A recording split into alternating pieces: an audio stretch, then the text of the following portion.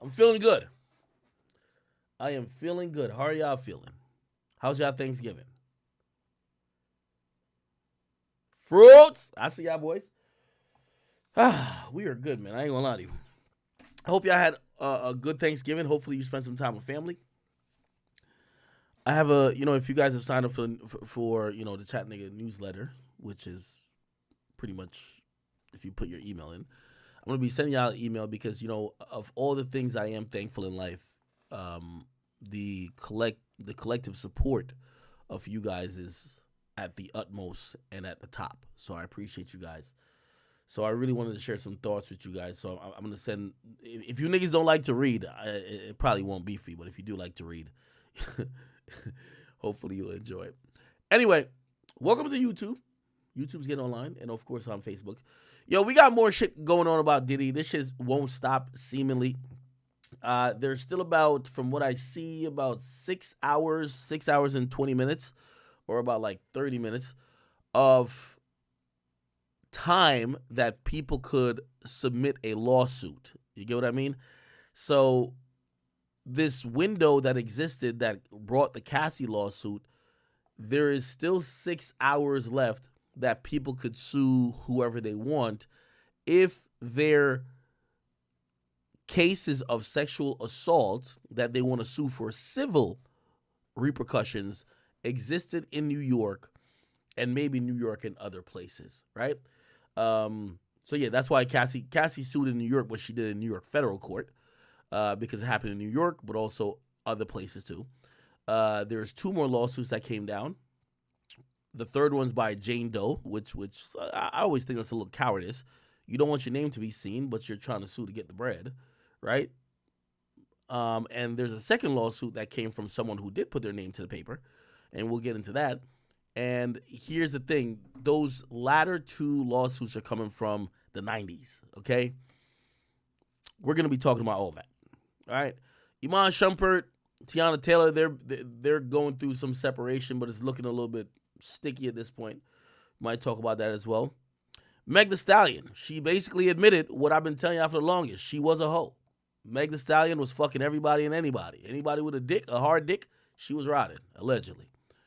She's now come back to say, yeah, okay, I did it and what? But now she's trying to say she's trying to be stingy with the pussy. You ever seen a hoe that trying to basically backtrack and act like she could, undo her wholeness? Like, what that girl, Drea said? She said she could delete her wholeness. Come on, man. Get the fuck on out of here. But anyway, Meg Thee Stallion is now coming back and speaking upon certain things that especially Party Fontaine spoke about on his record, so we'll get into that. What else is going on? A little bit of Boosie stuff. Boosie, I think, has kind of fell back off the Kodak attack because, number one, I think he wants to get paid, and also I think he feels, a little guilty. He's been a bit unfair to my man Kodak. What else is going on? 6ix9ine. We do got to talk about 6ix9ine. Yo, I need my Hispanic translators all out today. If y'all are out, I need y'all here in the Discord. Yo, this is some extra spicy Latin tea. This is some tea, you know what I mean? I ain't gonna lie to you. I think 6ix9ine, 6ix9ine used to always have a New York number. That nigga deleted that number. That nigga has a Dominican number. That nigga's really trying to live in the Dominican Republic. I don't know what the fuck. They love 6ix9ine in Dominican Republic. I be reading the comments, but I hit the translate button.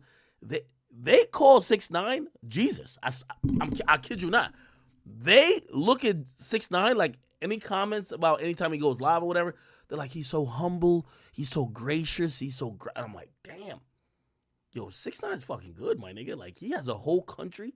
The Dominican Republic, he has it in the palm of his hands. So if I'm him, I would just stay there. I ain't gonna lie to you. But there is some tea. Apparently his girl,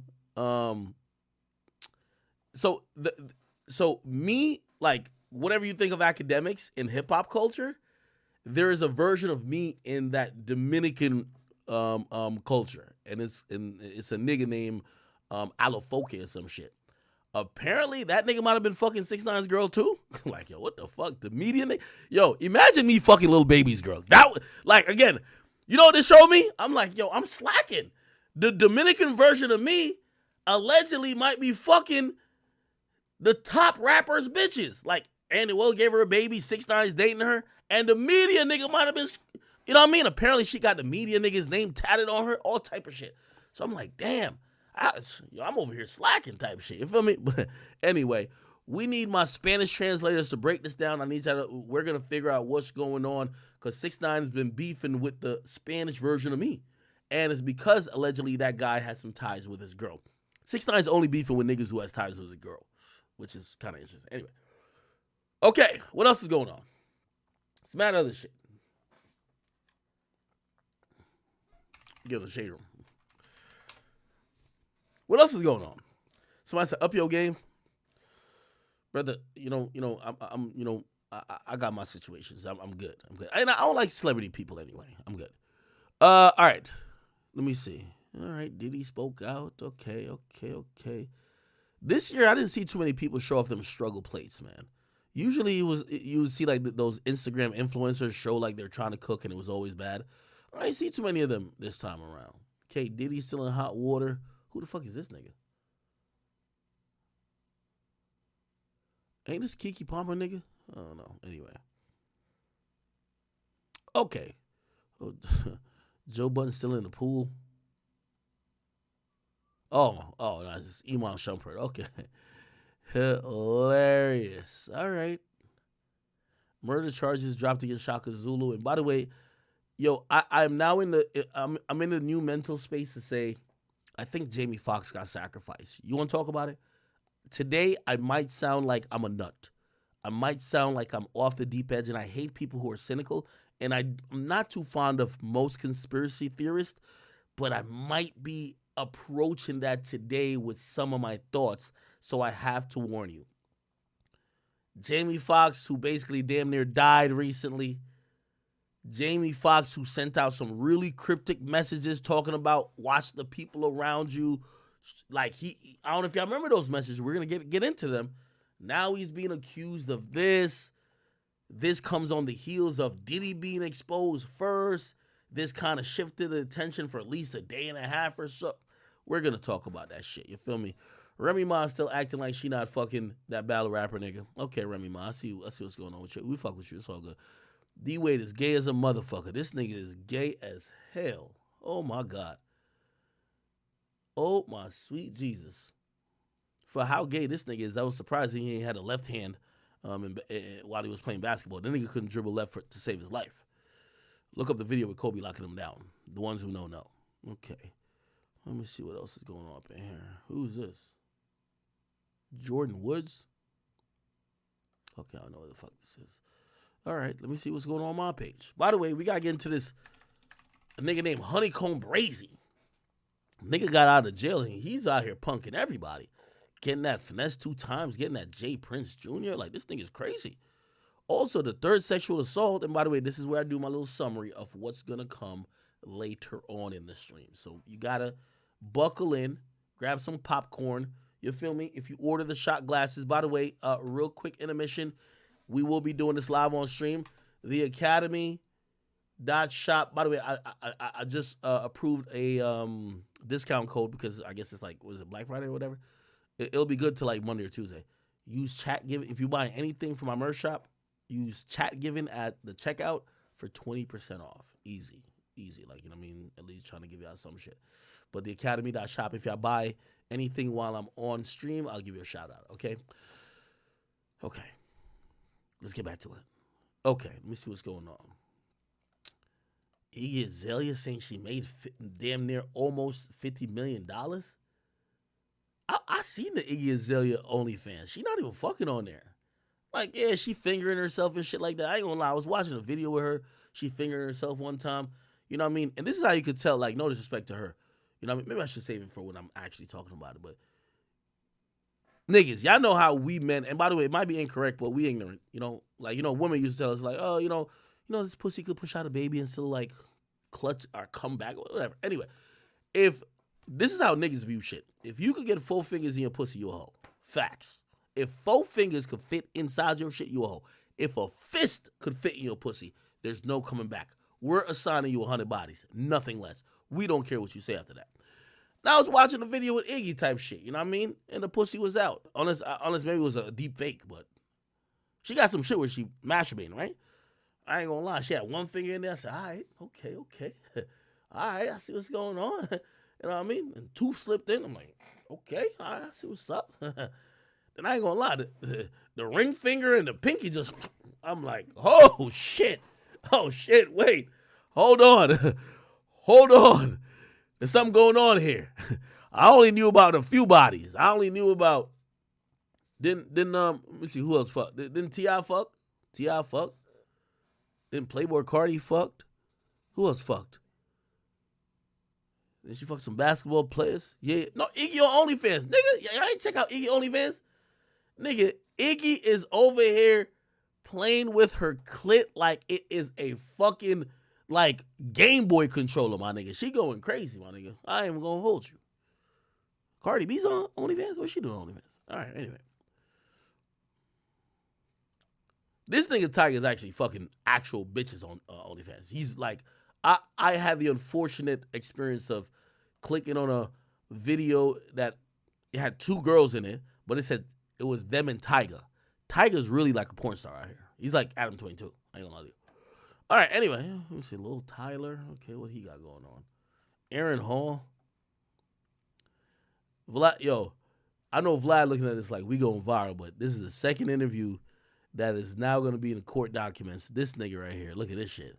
By the way, this is where the third lawsuit for Diddy comes about. Here Niggas out there from Jamie Foxx to like Denzel Washington to whoever. Everybody know me. Yeah. So everybody know if I say it, I'm going to fuck it to death. I like the fucking public, you feel me? Yeah. So niggas can't say nothing about it. Them square ass niggas, them precious cake little dick niggas. Yeah. I like for them niggas to see how I fuck. Like if you speak to Jodeci or Puffy or any of them niggas, they been at my house. They all see me fuck. They all know I'm a big nigga. Yeah. If a bitch touch my dick and she say my dick is small, then she's a lying bitch. Yeah. Tell her to name the tattoo that's on my rib that says warning. A whole lot of niggas. Guilty. All right. It's a wild ass interview. Guilty. All right, what else? Me. Young boy's bored in the house. He's acting like he's getting locked up. If you don't know, he beat the brakes. Let me tell you this. Young boy got the best situation in life. He got a wife and like a harem of side chicks, okay? He keep, like, my man got the Brady Bunch going on in his crib. Like, he be keeping the peak. I fuck with my boy, young boy, for that. Apparently, he gave one of them the little Reese 300 combo. Chick got out, like, come on now. It was young boy. You can't snitch on young boy. She was like, oh, yeah, I'm about to go tell the police. You about to go to jail. Stop it. Anyway, I think young boy's aware of those rumors. He started teasing the whole thing like he's about to, like, turn himself in. Young boy ain't going nowhere, bro. Baby, man, that bitch think she playing me, man. Hey, they think they breaking me. Hey, man, I get that shit, Misha. Hey, Misha, I'm finna turn myself in and get myself together, fam. Hey, these bitch ass niggas gon' feel what they made me feel. I'm talking about even them bitch ass niggas. Hey, man, I own this shit, man. Misha. Okay. We got Suge Knight talking about Diddy. Puffy done what Puffy did or what Puffy did. We'll get to that. Fetty Wap. My boy locked up. And by the way, he did an interview recently. I think it was like a text interview or like a paper interview. Basically said, yo, I ain't gonna lie. The money got low for music, so I went back to what I knew. Start selling coke. Okay, I get it. This call is from a federal prison. Yo, what up? It's your boy, Mr. 1738. Hey, yo, I just want to say I appreciate all the fans, you know what I'm saying? Waiting, being patient, rocking out with me, thugging it up. By the way, I will say a lot of people like his album. Yo, we're going to try to give his album some spin. You know, I'm Jersey. My boy's Jersey. I got to support my boy. Yo, Fetty, I fuck with you, bro. Also, you know, he did like an iconic interview, really giving it up and being very honest. I'm off the record. We fuck with you. Okay, Diddy got 2 lawsuits. 50 still clowning Diddy, telling that nigga, I told you, I said that. I said, and here they come, 5, 4, 3, 2, 1. I don't know what the fuck going on. This is crazy. The book because I'm not a rapper. This is Kim Porter. Obviously, or anything like that. But I've been in the business and been around the business. Some of the things in the book cover Diddy's gay relationships. What? Footage of those encounters. We played this before. We're going to get into all this, chat. All right. This is where Fetty said, yo, the music wasn't doing that good. I putting out music when nobody's paying attention. So I'm like, fuck it, man. I'm gonna go back to what I know how to do, selling drugs. I see it, bro. Okay, let me see what else. Kanye. Anti-Semitic, I just fucked the Jewish bitch. I just fucked Scooter's bitch and we ran her like a. He says he just fucked the who? Okay, we gotta chill. We'll talk about that in a little bit. Let's see what else is going on. Hey, Honeycomb, what's his name? Brazy. This nigga is the new Gucci man. I'm sorry to tell y'all. He gangsters the motherfucker. I forgot what he got locked up for, but he back out and he don't give two fucks about nothing. The rappers we thought was gangster, he's bitching them. Like, I ain't gonna lie to you. Whoever this dude is, he's like that. Anyway, this is what he said about finesse. Actually, I'm gonna start here. This is our first topic. Everybody good? Damn, we already got 7K on King Academics, and we got 1,500 on the Academy. I like that. 1,500 also on Twitch. All right, bet. Let's start here, okay? Niggas ain't talking about turning in. I don't want to talk to nobody on my grandma's grave, man. By the way, before we get into this, because I listened to this before, I want to send blessings to his grandma because he put everything on his grandma's grave. There's a lot of weight on his grandma's grave, according to this nigga. He put that he slapped niggas on his grandma's grave, that he did shit on his grave. I just want to pray for his grandma's grave, okay? But let my man Honeycomb get his shit off. Nigga ain't talking about turning that check. Bitch ass nigga, I don't want to talk. That's how I'm rocking. How the fuck I'm rocking, man. I pitch you on, boy. You hear me? I pitch you on. Boy, you know what's going on. You wasn't talking about nothing. You hear me? You wasn't talking about nothing, finesse. You was ass. You was out of there. You was dead. You was finna get yeah. You was real scared. See what I'm saying? You were real scared, real pot, real whole activities. And I put the real that shit, but I'm so screwed. That real nigga, you locked up already. Nigga got you scared in a cell. You ain't bitch. You know what I'm saying? Bitch, I got real water. I got real smoke with niggas in the street. I ain't here fucking with your bitch ass trying to make sure you straight. Bitch, I'm sending you money after my grandma don't get killed. So you know I'm fucking with you. You see what I'm saying? So y'all telling me I'm mad and I'm tripping. I ain't tripping. Bitch, I'm silent. I ain't tripping. You heard me? I ain't tripping at all, man. My grandma and them dead, gone. That boy hit me up, I'm still. Yeah, here you go. It real love. You feel me? I ain't even tripping. I'm going through real shit. So by me, yeah, you supposed to know it real love. And you get out and say some shit like I'm testing you. Boy, test your bitch. Boy, test your bitch. Don't test no real nigga. Niggas ain't talking about turning in. I don't want to talk to nobody on my grandma's grave, man. Nigga ain't talking about turning that check. Bitch ass nigga, okay. I don't want to talk. That's how I'm rocking. All right. So he's talking about finesse 2 times. I don't know what their beef is, honestly. But this nigga, he's coming out like, I feel like I'm Gucci Man in 2006 vibes. That's this guy right here. I ain't gonna lie, I never even heard a song about this nigga. But he's giving me Gucci Man 2006 vibes. I think he just got out of jail. He sounds like he's very ready to go back. He's crashing out. You know what I mean? He's pulling everybody whole cars. All the niggas we thought was gangster, he's violating all of them. Like, everyone. You feel me? So anyway, let me see. He says something about J. Prince Jr. Let me see if I could. Hold on.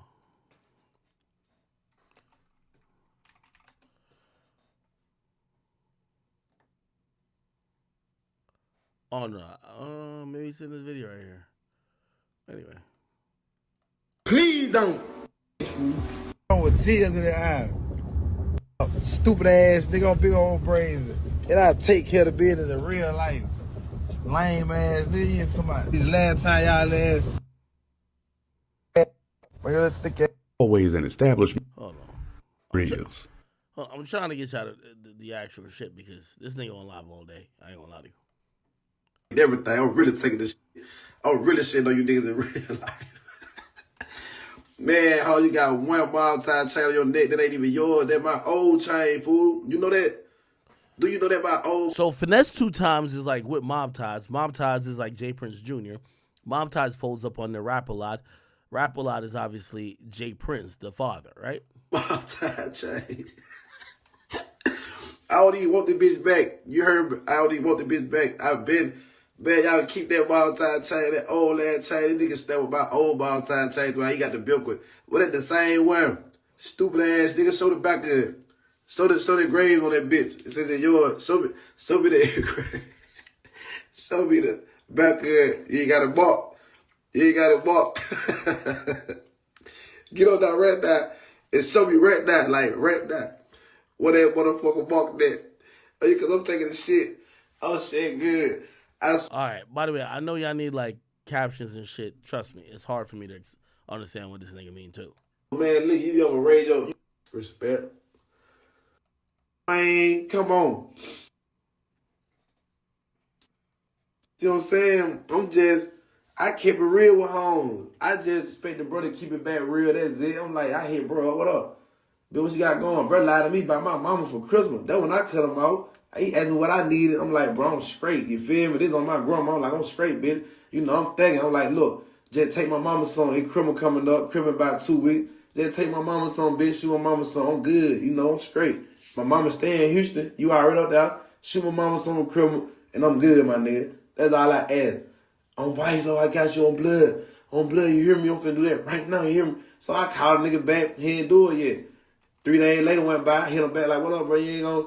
What thought you gonna... I got you on blood. I got you. 7 days went by. Christmas coming up now. Hey, what up? You finna... Woo-woo. Oh, man, are you rushing the nigga to... Rushing wild time train on all that. All right, here we on go. Blood. This on my grade. I wish I went shit. I get on my knee. Yo, I just want to pray for my man grandma because I know her grave is feeling a lot of pressure based on everybody keep putting stuff on her grave.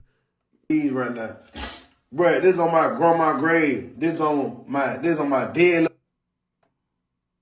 little brother. This on like my grandma, my granddaddy. This on Myra. This on Ann. This on Brienne. This on. I put this shit on Jay Prince. I put this shit on Senior. My little nigga from Mississippi smacked the Junior. Oh my grandma. Listen, you got that chain on, somebody smacking me. When I will let Shank it. I add little Shank on this bitch. Junior came with that joint shit like he all that. Whoa! Oh my grandma. Oh, okay, if you don't get what he's saying, he's claiming that his little nigga slapped Jay Prince Jr. Jay Prince Jr. is obviously the son of Jay Prince. Play like that shit, I don't never do that. Get what Junior said? Nigga flew to the door. That nigga flew to the other side of the door on my grandma's grave flew. Nigga, what the? I like that little nigga right there. Yeah, I like that little nigga. I know you do like him. Oh, my grandma, I know you do like him. Cause we really like that. I don't know what the fuck you nigga think.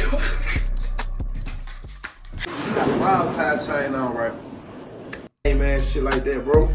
That shit pussy. Like, that shit real cat. Like, it's some cat ass shit to bring on some old dead people, bro. They been dead since 2021. Like, nigga, my mama watching this shit. My aunt is watching this shit. Nigga, this shit hit different. You see what I'm saying? This shit hit different, bro. Like, this shit really real. Like, you'll make a nigga. All right, so, you know, I know some of y'all might not be familiar with this guy. Basically, this guy, one of the real street niggas, he's back out. I think he do some music. I never heard a song by him. But what's new these days? You hear about the beef before the music. He claimed he slapped Jay Prince Jr. or his friend slapped Jay Prince Jr. He got beef with Mob Ties, which means he got beef with Finesse 2 Times, obviously Jay Prince Jr., and he's claiming they pussy, he's real. He's on some Gucci Man shit, sound like he's down to crash out.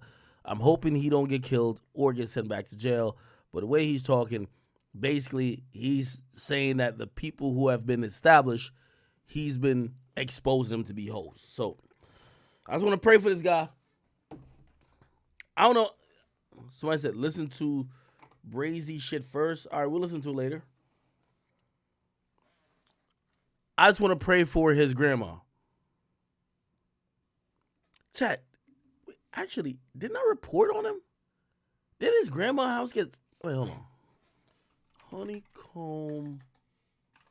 Honeycomb Brazy grandparents.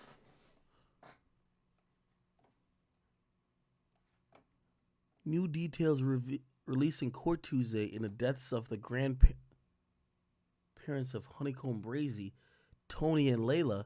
They were killed in February 2021 after a shooting and a fire at their home. Patrick Lewis, one of the 4 suspects, appeared. Oh, so this is his grandma and his grandpa. I remember covering this. Because I remember thinking, yo, is beef that serious where y'all can't catch him? Y'all go kill his grandma and grandpa? Oh my God. 4 charged in the murder of local rapper Honeycomb Brazy grandparents. Mobile police have charged 4 people in connection to the death of local rapper Honeycomb Brazy's grandparents. Okay, I see why you put a lot of stuff on his grandma. Okay, I'm going to just fall back out of this. This is some real street nigga shit. Okay, cool. They arrested these people. 1 unnamed suspect is not in custody yet. All 4 have been charged with 2 counts of murder and several counts of shooting into a home. They were found dead inside their home 1 year ago after gunmen fired repeatedly into a building which also caught fire. The day after the fire, the victims were confirmed to be the grandparents of Honeycomb Brazy. Wow. Imagine, so I'm guessing these guys, they don't have beef with his grandparents. They got beef with him. But they found it where his grandparents lived, and I guess they killed his grandparents. Jeez. It's believed that Southall ordered the hit, and he's already been identified by the police as a person of interest. Southall is an accused drug kingpin who reached a plea. Oh, my God.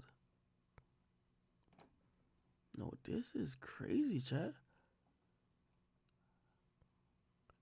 So his grandparents got, he put it, oh my God, now this took another turn. They go spend on the whole mobile right now. I'm in Mobile, stupid ass nigga. Do where I live at. I live in the city, man.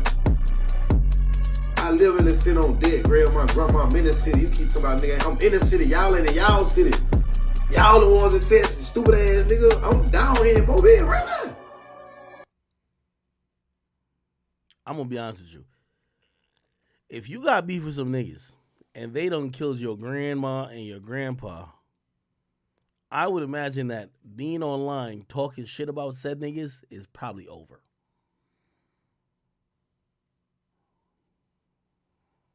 This is kind of spooky. The fuck is you talking about? You ain't even ass nigga. You keep on internet. You internet out. You want clout. I'm not finna give you no clout, home. I'm not. All I came to say, you got that Maltine chain on. Show the back of that bitch. Let me see what engraved on that bitch. That's all I had. So when nigga they chain, man, nigga engraved names and shit and some pin on that hoe. Let me see what's on the back of that bitch. Don't go get nothing engraved today. Until I go live right now, bitch ass nigga with that same chain on and show me. And show me. You cow. Somebody Maltine when Lil Shank, yeah, MGB Shank. Yeah, them my little niggas smacked the fuck out of my grandma. Like, smacked his ass so hard. Like, so at his house. On my grandma at his house. Inside his living room. You see what I'm saying? And I put it on his dad. I put it on Big J Print. I ain't lying about nothing. I ain't lying about nothing on Big J Print. Y'all, man, y'all tripping.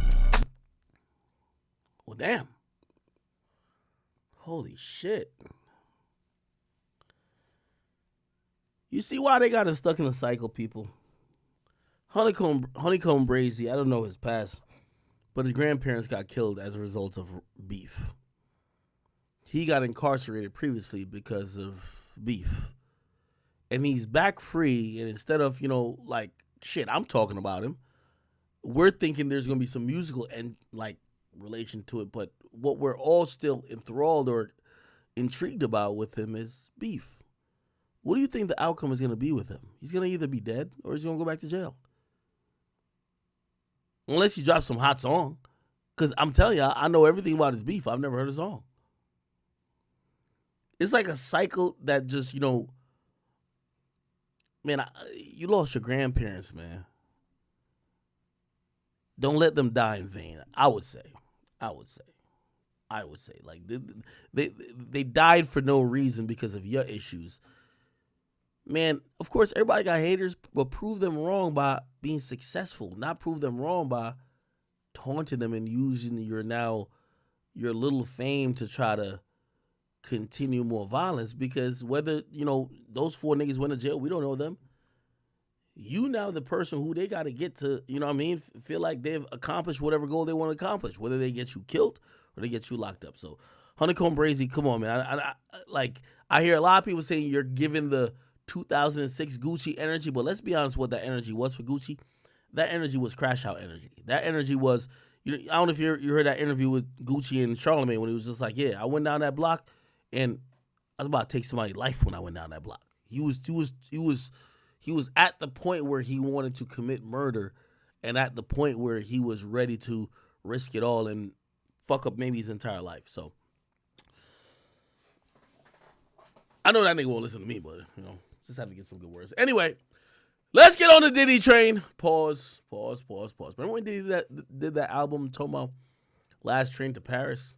Did any of y'all get on the train to Paris with Diddy? Imagine being on a train to Paris with Diddy. Imagine what type of freak shit he was doing. All right, people. So we have the second lawsuit that was filed against him. And it's actually a woman named Joy Dickerson Neal. She's filed a lawsuit against Sean Puffy Combs, a.k.a. P. Diddy, a.k.a. Also Bad Boy Entertainment, also Bad Boy Records, and Combs Enterprises. Now, I got this up here because we want to figure out what's being alleged. Because Cassie has withdrawn her lawsuit, we will never know from her perspective the nuances and details about some of the creepy, weird, freaky, out of ordinary, abusive things that Diddy used to do. By the way, we're not saying that he was ever going to be punished criminally, because obviously for some of these things it's almost 20 years to the day. But it was making people aware of someone who we thought, who branded himself as Brother Love. And when a nigga brand himself as Brother Love, that all he cares about is love. And all he cares about is spreading light and giving back.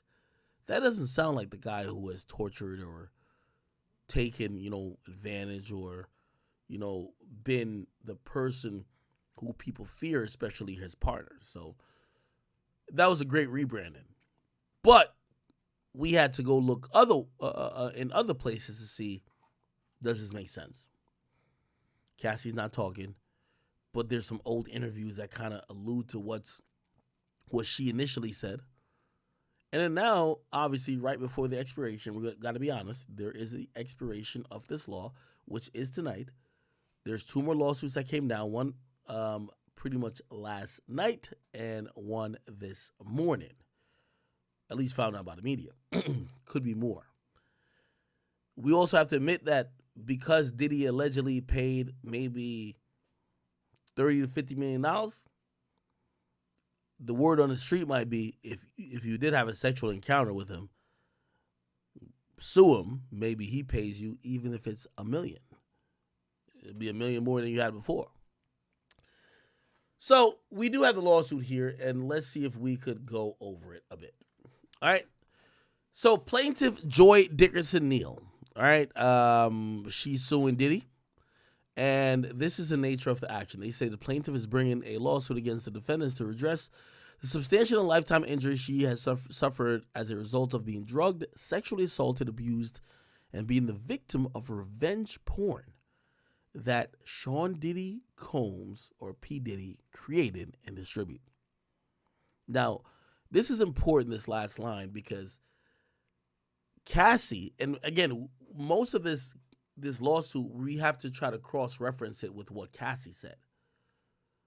Didn't Cassie say that Diddy used to film or photograph or some type of capture their freak-offs, and even though she wished those images or videos were deleted, when she thought it was deleted, he popped up and showed her a video that wasn't deleted? So this kind of goes in a frame of Diddy may have been filming, which, by the way, if we start thinking about why settle? Why settle? Why so quick? If Diddy knows that there are photographs, videotapes of some of his illicit behavior, and those might be attainable by especially one named Cassie. Of course you're going to settle with her, right? Now, we have to remember one of the reasons why R. Kelly actually got one of the reasons R. Kelly's actually in prison is because R. Kelly himself as well had a archive of tapes of sexual encounters and other things with people who eventually, or who were at the time, victims. So if you're going to have a bunch of criminal activity on your personal hard drive because you think these are your little sex tapes and you're like a porn star, except the women on these tapes believe that they are not coherent, they're not consenting, that's a problem. So if you ask me, one of the reasons Diddy may have settled is because he knew he was a little bit sloppy. If you're into freak-offs and some really weird shit, maybe saying no cameras at all would help you. No cameras from you, or maybe cameras from you, but like you could control that, I guess.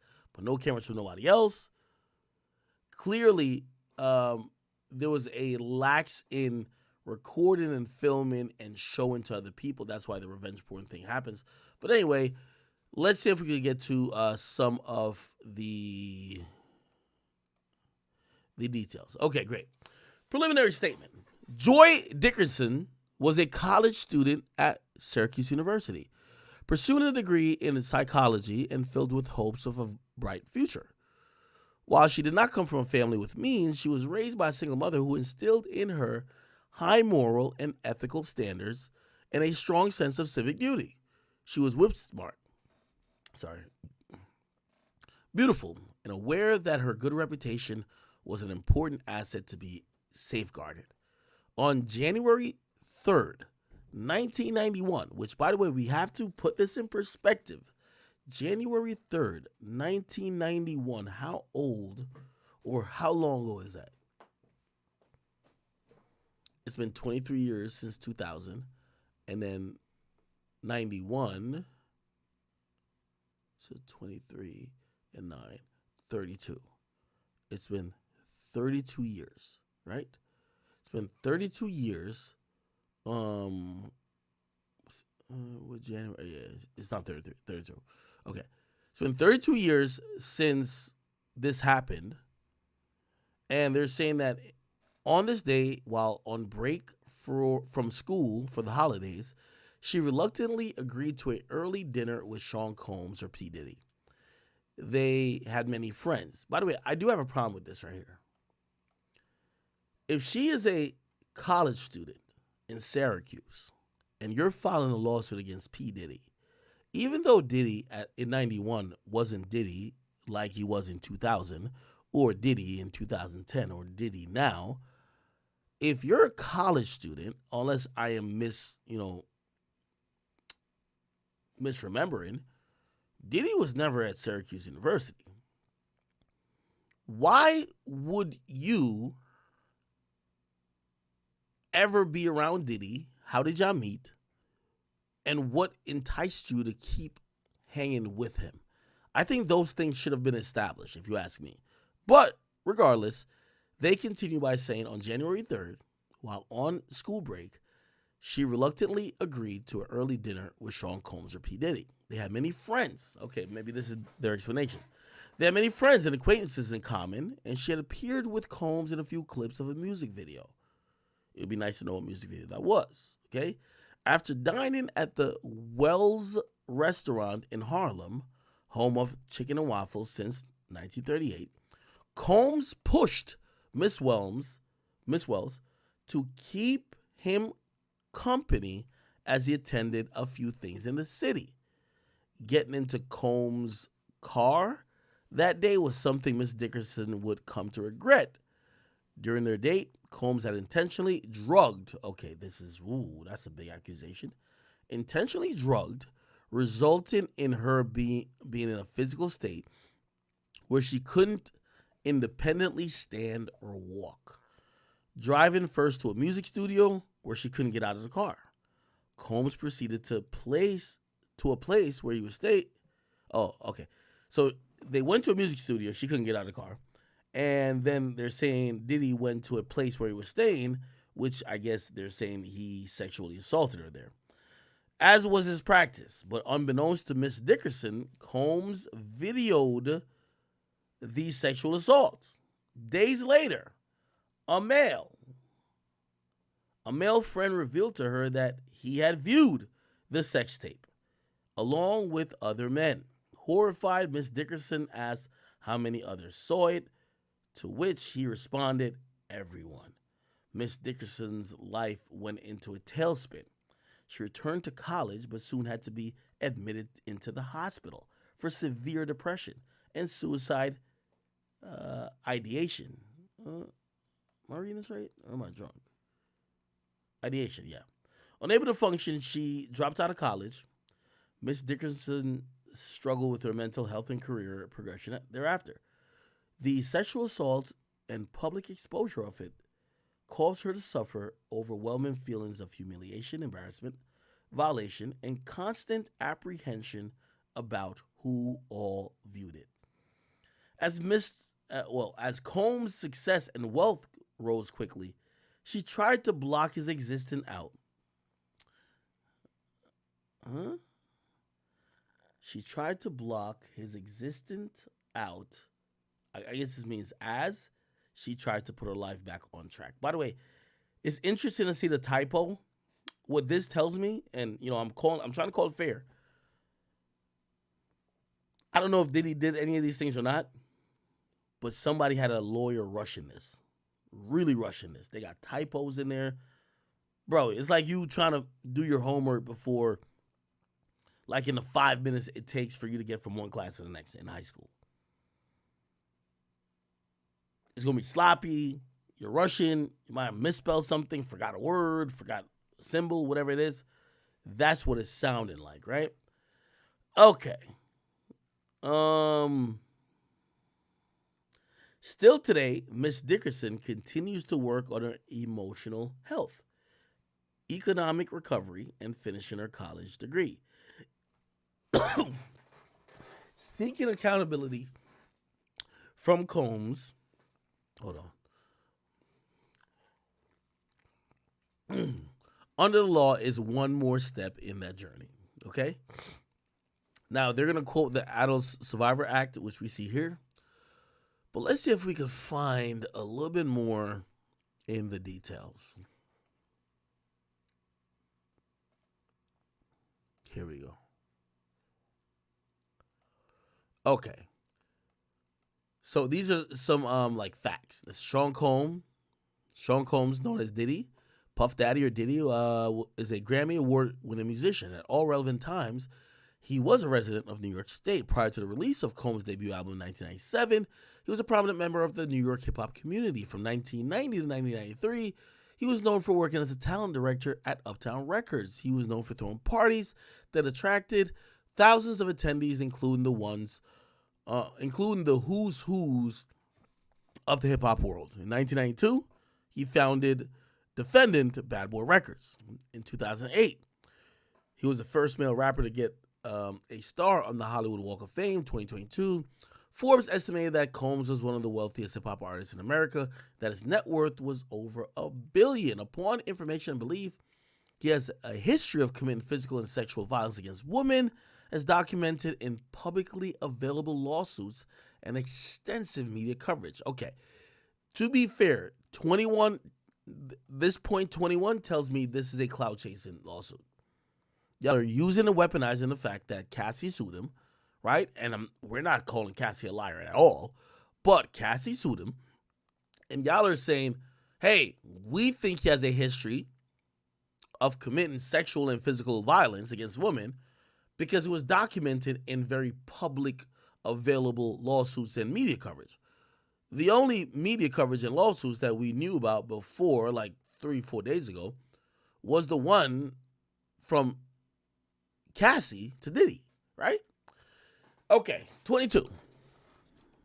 On May 8th, 2017, Cindy Ruida Combs, a personal chef, filed a see? They're just trying to bring up other people saying Diddy's a creep. So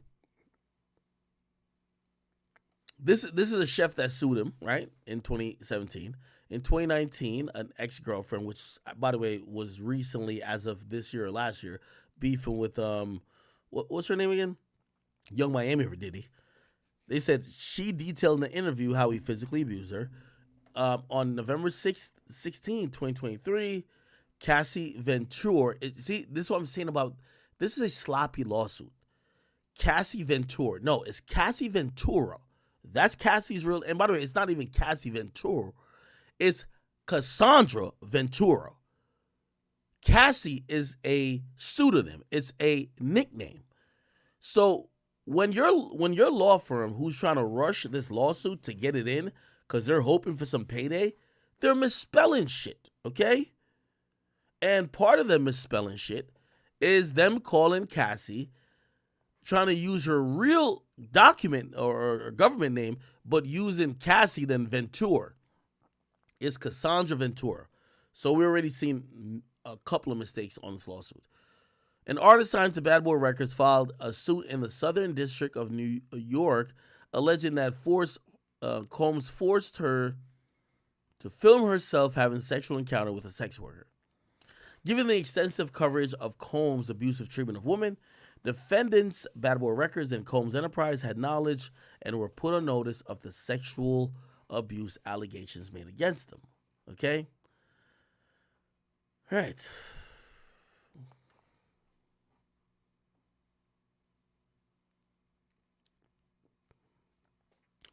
All right. So it speaks really quickly about Combs Enterprise and Bad Boy Entertainment.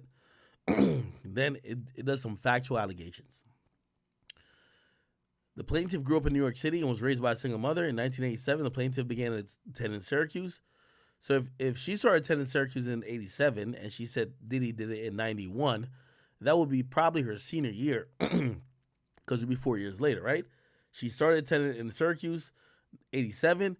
Diddy started fucking with her, allegedly, or did whatever he did to her in 91. Okay, I'm going to read that here in a second. Plaintiff majored in psychology. She was the plaintiff was a hardworking student who balanced her studies while also working at a server at Wells Restaurant in Harlem, New York, to pay for her education. Okay, plaintiff was looking to make a foothold in the music industry, and had worked as a receptionist at Apple One, a renowned talent agency, and as a location scout for Gary Brewer, a industry cameraman. Plaintiff also collaborated with Chuck Stone, a film director.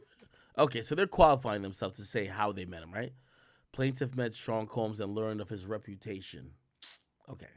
On repeated occasions, Combs pursued plaintiff for a romantic or sexual relationship. However, plaintiff had heard that Combs had the history of treating women badly and rejected Combs' advances each time. In fact, Sister Soldier, a rapper from the Bronx, pointedly asked plaintiff why she and Combs had been featured together in a music video for Straight from the Soul. Whoa. Okay, maybe we can find this woman. She had asked why she and Combs had been featured Straight from the Soul. Chat, let's find this. By the way, I gotta take a piss in a second, chat. Chat, you know, when you locked in here with the chat niggas and Big Act, man, we about to break everything down. No stone goes unturned. So let's go to that music video. Straight from the Soul. Straight from this Diddy. Apparently she's in this video with Diddy.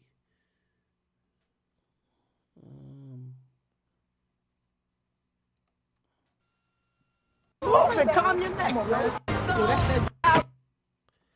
Is Diddy in this? And I kill next to start. You better win out on the soul. Is Diddy in this? From the soul. Straight from the soul. Oh, I know this song. Let me know if you see Diddy.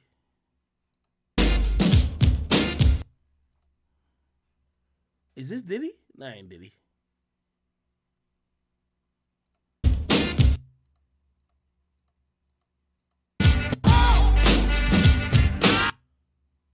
Where's Diddy at? Hold on, you mean finesse?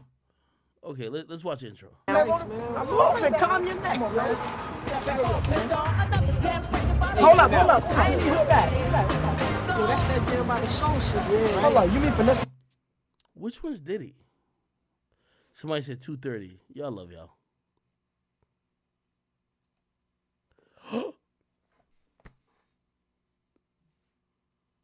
That's him.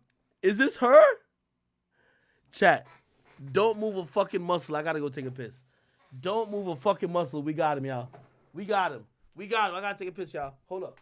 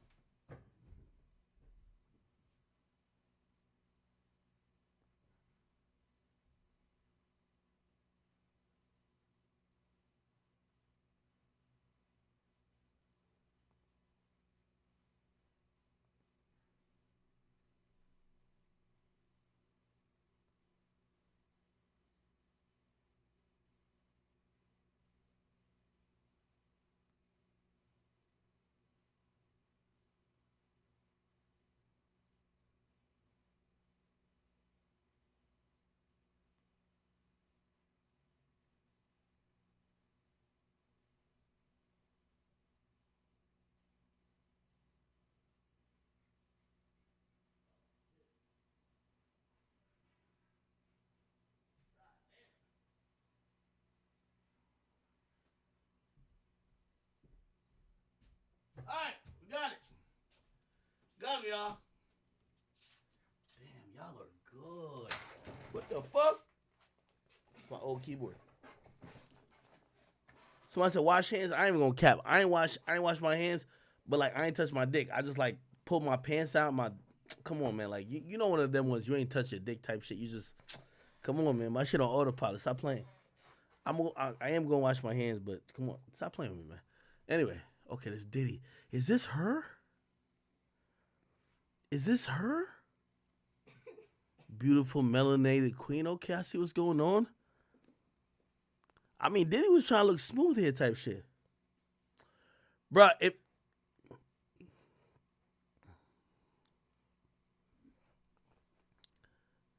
for real, I gotta go wash my hands now. I was trying to get back. I gotta go wash my hands. I'd never touched my dick the whole time I peed. I promise y'all. I wash my hands. I just like pull my pants down like my thing. It was just like my shit know how to shoot type shit. I gotta wash my hands. Y'all serious right now? This what y'all about to do? I know y'all work with. First of all, I'm not like them people like, cause I'm like y'all in a sense where like you ever go into the like bathroom at your job, and you know that one coworker who always want to dap you up. You just seen that nigga piss, and he walked straight out. You ain't hear no like, or you saw him come out of the shit. You know he just took a shit, and you ain't hear no water, no nothing. He just walked straight out. I'm not that. I'm like in the crib. I gotta use hand sanitizer. I got some hand sanitizer right here. I do? Nah, it's lotion. All right, I'm about to wash my hands then. Somebody said real niggas don't wash after a piss. Nah, I can't get down with that, gang. You about to make me sound nasty now. Oh, man.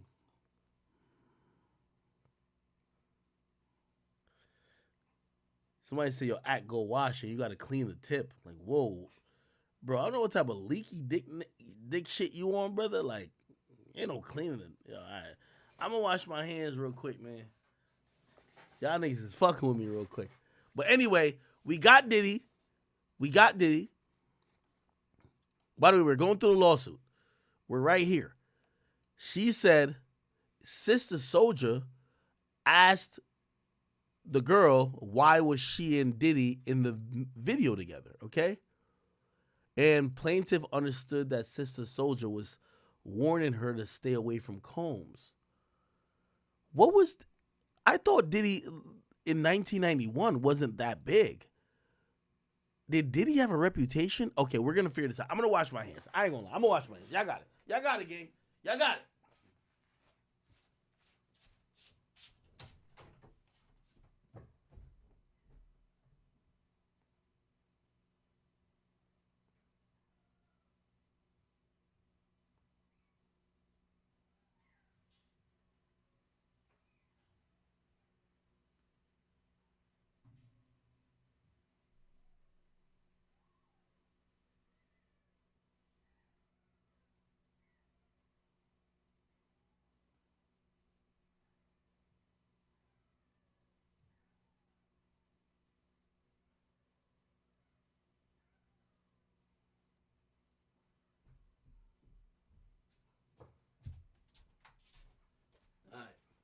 good now. Good now. Handle that.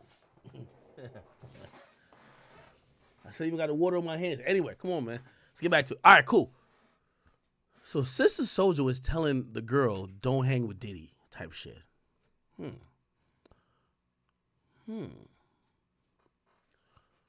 Chat, is this the only still they're like seen together? Oh, wait, here we go. Oh, ooh, we get to see a little bit of her face. Okay. This was Diddy and her. Okay.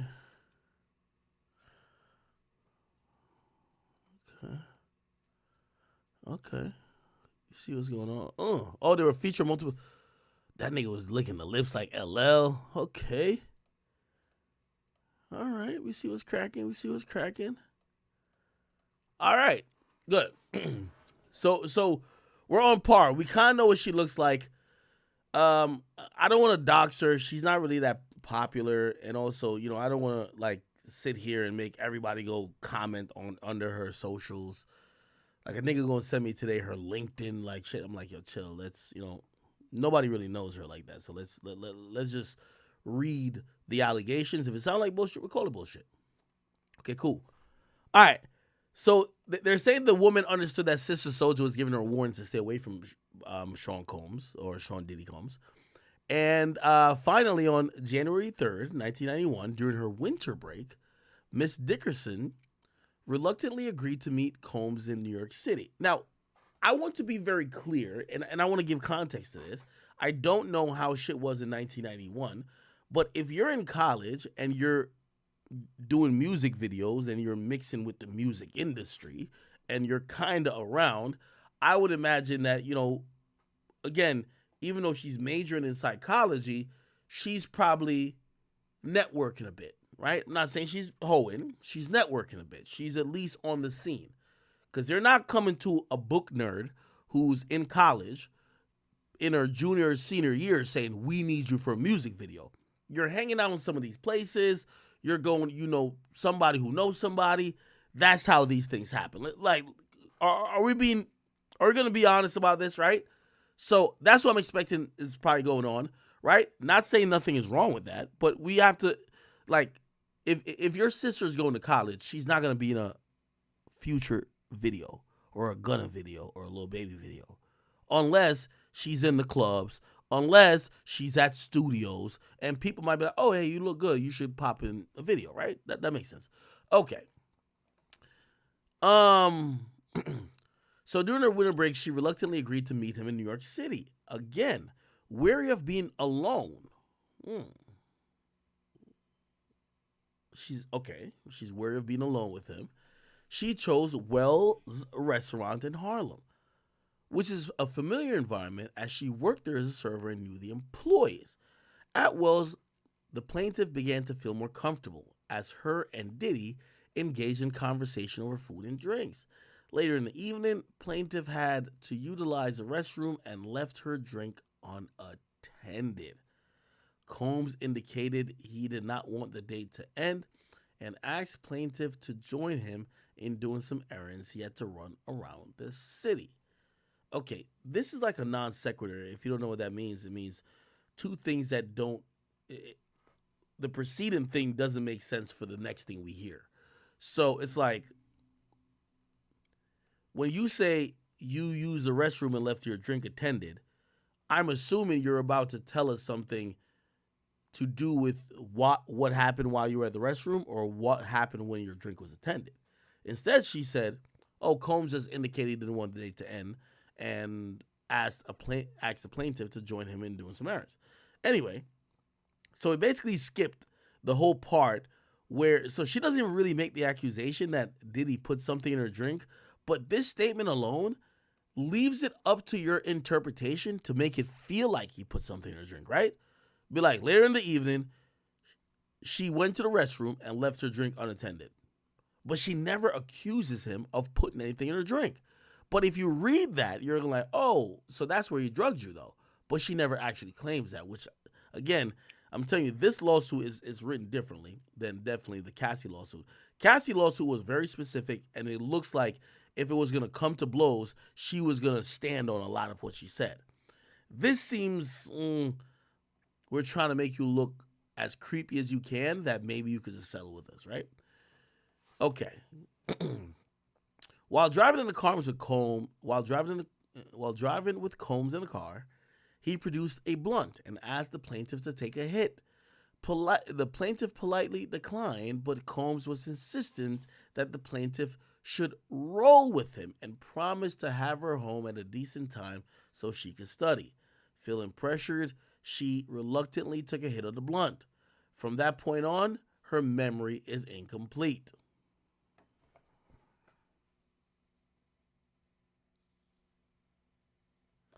What movie does this remind you of?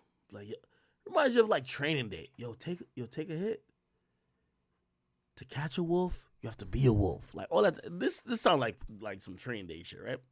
Anyway, she took a hit of the blunt, and after she took a hit of the blunt, she can't remember nothing else, or it's incomplete, as she says. She does recall though that Diddy brought her to a music studio, and when she attempted to exit the car, her legs felt rubbery and was unable to stand. The plaintiff, so the girl, next recalls being outside a residence where it seemed that Diddy was living, except he rang the doorbell. A man who was the acquaintance of both the plaintiff and Diddy answered the door, and the woman said she recalls that being odd, as she believed, perhaps mistakenly, that it was Combs' home. While in the home, Diddy allegedly, I'm going to say allegedly, even though this thing says definitively, says Combs sexually assaulted her. Plaintiff recalls feeling humiliated and hurt, yet she couldn't escape the assault because she felt drugged. Plaintiff lacked the physical ability or mental capacity to fend Combs off. The next day, the woman vaginal area hurt in a way that she had never experienced from any prior consensual sexual encounters. Feeling confusion, pain, embarrassment, and shame, she did not go to the hospital or report the assault to the police, and she sought refuge in her apartment, avoiding any outside contact. This is going to be very important. Remember, she said all this happened. She didn't go to the cops. Cool. The next day, the plaintiff broke down and tearfully recalled Diddy's sexual assault to her best friend. Shortly thereafter, Devontae Swing, a member of the R&B group Jodeci, told the plaintiff that Combs had filmed himself sexually assaulting her and shown the video to Swing and others while at the studio. The plaintiff asked Swing, who had seen the video, and he replied, "Everybody, nigga." Plaintiff was mortified as she learned that Combs had filmed the assault and knew it would haunt her for the rest of her life and career. Swing told the plaintiff that he wanted to speak up against Combs, but he was fearful that the band would lose their record deal.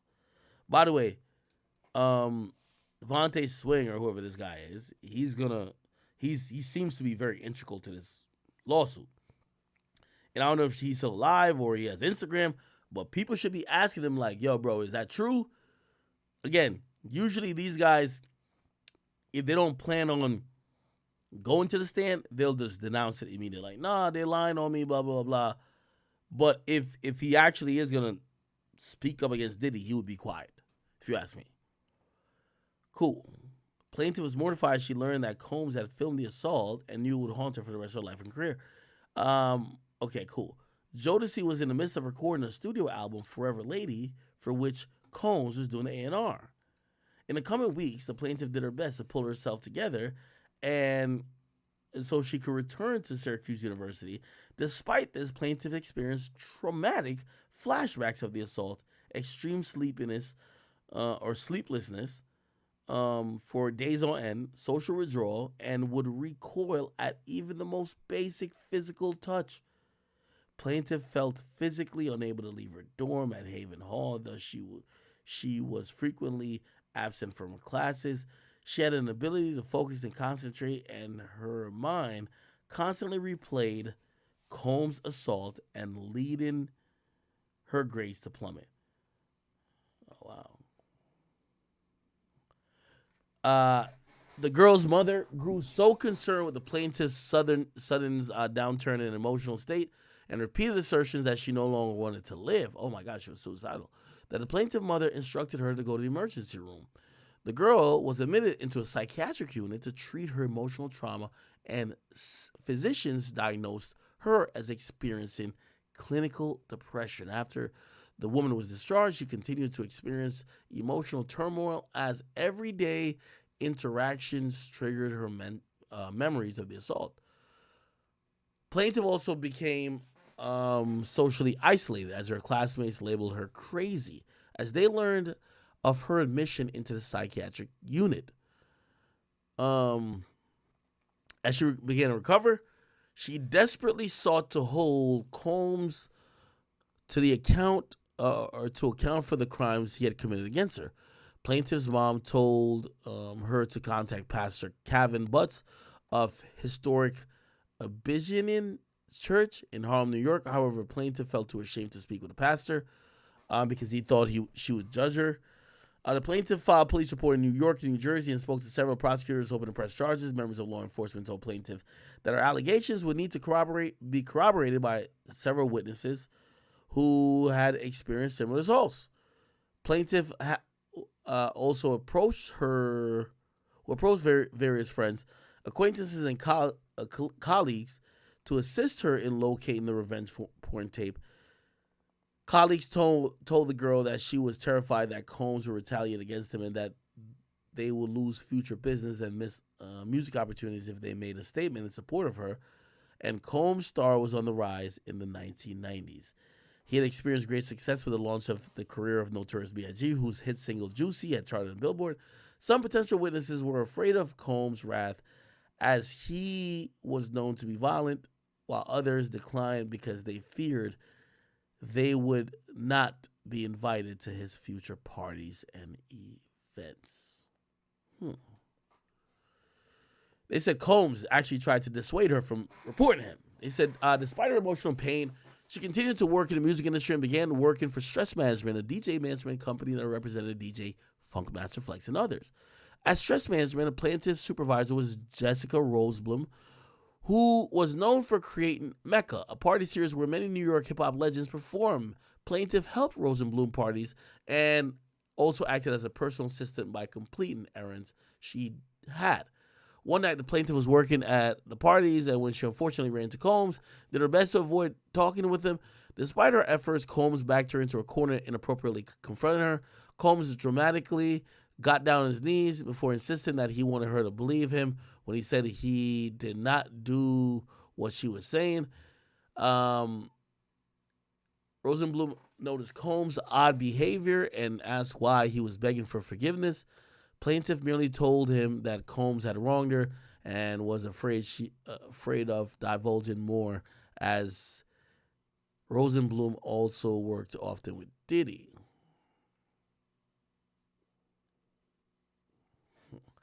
After working for Stress Management, plaintiff began writing music video treatments. However, plaintiff realized she could not continue in the music business as Combs' star continued to rise and his presence was inescapable. Plaintiff decided to try her hand at screenwriting and ended up moving to California, moving thousands of miles from the location of the assault. Plaintiff had always wanted to work at a record label, but she knew that dream had cratered as Combs continued to garner multi-platinum albums and win Grammys. Plaintiff had spent years trying to recover from the emotional trauma she experienced at Combs' hands. During the COVID-19 pandemic, the plaintiff spent hours reading her journal, digitizing them. However, she felt physically ill once she reached the time period in which she had met Combs. Plaintiff could not stomach continuing with the project. It was the filing of the lawsuit about his abuse of Cassandra Ventura, obviously they're spelling it wrong again, that forced her to face his assault again.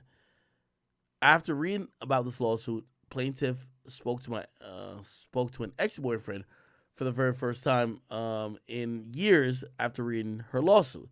During this conversation, the plaintiff's ex recalled how she would become physically ill and recall every time his music was played or his name was mentioned. Still hoping for justice, plaintiff brings his case against Combs now. While many years has passed, his illegal conduct has cast a shadow over her life. Years later, plaintiff has continued to see mental health providers who have aided her in recovery and treated her for PTSD. Oh my God.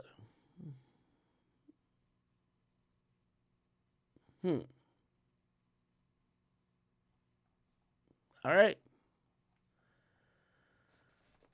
As I said, this is only the beginning. Only the beginning. There's a lot more to come, okay? Do I think Diddy's gonna let me give some perspective. Do I think Diddy's gonna sell that? No. He's not gonna sell that. I don't think the latter two, and by the way, here's the last lawsuit. So the one I just read verbatim almost is the second lawsuit. And the third lawsuit comes from someone who doesn't give up their name, right? You know, obviously this woman was featured in the video with Diddy, so it's probably hard for her to hide her, presence. But there's a third woman who's suing Diddy, right? It says Diddy sued by a third woman for rape and choking, and says he's been sued by somebody who is going to be represented in court as Jane Doe.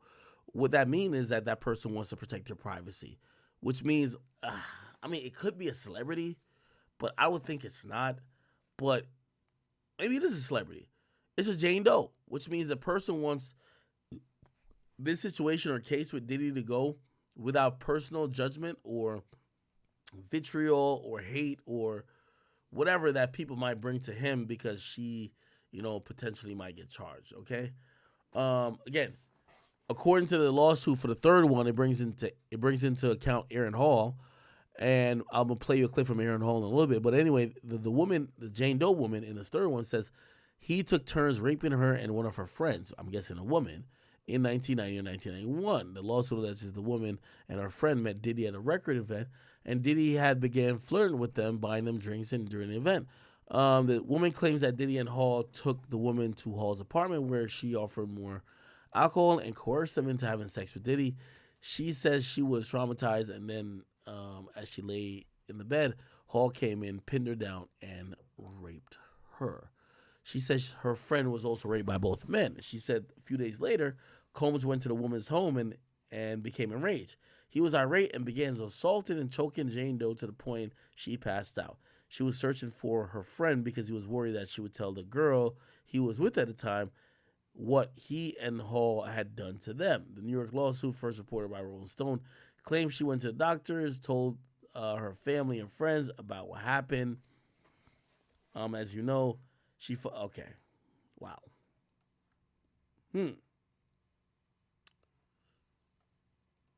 That is interesting. By the way, the bodyguard comes back into play yet again. And the bodyguard keeps giving us context of what the fuck was going on. But listen to this.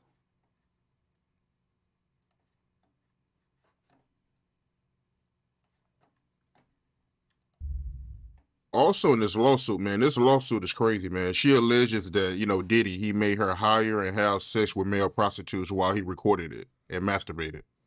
Lights, camera, action. Wow. He do it all. Yo. What you gonna say about that, bruh? You understand? He didn't want it to come back to him in a way. He hiring the people. He gonna put it all on her. Cause she knew what he liked. Cause she wasn't just hiring it for her. Don't get that effed up, Art. If you think that she was just hiring those male prostitutes for herself, nah. Bruh, I was in one of those exotic bookstores with him. I saw this dude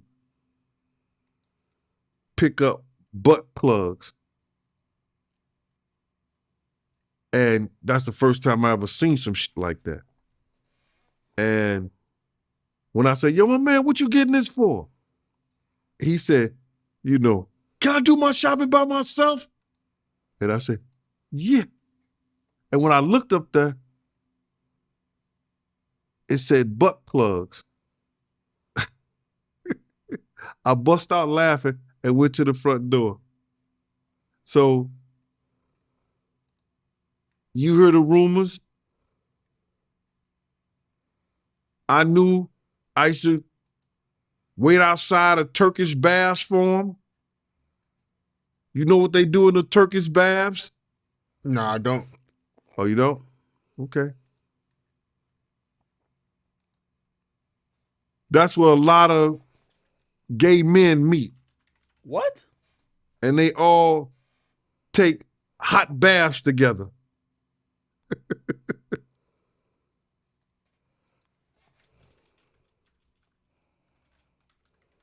To each his own though, bruh. But that's a lot of that these guys get into when they start having certain meetings with certain people and they meet them at the Turkish bath and they do their meetings and they meet their people in those type of situations where they're comfortable at. So they don't have to worry about their indiscretions coming out. You mean? You understand what I'm saying? So that's why, you know, twice, sometimes 3 times a week, me and the driver be outside. He'll run into the Turkish bath. Got that big ass tub at home, but you want to go? No, go ahead.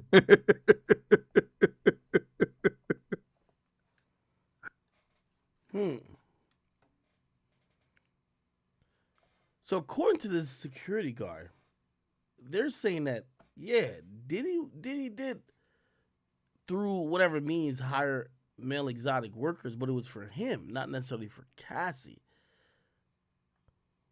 That's odd.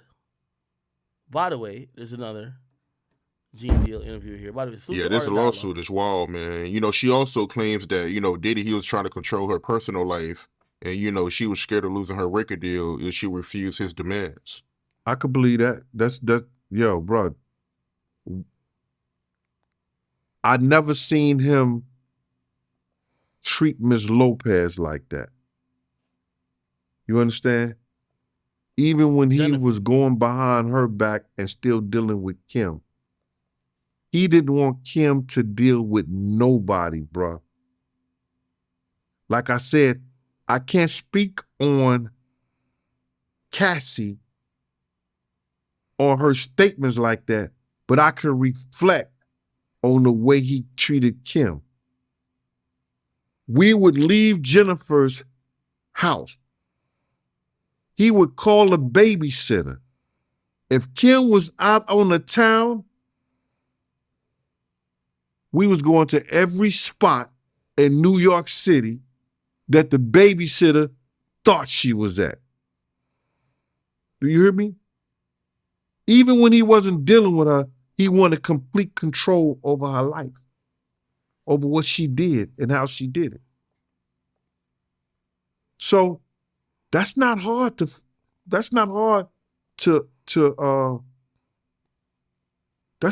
believe. And plus she was way younger than Kim. Wow, man. And me looking at this lawsuit, she say that, you know, Diddy, he forced her to do drugs. I mean, she recalled a time where, you know, Diddy gave her a blue pill and later on she found out that it was ecstasy. That's one of Diddy's MO. I know a former record executive during the time that they gave Donna Ross that anniversary in California. One of his former record executives met with him. And I guess he was trying to pray with him or whatever. But he tried to give him a pill. That's his MO. He just showed you his hand. That's his MO, bro. All I can say is that he financed and supported the same thing he did with Cassie is the same thing he did with Kim. Made sure that the drugs. Chat, let me tell you this. I've been watching this industry shit for a little bit. Let me tell you this, man. I want to make, this is a prediction of mine. First of all, and I know some of y'all are so invested in this. Y'all like, oh no, when is he going? Diddy's going to come out of this unscathed. But what this is all going to teach Diddy is like the jig is up. Some of the things you used to do, some of the things you used to get away with, how you used to deal with people, it's over. What's going to be the result, I believe, is that the Diddy that we've heard about in the 90s, early 2000s, you'll never see that motherfucker again. Let me tell you what Diddy you're going to see. He's going to be the nicest nigga. He's going to give back a lot. He's going to be the most pro-women nigga. It's almost like, and I'm not throwing my man on, but it's just like, I think there was a time when even Charlamagne realized, yo, they finna try to come get you for some other shit. Nigga, you need to pivot to the we love women, woke, mental health shit. Real talk. This is the real nigga wake up call for everybody. But this is on the highest levels. You ain't gonna see no Diddy. Like all that shit we're hearing about, this is a distant past. I think Diddy's realizing when he sit at Star Island right now, this shit over. And when I mean it's over, his career not over. But that image is over. What you're gonna see now going into the future, you're gonna see a cuckified Diddy. By the way, I kind of like, and I never said it publicly, I thought that's what that was with Young Miami anyway. Diddy don't like boisterous, loud bitches who act like they're moving at the beat of their own drum. That's not Diddy's MO and what he dates. But when you're trying to change your image, a good way to change your image with like, oh no, I'm just the guy who whatever she says I do. Every story we've heard since these accusations came out, Diddy isn't the, oh, anything to please you, baby, or appease you. No. Everything has been on some, bitch, you better do what I say, or I'm going to fuck you up. You know who Diddy we're about to get? Baby, you could do whatever you want. Hey, you know, it's almost like they pretend to be a cuck simp shit.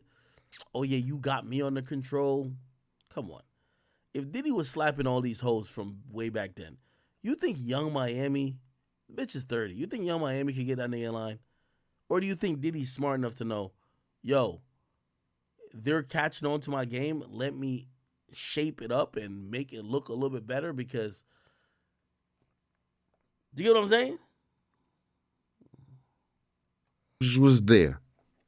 And speaking of financing, right, she also said in this lawsuit that, you know, after Diddy would abuse. Peace, self, cost. Bro, you don't understand, bro. My nigga, put it like this. Bro, I'm talking to y'all like I'm not in this industry, my nigga. I'm talking to y'all straight up, my nigga. Put it like this. You see all these niggas who was wilding, they was always wilding, and anytime you notice they switched gears and they became a new person, they found God, they started doing some other shit and started acting not how they used to act, is because they got in trouble, gang. That's a fact. Nigga, all of these niggas was objectifying women, violating bitches, all that type of shit. The first time they realized their career could get clipped from this shit, nigga, they on some other shit, including my man Charlamagne. Bro, the first moment, like, yo, they still on you for this shit? Man, fuck that. I'm on some mental health shit. I'm done clowning y'all hoes. Facts. Bro, this is how they get you. Factuals. This is how they get you, nigga. I'm speaking from the heart, nigga. That's how it is. Oh, yo, hey, you know you done fucked up, right? You know we got the shit that we about to end your career with, right? Nah, chill. Matter of fact, I'm about to rebrand myself. Bro, you think these niggas really grew up? These niggas never grew up, nigga. These niggas grow with the money. If the money was saying slander bitches 25-7 or 25-8 and keep getting money, that's what niggas would do. The money done told Diddy, yo, all that Playboy, take that shit, that's a dub, nigga. What you need to do now, matter of fact, I ain't gonna lie to you, Diddy, like, if you hearing about what Diddy been into, he don't like one woman. He's a complete on some degenerate freak off shit. You're gonna see a new reborn nigga that's pushing for traditional values on some shit like, nah, y'all dudes need to stop dealing with multiple women. He gonna preach. Diddy about to come back out of this and preach against everything he used to preach for. Facts. Let's keep it a bean. That's how it goes. Nigga, I was watching Charmaine. I used to watch Charmaine. Used to be like, yo, man, that nigga was the epitome of cheating. He nigga say, I love cheating. I'm like, I bet that's lit. Nigga, these days that nigga, he can't stop talking about faithfulness. I'm like, damn, I get it. I'm telling y'all the truth. This is how the industry gets you. They basically on some shit like, yo, what's up, bro? This is the only way for you to reverse it. That's how it go. Y'all niggas keep acting like I'm lying. You think Diddy has some like metamorphosis, some like, oh, I guarantee you, the Diddy you're gonna hear. By the way, I ain't gonna lie to you, when he did that interview on the Breakfast Club and he was talking about, oh yeah, you know, whatever, Young Miami. First of all, that didn't even sound like Diddy. Nigga, you a male chauvinist. Stop capping, nigga. Like, nigga, come on. You've been fucking all these bitches from like 30, 20, 30, 40 years. Bro, you on that type of shit. When I seen him say all that, I'm like, why this nigga acting like the bitches control him? You know why? Because he knew what was going to happen. When this type of shit happens, you gotta snip your own balls off. Diddy gonna have to snip his own balls off. Facts. All that take that shit, if he wants to continue in the public eye, Diddy gonna turn into the biggest simp. Like, when I mean simp, like, oh, no, the next interview you'll see him, I promise you. Mark, clip this. Next interview you see a Diddy, he gonna be on some shit like, my woman tell me what to do. Whatever she wants, I do. Listen to these allegations. Does it sound like his woman told him what to do, my nigga? No! He was on gangster time and these bitches gotta get with it or get slapped. Facts. That's what he was on. But now, they threaten his livelihood. You know what he gonna be on? Yeah, anything my baby wants, she gets. You know what I mean? She write the checks. Listen, everything for my baby. My baby runs the show. Man, you seen how Diddy looked at Cassie when the nigga passed the mic to her? Like, man, I might kill both of y'all. What the fuck is y'all? You could tell Diddy was not on that. I'm just trying to tell y'all, when y'all see these little metamorphoses in these niggas, ain't real. It is fraudulent. Fraudulent. Let's keep it a bean. Fraudulent. Niggas only start simping for the check to stay good. I'm just saying the chicken just came to roost, or like whatever that saying is for Diddy.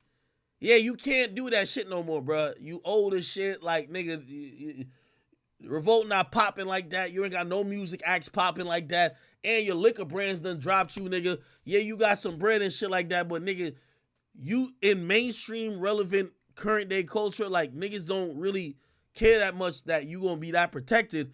So now they exposed him. And yeah, he paid off one person, but now, you know, I ain't gonna lie to you, I think these other lawsuits, to keep it real, I don't even think they're really on some, I'm being very honest. I don't even think these other two lawsuits is on shit. These are bitches who, if you ask me, probably wanted to fuck, but it's a money grab now. It's a fact. It's a money grab now for Diddy. But here's the thing. That doesn't absolve Diddy from the fuck shit he was doing. The fuck shit he was doing was in the Cassie era.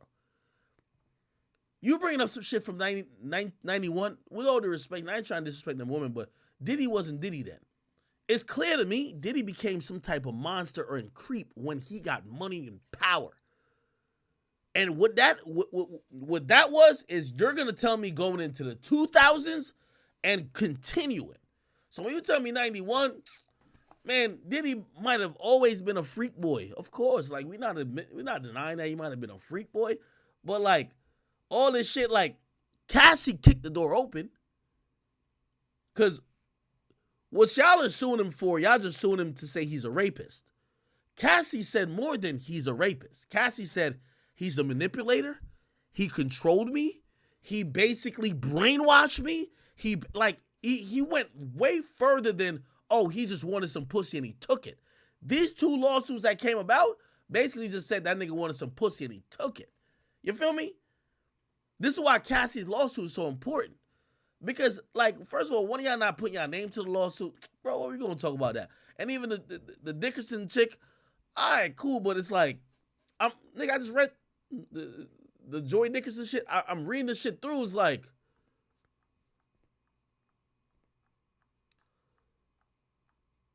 not only is there mad typos, it don't follow. I'm trying to follow the story. The story don't follow.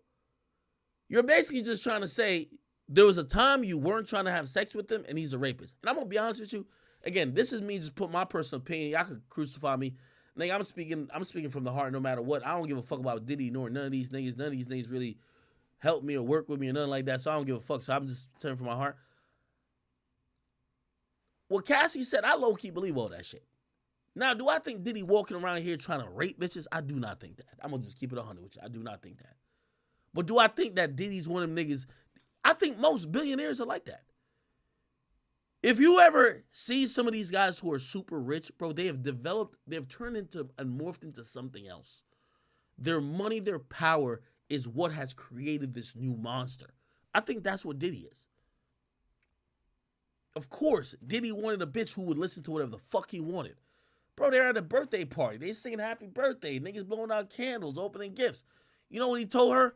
Man, yo, the car downstairs. Yo, leave. We about to have a freak off. That nigga want to control. That nigga was on some other shit. But am I going to just believe any story that Diddy... And again, I'm not trying to impugn these women because maybe it is on some shit, but let's just keep it a bean if you ask me. Diddy is on some weird shit. Do I believe that Diddy was going around aggressively taking a pussy from these bitches? No. Diddy is like many people with power and money. They took advantage. Once he realized he had unlimited resources. And at that point, he was still dealing with women who were young and impressionable, who never seen shit. Of course he took advantage of them. I think. This is my opinion. These other lawsuits, they're just trying to get the check out of this nigga. Me, I read all these lawsuits and I'm like, man, I want Cassie to talk more. With all due respect to y'all, like, if y'all really do got a case, hopefully I get justice for it. But here's my thing about it. Y'all all trying to, by the way, both Jane Doe and this Joy Dickerson person, you know what they both saying? We never felt we had the confidence to sue this nigga or do anything against this thing. Well, one of them, Joy did say she went to the cops. I ain't gonna lie. The cops just said there was nothing there. I ain't gonna lie. But they all are saying we never had the confidence to file this lawsuit before until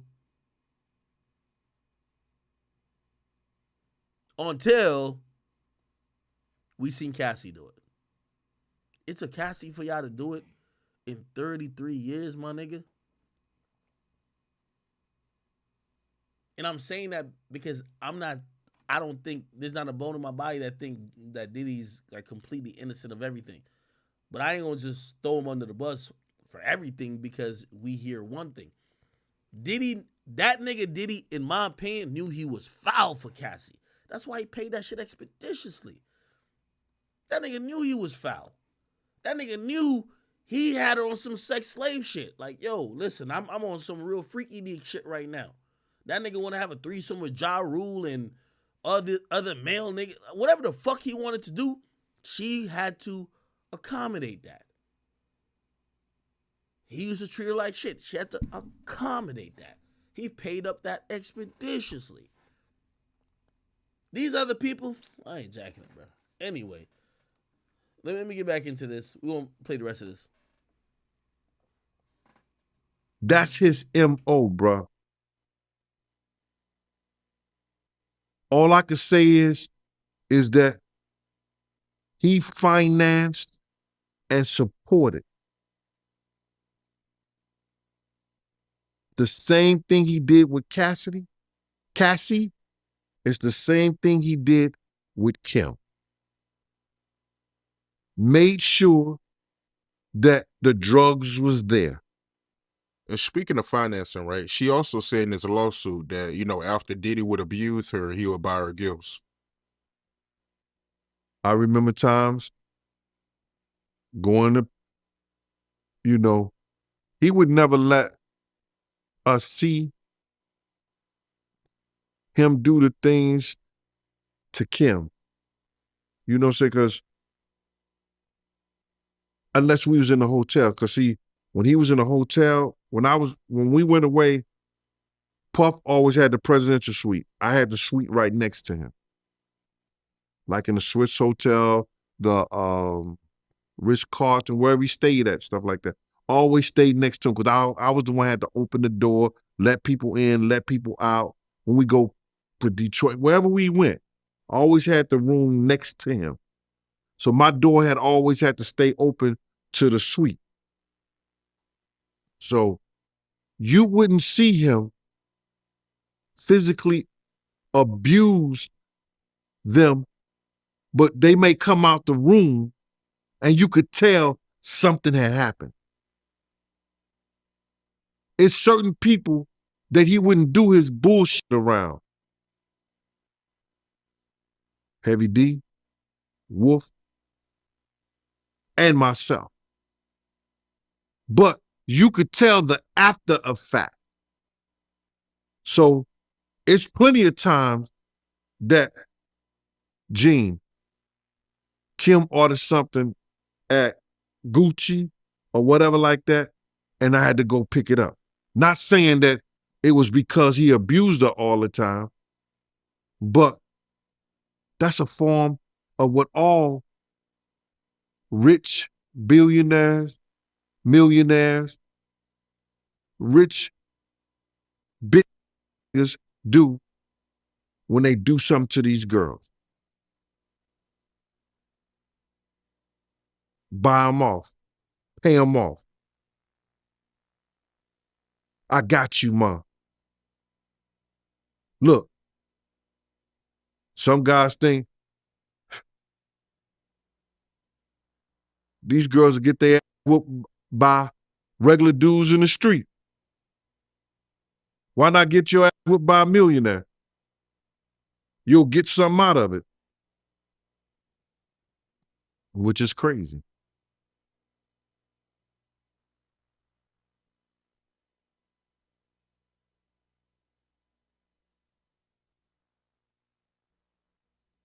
Chat, this is interesting to me. And I personally believe, obviously there's a lot of people caught up under this, new wave of lawsuits. But maybe the timing is odd. Jamie Foxx was the biggest name that may have shifted the argument away from Diddy that came out right after Diddy with Cassie. Do you remember a couple months ago, not only did Diddy go through his own health scare, do you remember when a couple months ago Jamie posted this? He said that they killed this dude named Jesus. What do you think they'll do to you? Fake friends, fake love.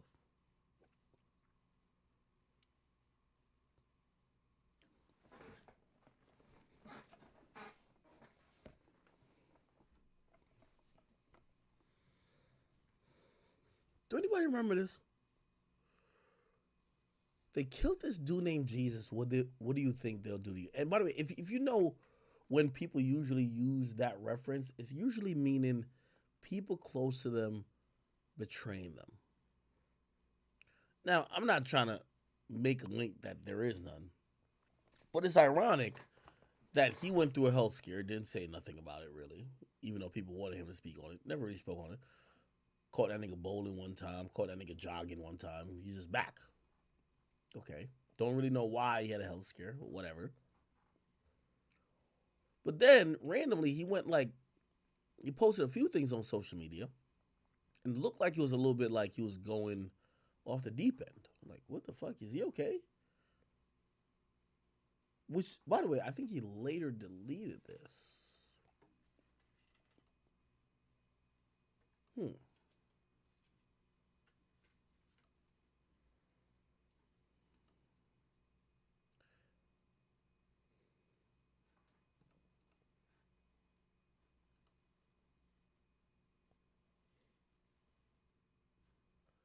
He also posted something else.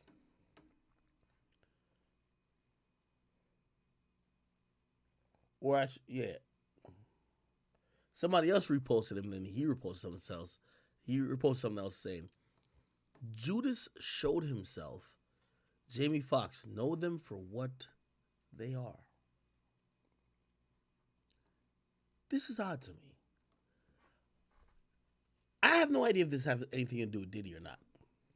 But I've never seen a situation where I feel like I'm on a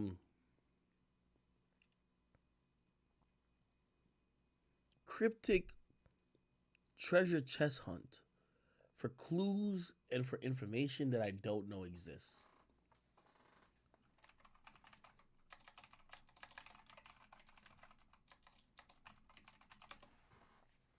Have y'all seen this? Apparently, this is one of the assistants.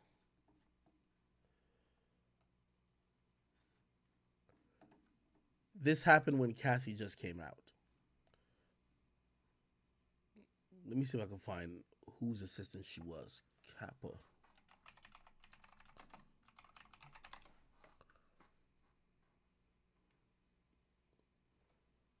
Capadonna, Diddy's assistant.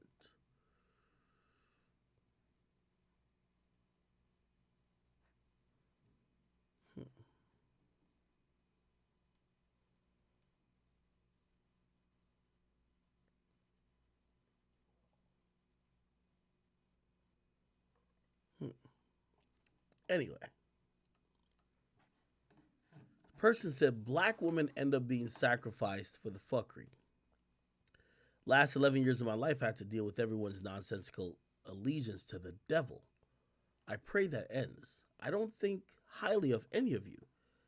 Can't keep your head down and pretend shit is cool no more. Do better.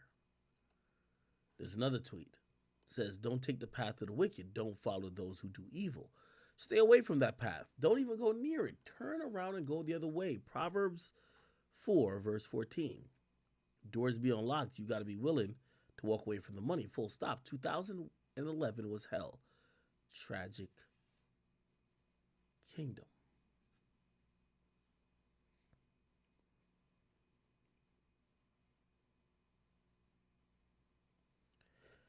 Now, these are random messages that only popped up from these people's accounts after Cassie initially called out Diddy. They haven't said anything since. They haven't clarified. But it now leads people like me to be in a position of, what are y'all talking about? Why are y'all talking so cryptically? Why are y'all quoting Bible scriptures if maybe the person who you're scared of is a man? He's not a god. He's not, he might be rich, but he's like, why does everyone seem to approach and talk about these things with baby gloves? Like with the glove of like, oh, we can't really. It's odd to me.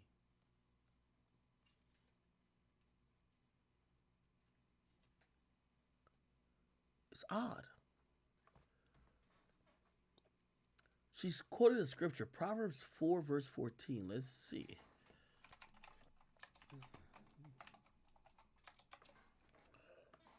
Enter not into the path of the wicked, and go not into the way of evil man. Avoid it and pass it, and pass not by it. Turn from it and pass away.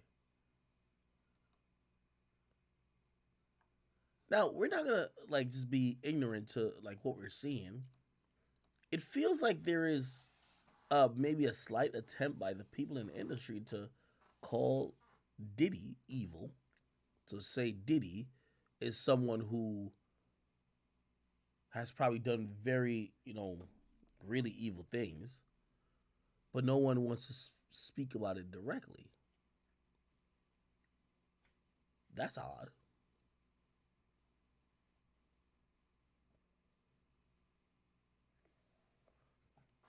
That's odd, chat.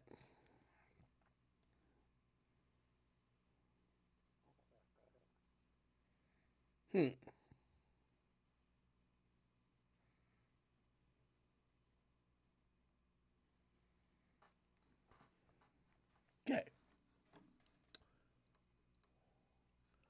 So that's the first lawsuit. There's a second lawsuit. Now, of course, 50 ain't letting nothing go. And I'm also wondering about 50. How much did he know? So he's posted quite a few clips, including this clip right here. By the way, in the third lawsuit, Diddy is a co-defendant, and his co-accused is this guy right here, Aaron Hall. Many years ago, Aaron Hall did an interview with Vlad TV, and he kept talking about his sexual escapades. He kept talking about how well he fucked, this and third, who saw him fuck before, and while discussing it, he said this. I'm a fucking to death. I like the fucking public, you feel me? Yeah. So niggas can't say nothing about it. Them square ass niggas, them precious cake little dick niggas. Yeah. I like for them niggas to see how I fuck. Like if you speak to Jodeci or Puffy or any of them niggas, they been at my house. They all see me fuck. They all know I'm a big nigga. Yeah. If a bitch touch my dick and she say my dick is small, then she's a lying bitch. Yeah. Tell her to name the tattoo that's on my ribs that says warning. You get this dick, I'm fucking you up. The thing is, a whole lot of niggas write about taking girls out to shop, taking girls to fly to Dubai and all that shit. Bitch, close your eyes, we anywhere. You feel me? And my whole thing is this. I'm a fucking to death. Okay. We can watch the full version of that a little bit if you guys want to. Actually, let's do it. What I want to play as well is Suge Knight responding to some of the stuff that has to do with Diddy. He dropped the episode today. Aaron Hall III, my father's is Aaron Hall Jr. He's a pastor, so I just skipped over it like checkers. And my whole thing is this, is that if you never heard a girl say that no fucked up trick shit about Aaron Hall, then you understand that Let's Chill shit is some real shit. So that was basically like from some life experience?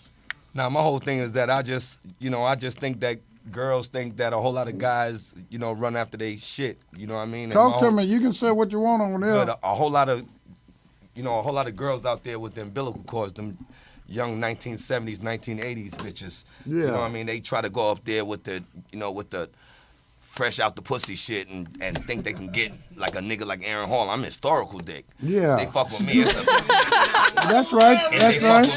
If they fuck with me, it's a big dick. Everybody know my son's mother. Everybody know that shit. So yeah, that's glory, and tell them about it. So when you put Aaron's on it, when you fuck a bitch for 3 days and take the bitch hand and take him out of the man's hand, then you a retired pimp. Yeah. But at the time, as soon as I came to South Beach, I just grabbed her, and she'll tell you the same story. I just grabbed her and fucked her for 3 days, then Aaron's got on her pussy with an apostrophe S. Yeah. Like it's Aaron. I mean, with it was 3 like, colors on it. Yeah, crazy glue. And my whole thing is this, is that if niggas can't handle me, I'm not gonna never let them get my last name. If you can't handle my dick, you ain't getting my last name. So I've been single for 50 years. All right now. A whole lot of niggas out there, from Jamie Foxx to like Denzel Washington to whoever. Everybody know me. Yeah. So everybody know if I say it, I'm a fucking to death. I like the fucking public, you feel me? Yeah. So niggas can't say nothing about it. Them square ass niggas, them precious cake little dick niggas. Yeah. I like for them niggas to see how I fuck. Like if you speak to Jodeci or Puffy or any of them niggas, they been at my house. They all see me fuck.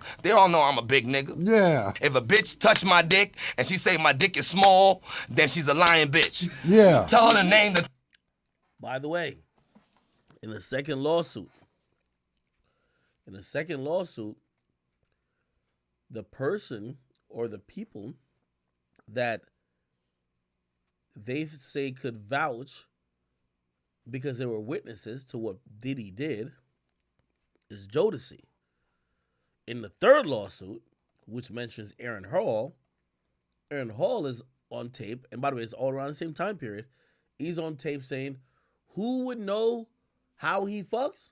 Any of them niggas, Yeah. they been at my house. They all niggas to see, cake little dick niggas. Yeah. I like for them niggas to see how I fuck. Like if you speak to Yeah. Jodeci or Puffy or any Jodeci or Puffy? them niggas, Yeah. they been at my house. They all see me fuck. They all know I'm a big nigga. Yeah. If a bitch touch my dick and she say my dick is small, then she's a lying bitch. Yeah. Okay. Now that didn't end it all. Okay. So we had Suge Knight,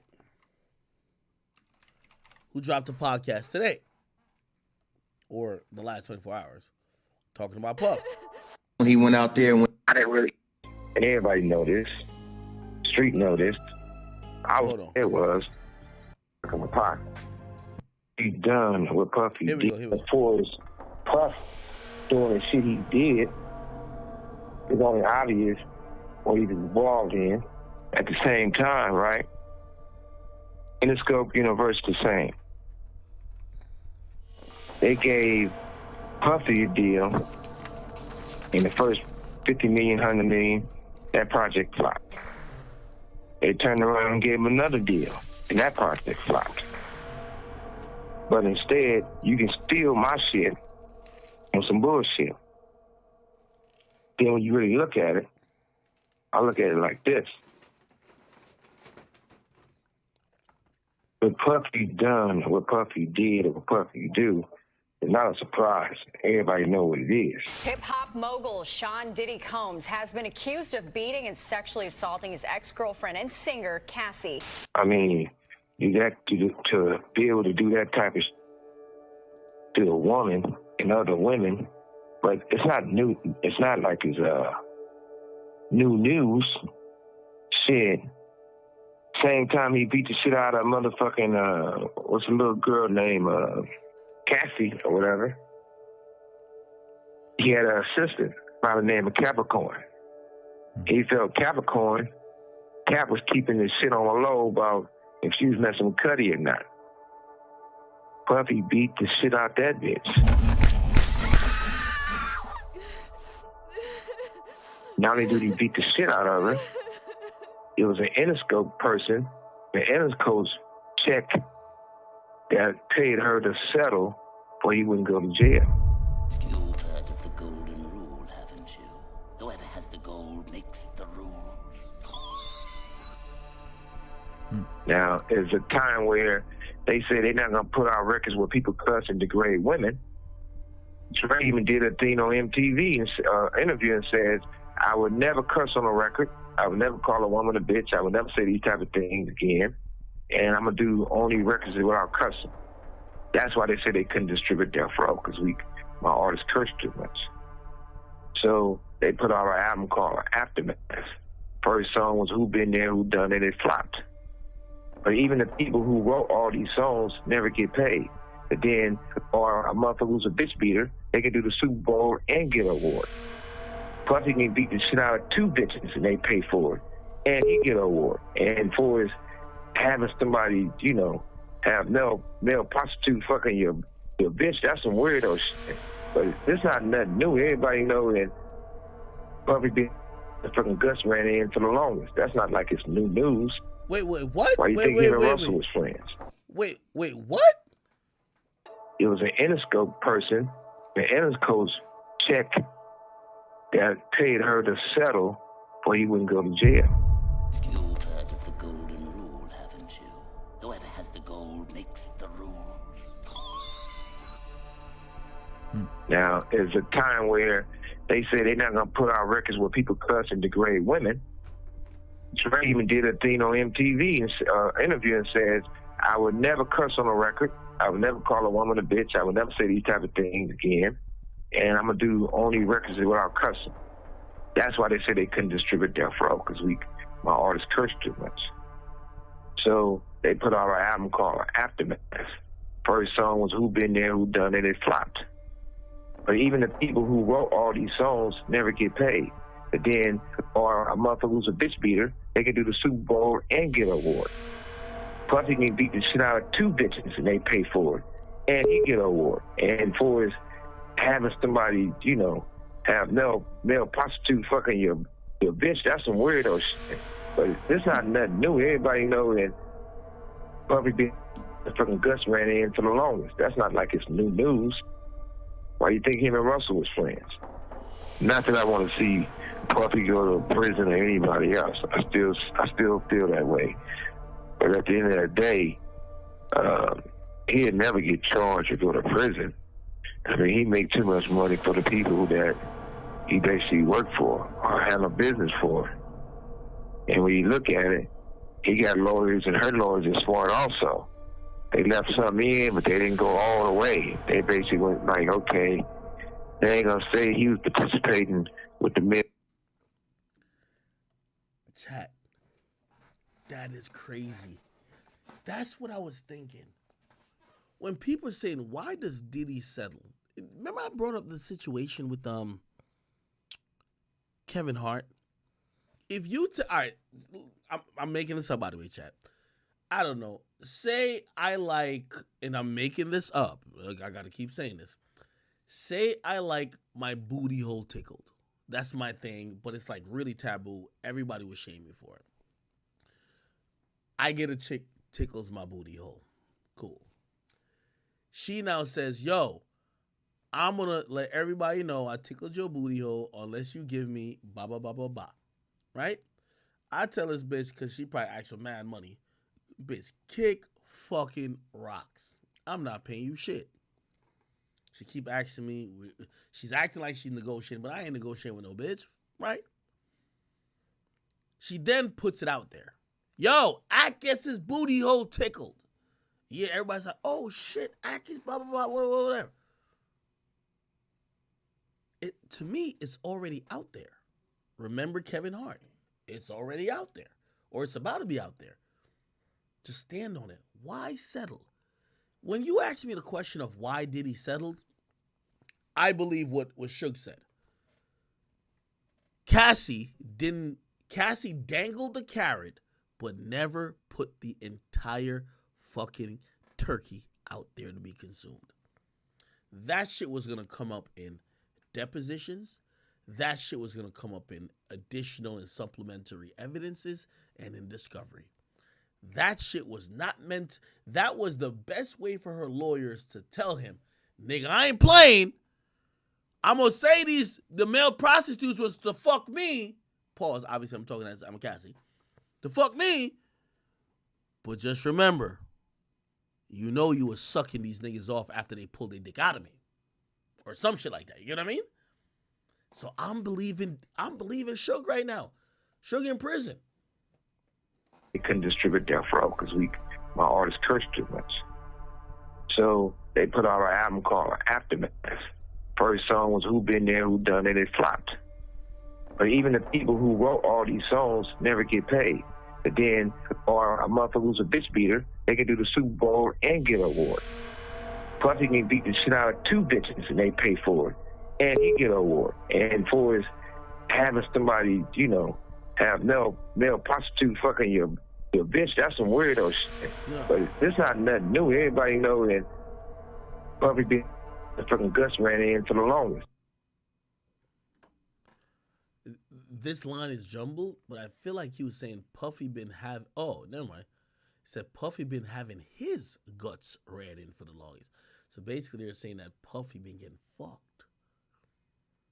Then he goes on to say, if you think Cassie and her lawyers ain't smart, hey, they always wanted the money. It was always about the money. But the way you get to the money is not to expose the big secret that Diddy's getting fucked by men. That's the big secret, allegedly, right? If you just say, oh, okay, he was hiring men to fuck me, yeah, it's weird, it's kinky, it's on some other shit, he's on some cuck vibes, but it doesn't blow the top of the lid of what maybe Diddy was trying to conceal for decades. So that's how you get the fucking deal, right? That's what you're gonna hear him say. That's not like it's new news. Why you think him and Russell was friends? Not that I want to. Now he says this. You think Diddy and Russell Simmons were fucking? Nah. No way. Y'all think Diddy and Russell Simmons fucked? See Puffy go to prison or anybody else. I still feel that way. But at the end of the day, he'd never get charged or go to prison. Pay attention. I mean, he make too much money for the people that he basically worked for or had a business for. And when you look at it, he got lawyers, and her lawyers are smart also. They left something in, but they didn't go all the way. They basically went like, okay. The biggest thing they left in. So this is what I'm hearing behind the scenes. And again, allegedly, let me just throw allegedly. Who I'm just saying it's all allegedly. Who knows? Whatever. They said this is what people are saying. What Cassie described in that lawsuit was the tip of the iceberg. She didn't get into forced abortions. She didn't get into abuse while she was allegedly pregnant. She didn't get into STDs. She didn't get into other things like, for example, hey, listen, you know, dealing with maybe someone who maybe been closeted them damn self. All these men, are they for Cassie's insatiable appetite of dick? Or maybe some of these niggas that Diddy's personally requesting, and remember what he was requesting, at least according to her, to find, he wanted her to find niggas with big black dicks. Perhaps those men were for him. Keep in mind, if we also go back to what Cassie was saying, Cassie said, at least, I don't know if it was always, but in a bunch of times they had the freak offs, Diddy was in masquerade. He would instruct her, but not really. I'm creating a scenario in my mind, pause. But it's like, it was almost saying Diddy was trying to be low key, not to be recognized by whoever these male prostitutes were. Yes, he was in a room, but he has a mask on too. It's not like he's in there being Diddy. This is a kink that he probably doesn't want people to know. What Sugar's saying that her lawyer, and I'm talking about Cassie's lawyer, is smart with, the biggest thing that they put out is the rape. Otherwise, and I'm not saying these things aren't a big deal, the beatings, of course, but they mention other things that it almost makes Diddy just looks like a mob boss more than makes Diddy looks horrible. He blew up a man's car. Nobody's gonna feel bad for Kid Cudi. It's like, oh shit, Diddy's on timing. Again, the worst part is the rape and the male sex workers. And I guess maybe you bring up the sex workers to let her know I could really detail what these sex workers are doing if you want me to, and I don't think you want me to. Anyway, let me keep playing. They ain't gonna say he was participating with the male prostitutes also, because they never make it like she was a part of it. And then they weren't gonna say he was, because they gotta leave some out and get them to settle for that $30 million. You know, and they had those side meetings like, you know, shit. We didn't say the part why they were testing your guts out. Everybody know they've been testing your guts out. What? They were testing out who guts? Whose guts was getting tested out, chat? By the way, this is a quick intermission. You know I ain't shit. Hey, I'm about to get to donations in a second, but for everybody who did cop the merch, let me give y'all a shout out while we're gonna get back to Diddy's guts being tested out by the male prostitutes. But for everybody who did cop some merch while we were on stream, let me give you a shout out real quick. Diddy gonna be trying to get your guts tested out too. Should I call your real name? All right, I'll just call your first name. Amanda, what's up? Lanier, Janeki, Luke, Brian, Mason, Stacy, Robert, Thahai, what the fuck? Or the Hull. Most Dope, Sherry, I see all of y'all. You know what I mean? And Travell, thank y'all for our copy of the merch. Anyway, back to Diddy's guts getting tested out by the male prostitutes. Holy shit.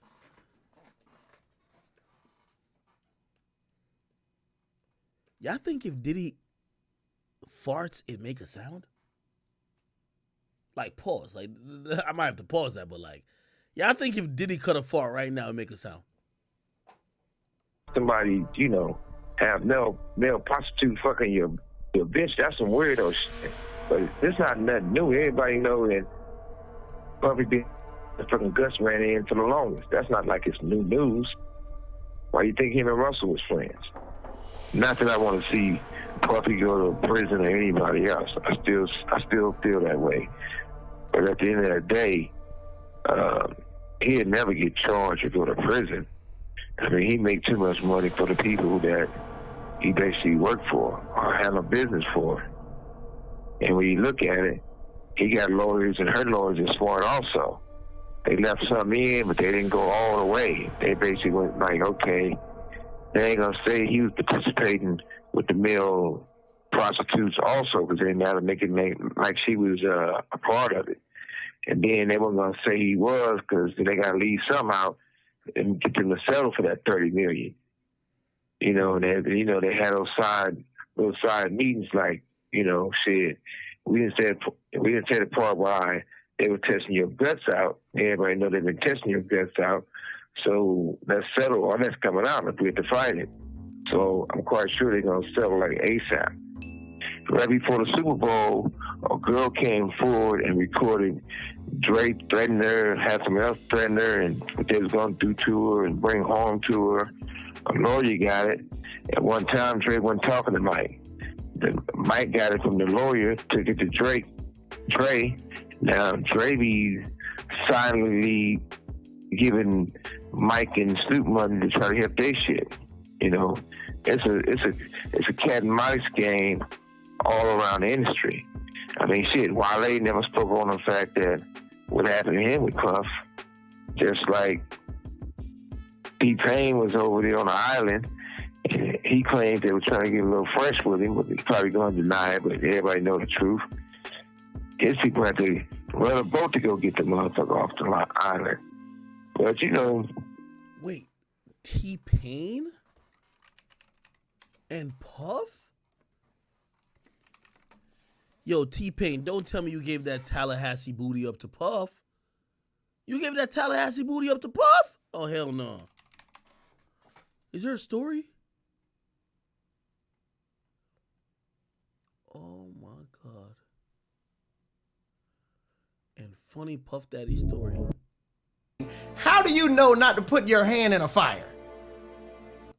Stop drinking.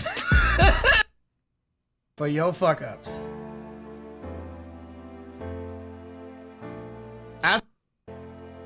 And the fact that you know the patterns, that's all it is. The whole world runs on patterns, guys. Now I don't want to get preachy up in this bitch, but it's time to preach, y'all. As future you. Could have just stopped at the Bugatti. I could have just got the Bugatti by itself and just got rid of all them bitches. But you know, I could have paid more attention to my shit. Yo, I ain't gonna lie to you. Hey, listen, this might just be allegedly, but Diddy done fucked a lot of niggas up in this shit, man. This is crazy. By the way, this is alleged. I don't know if this is true. Diddy, you know, I don't got no sauce with you, bro. Don't blow up my car. Nigga, yesterday I drove my R8, nigga. I drove to my mama's house. Nigga, first of all, my car is like 2 inches off the fucking road. Nigga, here my fat ass on my back trying to look if Diddy put a bomb under my shit. Diddy, leave me alone. Diddy. I live far from my mama. I couldn't ride a bicycle yesterday, bro. I had to drive the car. My fat ass is under there like a mechanic, nigga, and you know I don't fuck with no transmissions. So I'm under that man looking like, yo, if I see something beeping, I know that's a bomb. That's a bomb. Diddy got me. You feel me? Somebody said, remote start all your shit. That's good. It's cosmic leper. You're right about that. Yo, what? Yo, if Diddy was trying to fuck T-Pain, Ja Rule, and who else? Who else other nigga? We just heard about some other nigga. And male prostitute. What do you think Diddy's type is in niggas? Yeah. Because most of the things that I've been avoided it. But I was so reckless and just saying, fuck it, I got money, I'm rich, I'm I'm the best motherfucking artist in the world. I'm never gonna be broke. I can just keep doing this and I'll be fine. With somebody I've never fucking met. This nigga, I thought y'all said he was dope at music. He can't even fucking put a sentence together. Everything, you know what I'm saying? I was embarrassing myself in front of my, peers, and you're fucking 92. Where's the Diddy story? I want to hear that. T-Pain in the studio with Diddy. Let's see this.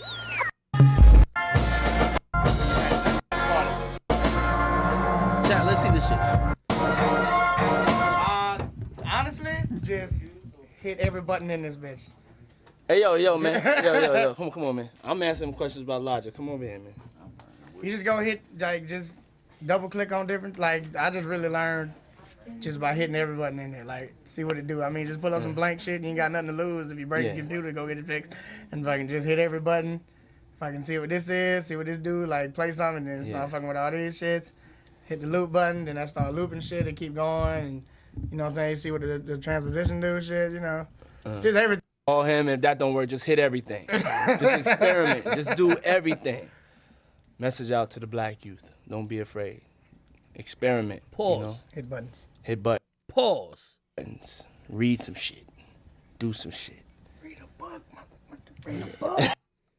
I officially have permission to, use the auto-tune on this album. He didn't negotiate with me, but as a gracious offer of gratitude, I'm giving him a 0.5 point on my album just because I got extra points too.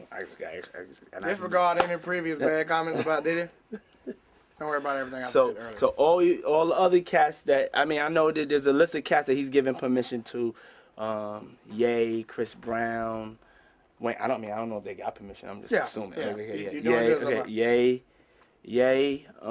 Chris Brown, Wayne. That's pretty much it. And now myself. I got permission, right? Yeah. I have permission. And he didn't even ask me, and I'm giving him, and it ain't no bullshit. I'm just giving him a 0.5 point. That has nothing to do with whatever business relationship we got with these songs. That's just on the love. Hey, Chad, can I ask you a question? Is it a possibility we got Diddy all the way fucked up, and he's just a genuinely not? Because I ain't gonna lie, this sounds like a cool guy. He's saying, hey, yo, because I'm using auto-tune, you're like one of the pioneers of auto-tune in this new era. I'm gonna give you like a percentage off my album. Like, that sounds like a good guy. That don't sound like a guy who's trying to suck your dick. This don't sound like a nigga who's trying to tickle your balls. Like, play with your anus, like put a thumb in your butt. Like, this don't sound like a nigga like that.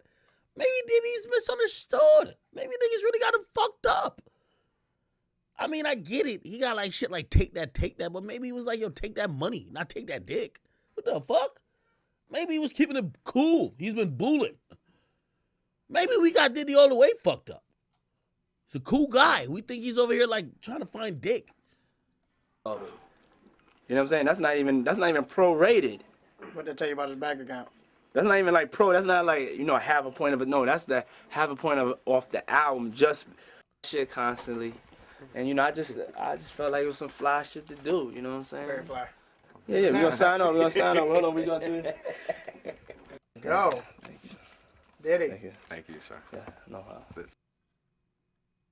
Question is, of all the artists you worked with, who was the biggest pain in the ass?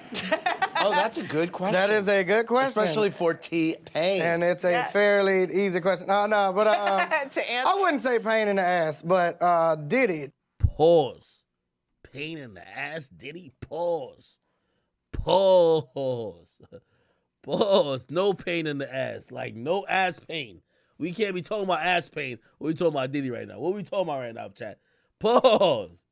Was the most, what he called motivating, and it was a little discouraging. How did that manifest itself? It was a 4-day session. Okay. And it for was one song? Yes. Okay. It was 4-day session for one song, and Diddy would just push you to do things that you would normally do. He tried to get you outside of your box. That's a little hard to do in, a few hours. So, but he would just look for, you'd start something, I put one track on the beat, and he'd just be like, nope, that's not it. Go to the next one. And I'm like, oh, well, I didn't wait till I get the idea. And nope, next one. Bam. And it was just a lot of that. But I think in the end, him being a pain in the ass kind of helped me be better with myself. And when Really? I'm with myself, I push myself the way that Diddy would push me. And did you work with him again after that? I did not. You did. T-Pain needs a cameo. I know. Meanwhile, I mean, by the way, T-Pain finished his drink in like 6 minutes. Too. That's the homie. That's the OG. I love it. He's still the OG. He's still the OG. He's still the OG. I can't deny. He got. Let's go back to Suge, man. Suge was telling it all. Gone through tour and bring home tour. I know you got it. At one time, Dre wasn't talking to Mike. Mike got it from the lawyer, took it to Drake. Dre. Now Dre be silently giving Mike and Snoop money to try to help their shit. You know, it's a cat and mouse game all around the industry. I mean, shit. Wale never spoke on the fact that what happened to him with Puff, just like T-Pain was over there on the island. And he claimed they were trying to get a little fresh with him, but he's probably going to deny it, but everybody know the truth. His people had to run a boat to go get the motherfucker off the island. But, you know, it's still the same shit. I'm not looking to see now motherfucker get caught up. And if they get out the first one or get out this one, anyone, they better watch because they still coming, you know. Puffy, I don't want to see you go down. But if you need a celly, I'm going to grant your ass my single, boy. Have your cook game working? I don't want no head, but you're going to be cleaning the toilet. But at the same time, I'm not looking to be happy and aggressive because another black man did some fucked up weirdo shit, because it's not about Puffy, but Puffy have kids. Puffy have... Damn, Puffy do got mad kids.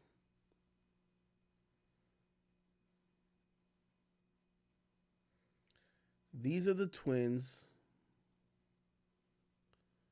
Is this one the daughters too? We all know this nigga look just like Diddy. Like this nigga literally is like a clone of Diddy. This dude right here don't really look like Diddy, Quincy. And then this dude right here, Justin, not really. They said this nigga father is somebody else, some nigga named Wolf. And they said this nigga father is, I'll be sure. It's word in the streets, man. I have 2 daughters. I don't think it'd be fair for everybody to you know, pull that motherfucker through the rules publicly, because let's think about his 2 daughters.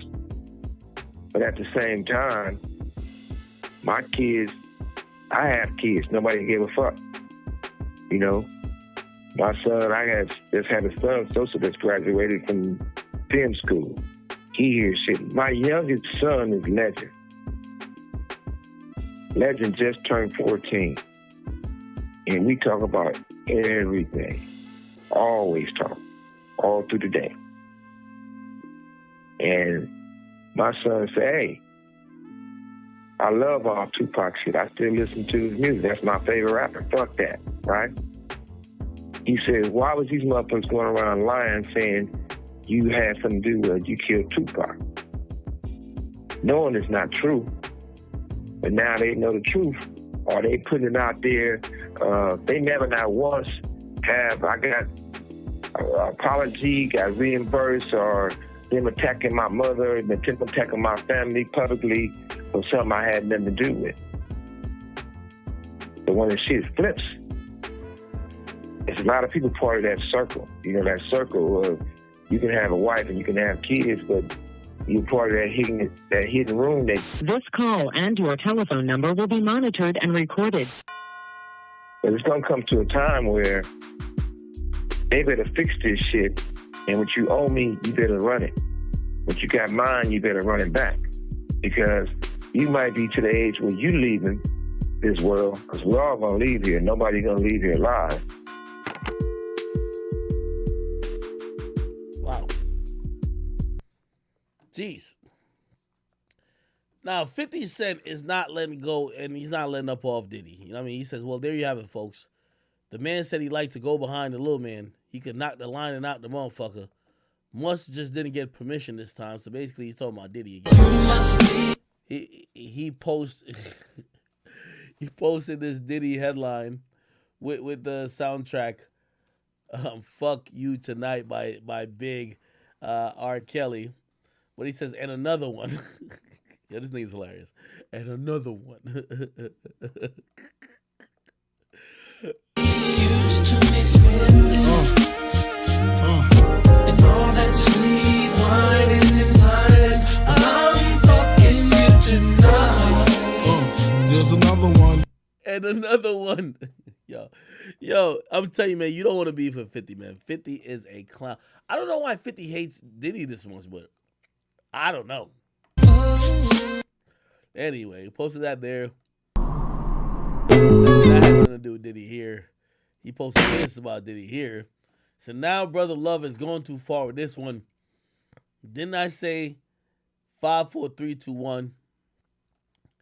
And then he posted this, which was the one about the second lawsuit. He said, yo, damn, I hope he all right. If you're cool with him, check on him. All jokes aside, this is a lot. Then he also posted, I told you. I said, and here they come. 5, 4, 3, 2, 1. I don't know what the fuck is going on. This is crazy. The book, because I'm not a rapper, obviously, or anything like that, but I've been in the business and been around the business. Some of the things in the book cover Diddy's gay relationships, footage of those encounters, the men he slept with. Here's the funny part about it. You know, I have no idea if Diddy's gay, but like if he was gay, if I'm him, I would just come out and say it. You know why I would say it? Because the reason why the public cares so much about so many of these issues is because they're hearing these escapades that they're categorizing as weird. And it's because of this, like, oh, is he gay? Is he not gay thing? So people are always going to read what somebody describes your sex life to be because they want to know if you're gay or not. Bro, if you're gay and I'm him, I would just say I'm gay, that people would care less about some of these accusations just off the fact that, okay, you know I'm gay already, so you're not falsely keeping up with a story about an accusation where you know it ain't real, but you just want to know if I'm gay or not. I don't know if that makes sense, but I thought it did to me. All right. He posted when this guy got caught. I told you it was coming. All right. He says this is the movie Surviving P. Diddy, or did he do it or not? Did he do it or not? This nigga 50 needs help, man. 50 needs motherfucking help. Oh my God, man. That nigga need help. All right, bet. Cool. All right. So we got Suge Knight basically saying that some of these things already been known. Someone said, did he try to make May suffer and now he's going through it? Someone said, Accurate acting stupid, he's gay. Diddy has a lot of kids. I wouldn't lean to say he's just gay. If anything, if he did have some sexual, like, you know, whatever, I would probably say he's bi, right? Because he clearly likes women too. He has a bunch of kids. Look up Diddy party with Kevin Hart and Fabulous. And turn my mic up. All right. Yeah. Oh, y'all can't hear me? Oh, my bad. It's not the mic. It's the location of it. Sorry, chat. All right. Diddy, Kevin Hart, and who? Fabulous.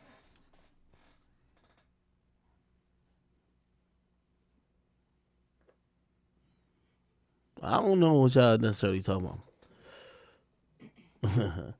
All right. Anyway, Jesus Christ. By the way, we'll get back to Diddy in a second, but it's very important for me to play this. So after Party Fontaine went off at Meg Thee Stallion, Meg Thee Stallion got on Instagram Live. Meg Thee Stallion, IG Live. She went on Instagram Live and she basically was addressing a lot of things that people have been saying about her. Obviously, Party basically said, yo, I was holding you down. You lied to me about all the men you had sex with. and basically slut shamed her a little bit. But I don't even know if we could call it slut shaming because that was his girlfriend. Could you slut shame your girlfriend? Like, you're basically telling her, like, yo, I love you and I asked you about your past and you fucking lied. You know what I mean? Let's see. Let me try to get it on this week.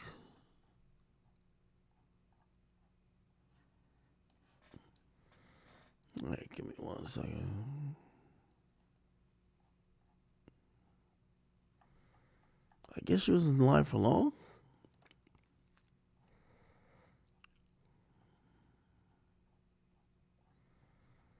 Okay. Anyway, this is what she said via Instagram Live, and this was her talking about her promiscuity and also people calling her a whore. It's like nobody be listening to my music. They be like, oh, Megan Thee Stallion. I cannot believe she likes to have sex. I cannot believe Megan Thee Stallion fucks. We shall be. No, but I am turning over, you know, a new leaf. And I'm stingy with the cootie cat. I'm not a freak anymore. Oh my God. I'm done with the streets. So toxic in the streets. Yo, I hate when women start doing the coping shit. You know, women oftentimes try to act like their behavior is similar to men's behavior. Oh yeah, like do you even hear her saying, "Oh, y'all are surprised that I fuck"? Meg, let me give you the harsh reality about your life. You are supposed to be on the short list of female rappers as one of the hottest in the game. You're not supposed to be a groupie, a nut rag, a cum receptacle, and basically being used and abused by other men in this industry just for their sexual pleasure. Now, you could try to lie to everybody and be like, no, I was horny too. I am a freak. I wanted to fuck. This is what, like, I hate when women say this shit. They're like, no, I was just trying to get mines off. Stop it, shorty. Because if you really felt like that way, you wouldn't be coming back around and say, you know what? I'm going to be stingy with the pussy. No. Meg, the word on the street, y'all used to think I'm playing. The word on the street about Meg is she fucks everybody. Give her 2 cups of Henny, she's sucking wild dick. You pipe her out. That's the word in the industry. I'm telling you. Now, granted, if you really, and this is what I'm saying about women being facetious, because if that's really you, and this is why I be trying to point out to women, y'all act like y'all Sexy Red, but y'all not. Sexy Red told y'all she's a hoe who love STDs and niggas with ankle monitors. From all I'm seeing about her, she's that. She ain't trying to switch up. She ain't trying to say, oh no, I'm better. No, she says, I'm exactly that. You know what I see about these women? They talk that shit, but that's not who they really want to be. That ain't who they are. Meg, you don't fuck niggas on niggas who got 5,000 play with 3 songs on SoundCloud. If you really feel like you freaking all that shit, own it. Stand up to it. Tell niggas suck dick. You gon' fuck all the niggas you want because you're sexually liberated. This is why we know y'all frauds. This is why the city girl movement done subsided, because none of y'all chicks pretending to be whores want to be whores. That's a fact.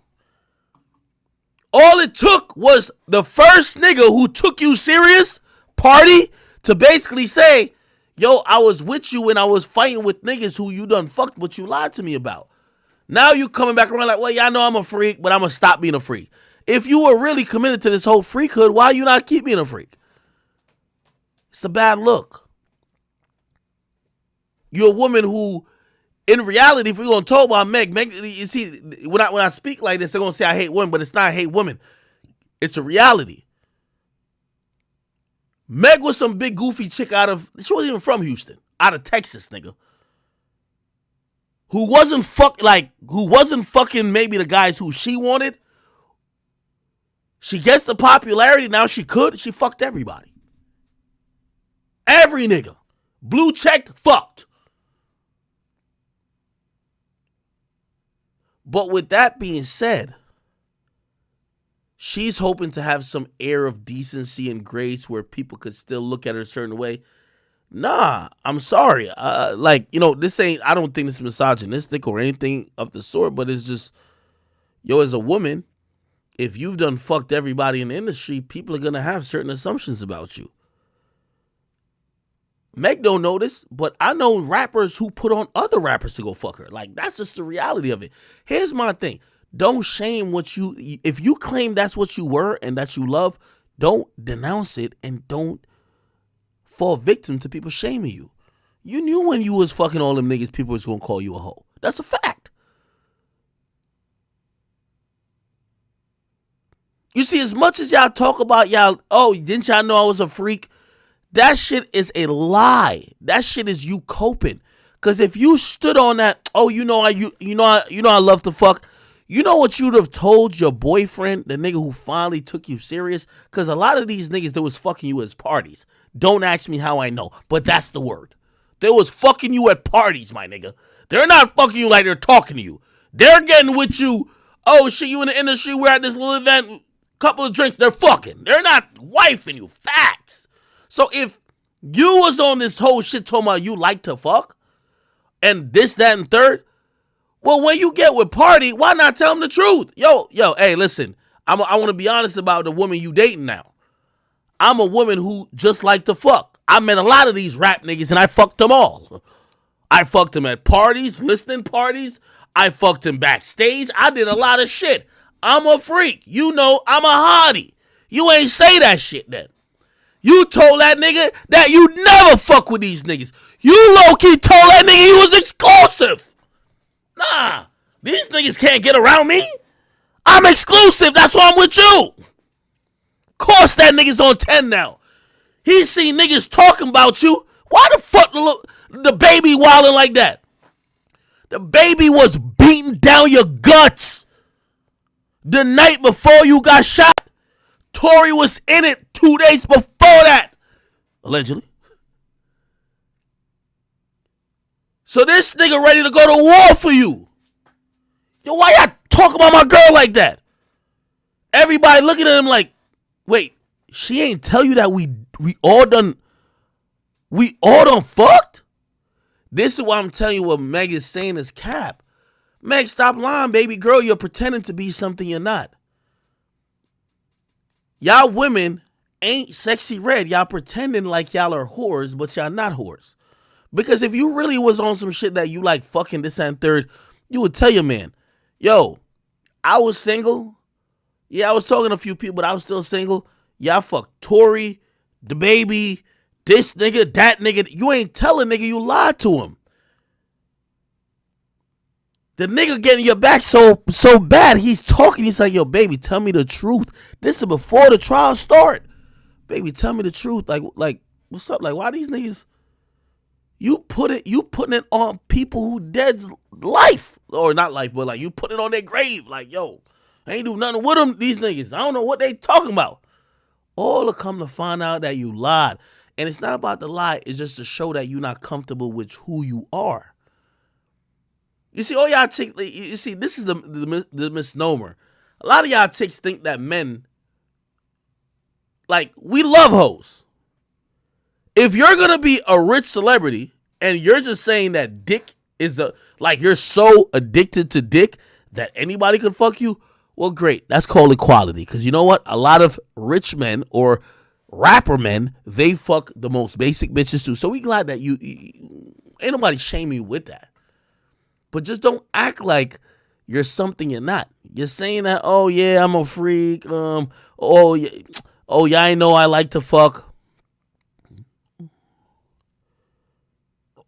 If that was your demeanor, why are you embarrassed when it's put out that you fuck certain people? You're lying. You're lying. So listen to the bullshit she's trying to attempt to say. I'm tired of the streets.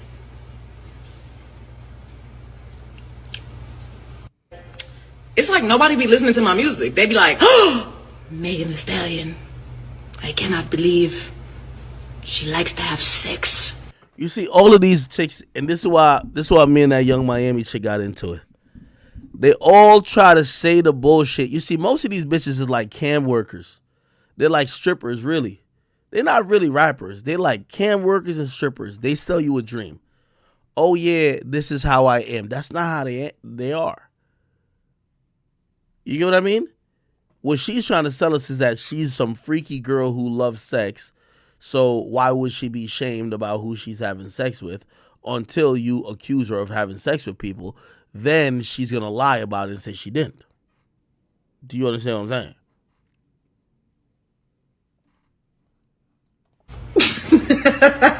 That fake laugh ain't going to help you, man. Meg, let me give you, and this is the cold hard truth. Meg, I'm giving you my opinion, but it's based on a lot of what people in the industry have said about you. Meg, when you first came in the game, you was an alcoholic. I don't know what your lifestyle is at currently these days, but you was an alcoholic. You was a woman who used to drink, black out, get drunk, fuck whoever, and then used to be very belligerent and used to be very aggressive. That was the word on you. People didn't enjoy your presence. They enjoyed fucking you. But after they fucked you the first time, they would just tell their other homie, it's easy to fuck her.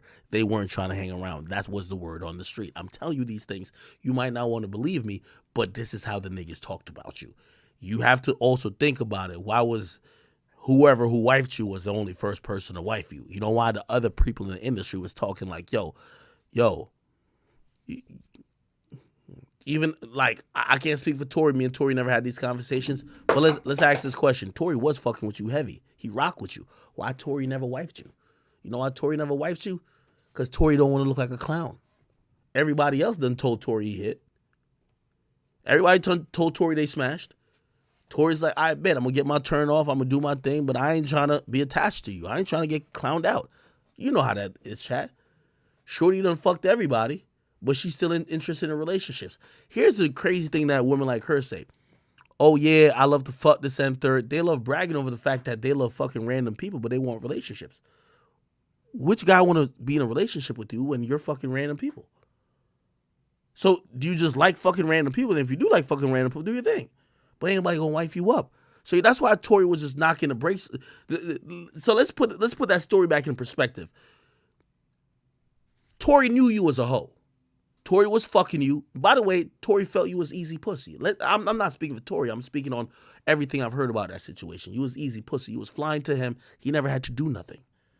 He never had to inconvenience himself. He ain't had to do, like, you left your team, flew on a private jet without security, anybody, to see him. You're paying tens of thousands to go see him, to get piped out at his spot. You're doing not photo shoots, but taking selfies, his spot. He's getting free pussy. He's chilling. He don't care. Is he trying to wife? Fuck no. Why? He done heard 15 other rappers allegedly hit that. Allegedly. But let's keep it going. So now when you wonder why the situation go left, you a bop. You thinking you see, women like you, y'all talk out both sides of your mouth. That's the city girls fallacy.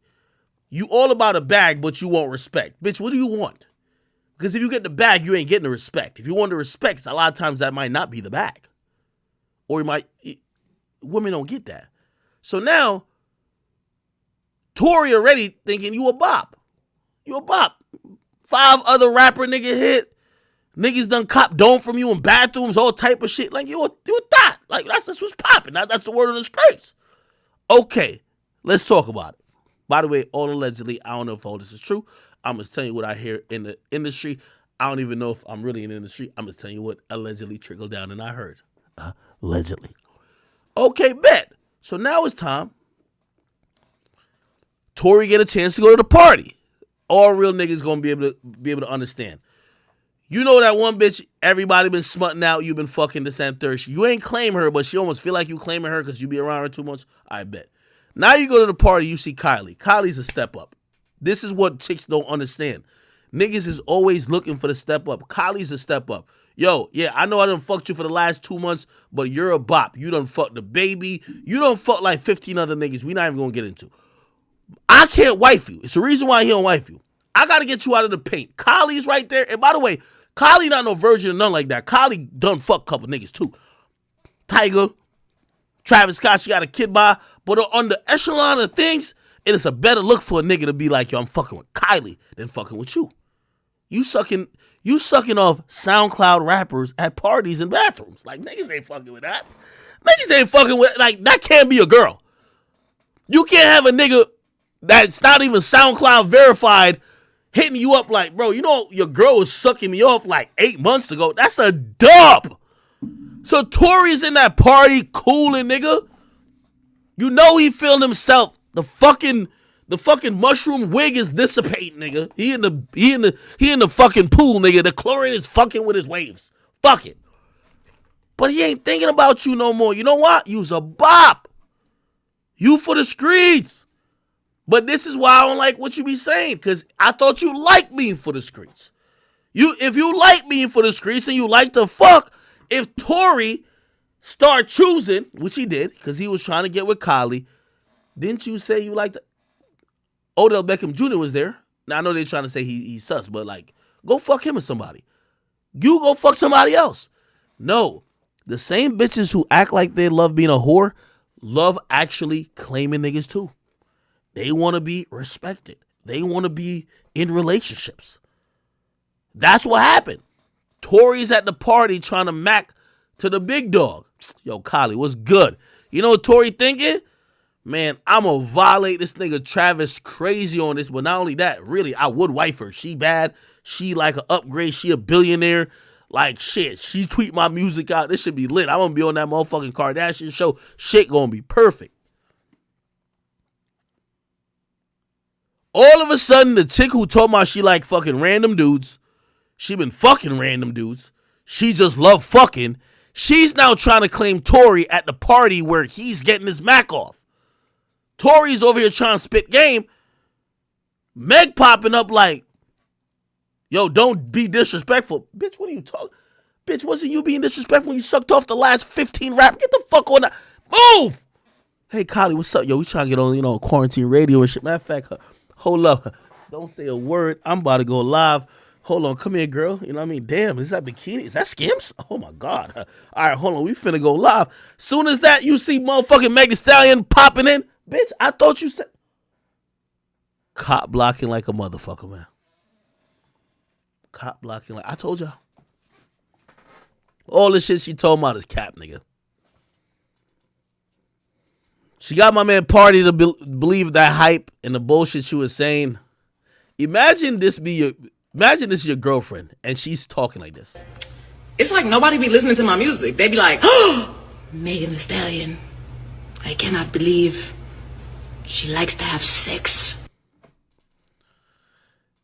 It's almost she's saying that Party fucked up by even wifing her. Like, she's telling you she likes being a whore. She likes being a whore. I cannot believe Megan Thee Stallion fucks. Hey, Meg, I'm going to put this out there because I'm going off your words. You said, according to your music, you like having sex. We done heard you done fucked a lot of niggas. Claim them. Claim them. Because you can't, I hate when bitches try to do both. You can't be, oh, no, I'm wifey type. And you're also trying to brag about fucking every nigga in town. Claim them.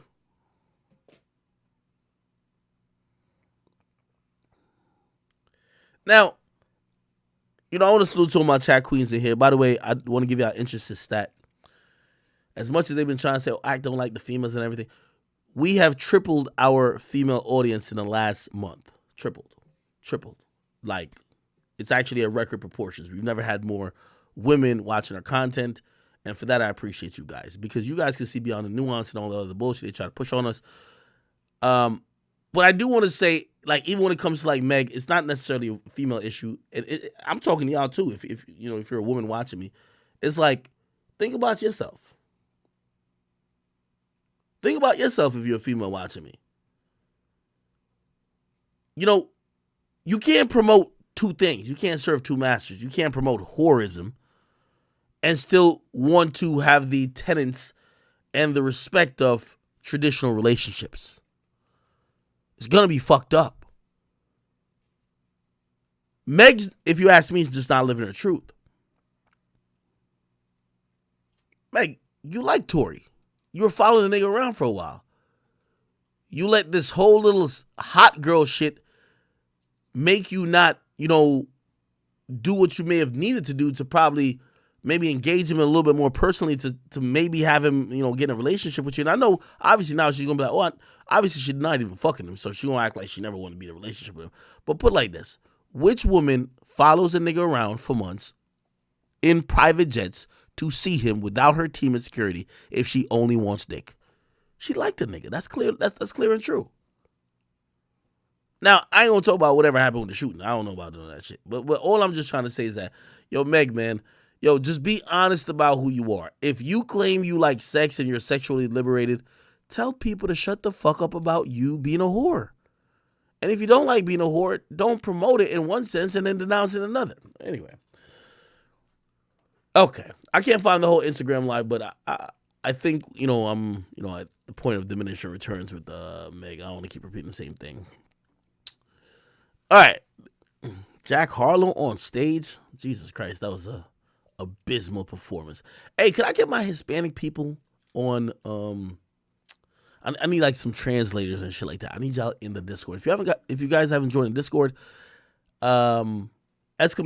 !Discord on Twitch, on Rumble, and other platforms, or just go to your browser and type Discord, discord.gg/academics.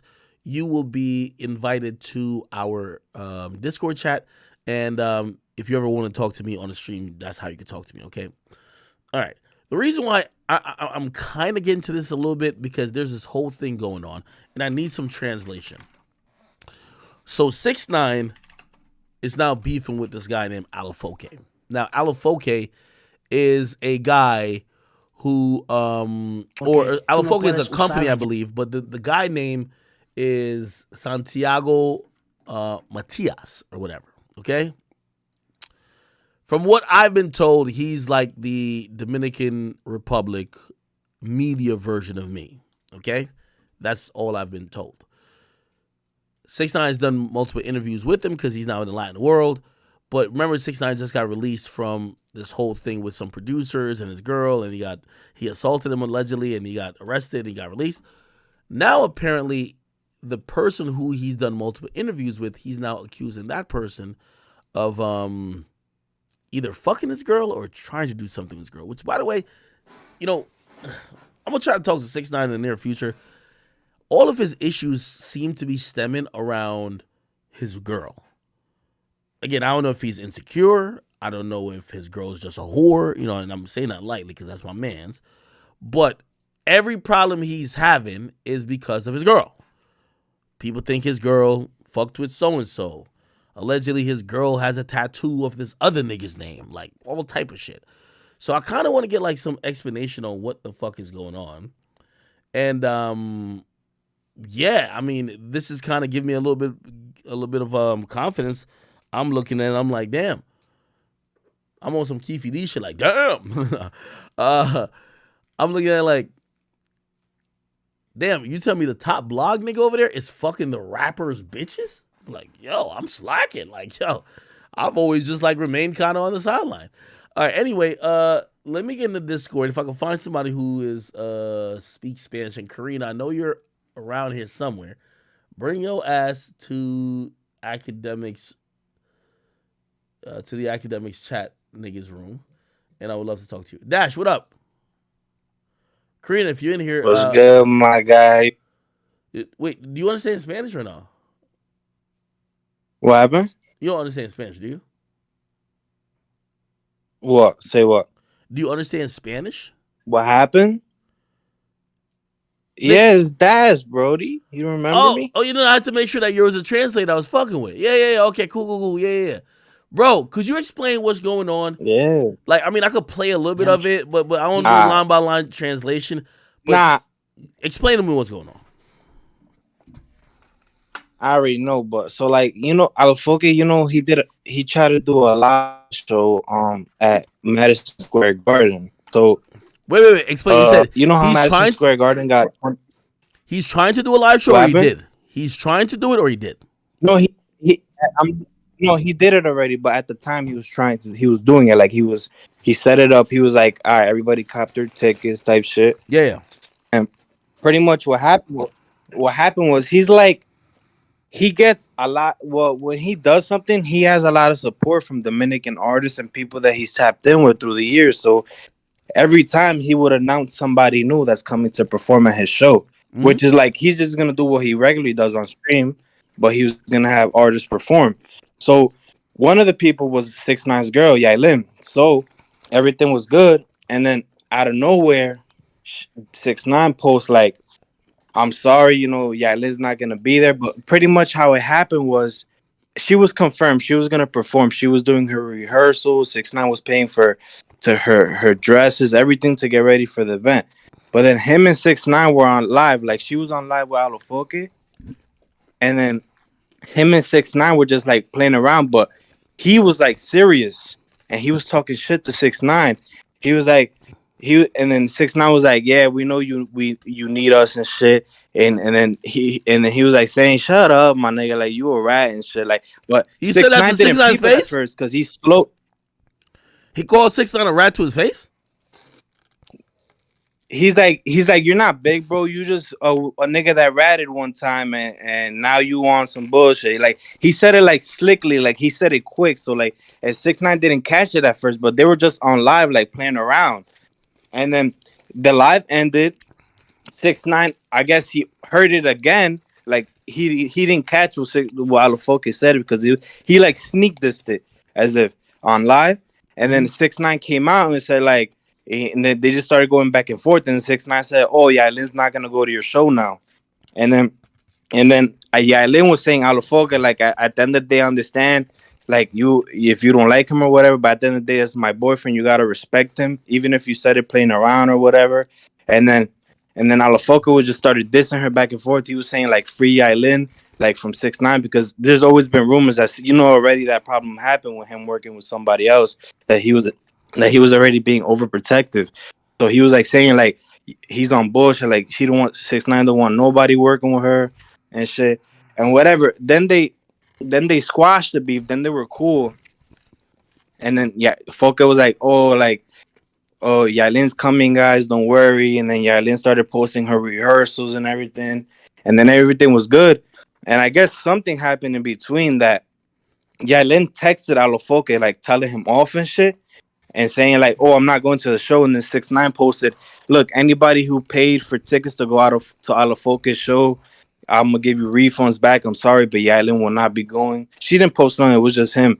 And then Yailin posted, look, my chiviricas, because that's what she calls her fans. She's like, look, I wanted to go, but things happened. And then they started beefing from there. And then 6ix9ine would throw digs at him like, yo, like, you're not even lit, Alafoque. Like, you wanted to do the 23,000 seat Madison Square Garden, but you only ended up doing the 6,000 one because nobody was buying tickets. You keep saying it's sold out, but it's not sold out. You only want to use Yailin for her publicity and her clout. So did that nigga fuck Yailin or no?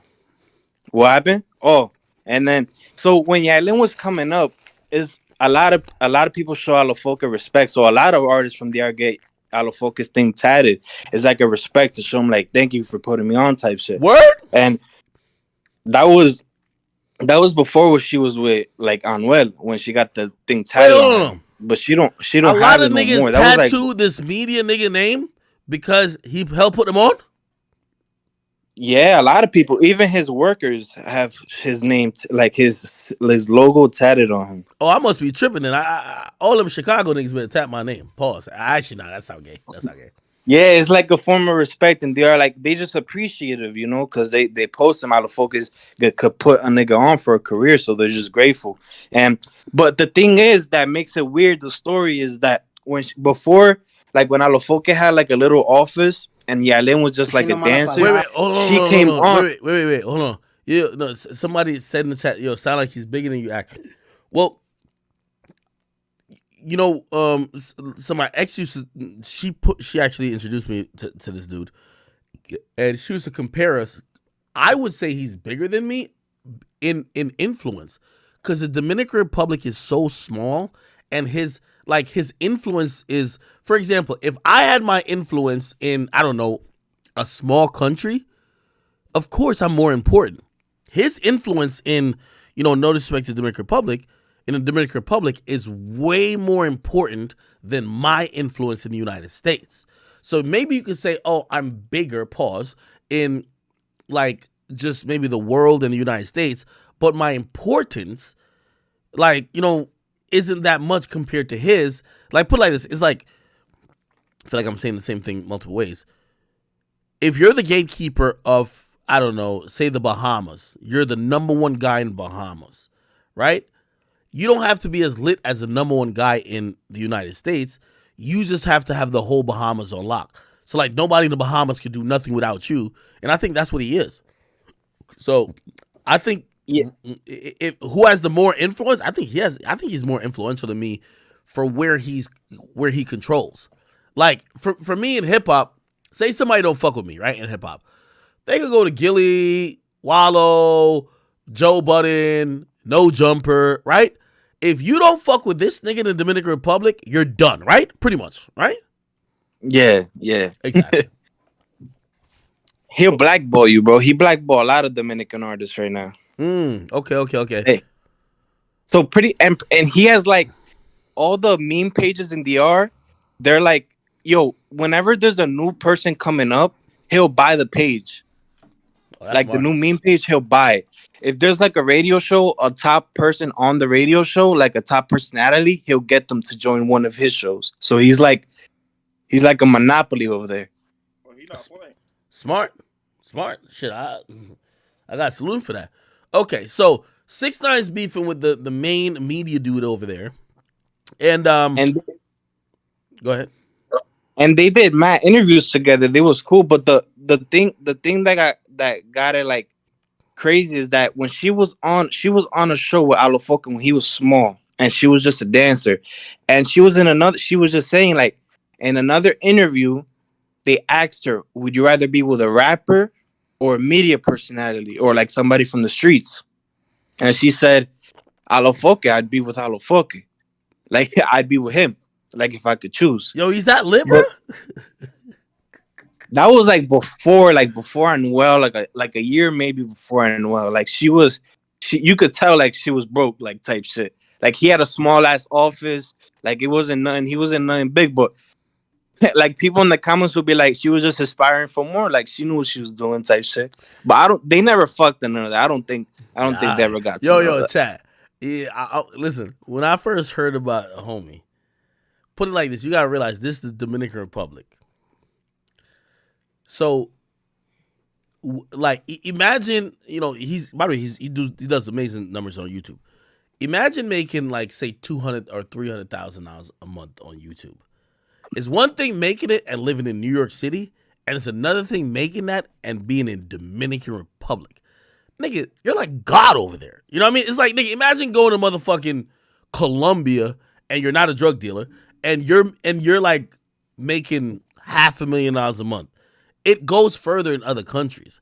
You know what I mean? So I could see why everybody's like, enamored by him. But 6ix9ine is going against him. Here's my thing though. 6ix9ine usually works with the media. Is it just jealousy why he's going against this guy? Because I feel like 6ix9ine needs him. Like, if people used to say 6ix9ine needs me for like the American or like hip hop audience, 6ix9ine definitely needs this nigga for the Spanish shit. Like, why would he beef with him? I'm very surprised, bro. At first I thought it was just like promotion so people could go to his garden, to the shit he was doing at the garden, but it just seems serious. Yo, Alofoque was like, he was as a stamp to show that he didn't need Yailin, because 6ix9ine was saying that he needed Yailin to fill up the tickets. He got Arcángel to perform. Like, right after she said she wasn't going, he's like, all right, I got Arcángel confirmed to pull up.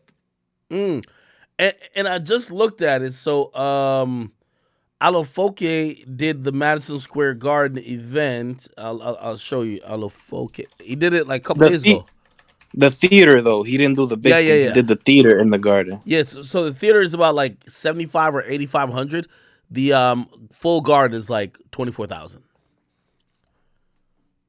His plan was to do the 24,000, but he saw that the tickets wasn't really going how they going. That's why 6ix9ine was also saying, like, I see why you need Yailin. That's why you want her, and I see that, and she doesn't see that. That's why I'm not letting her go to you. Okay, let me ask you a question on some real shit though. Does Yailin move that much tickets? I feel like 6ix9ine might move more tickets than Yailin, and I think both of them ain't selling the garden. You gotta think about it.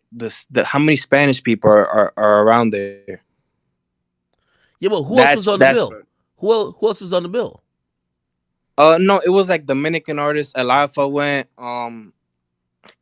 Small Dominican artists, Kiko and Crazy, Baby Rasta. Oh yeah, the one that like. Oh, the so there was no Anwell, there was no like J Balvin, there was no motherfucking like none of that.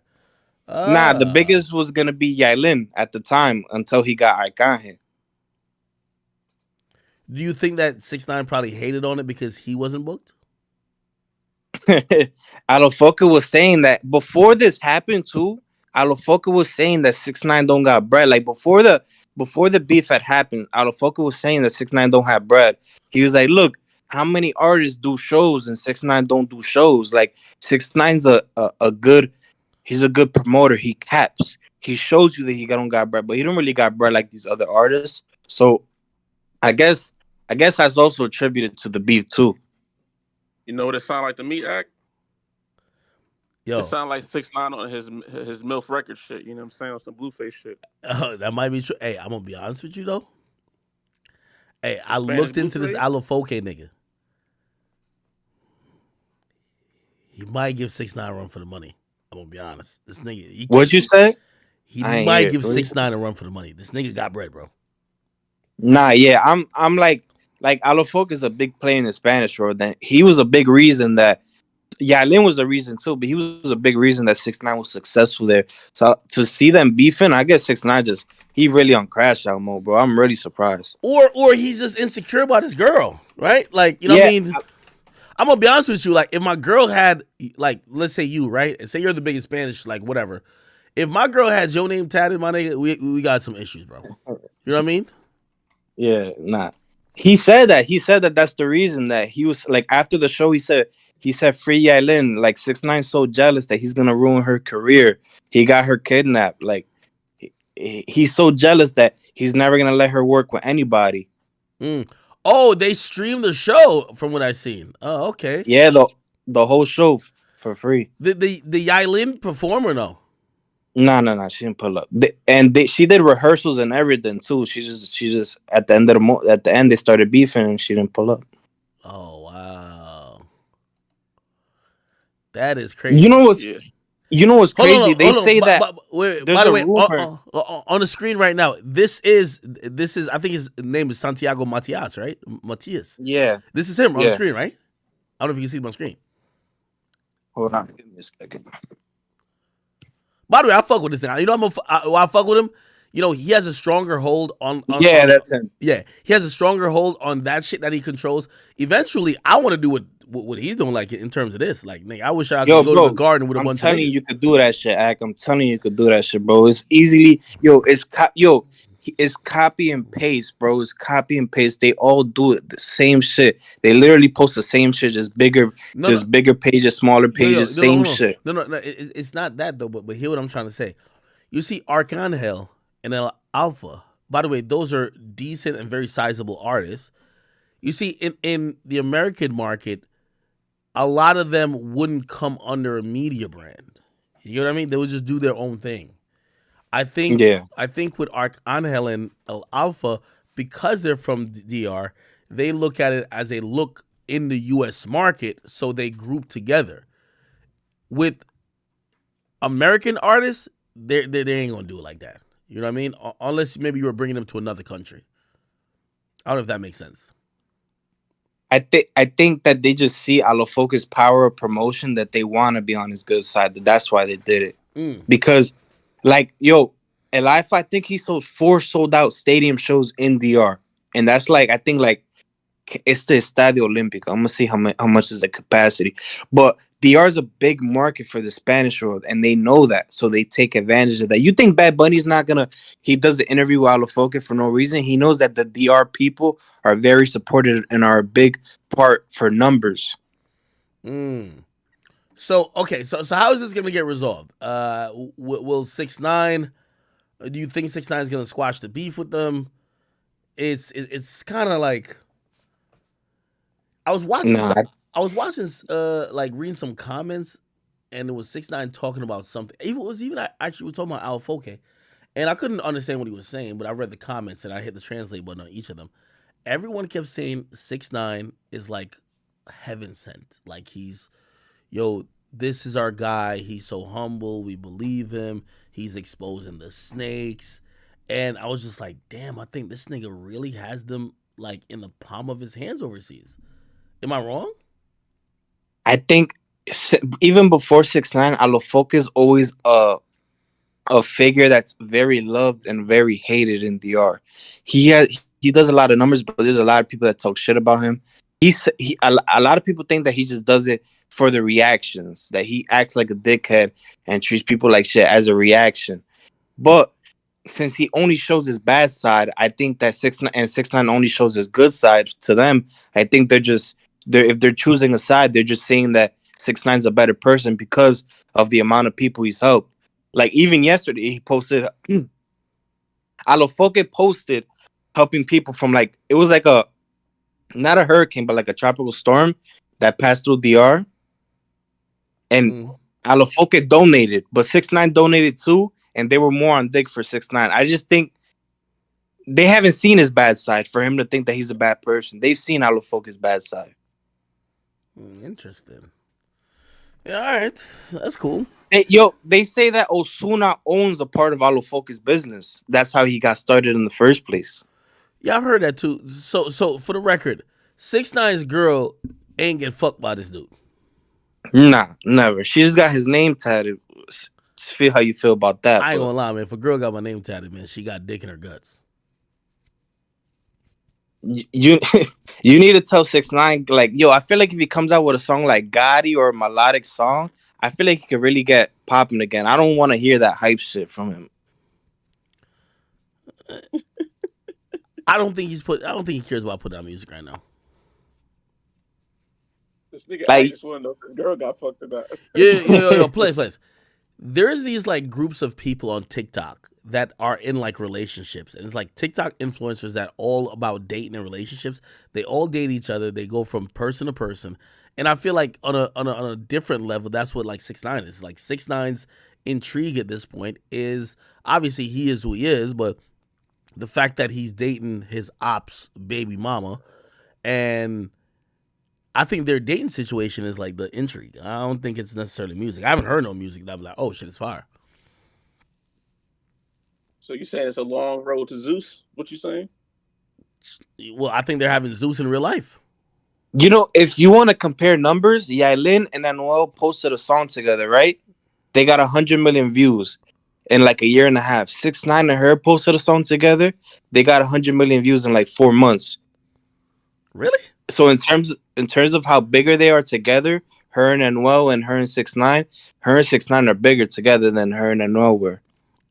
Yo, this world just seems so foreign to me, bro. It's like laughable. I ain't gonna lie, chat. I haven't talked to 6ix9ine in months, nigga. Nigga, the last time I talked to him, nigga, I think he forgot that I wasn't Spanish. That nigga started speaking Spanish, nigga.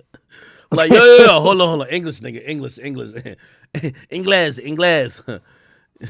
Nah, this is interesting, though. Okay. Hey, AK, you think 6ix9ine need to go hang out one of these K-pop niggas? Think that might help out? No, I think he's doing the right thing, man. I think he knows where the next wave is, and it's obviously in the Latin community. He's found himself a home in the Dominican Republic. He just has to realize how to make the music the sellable thing, because right now, I think he's getting a shit ton of money from other things. Like, he's popular, but he's selling vapes.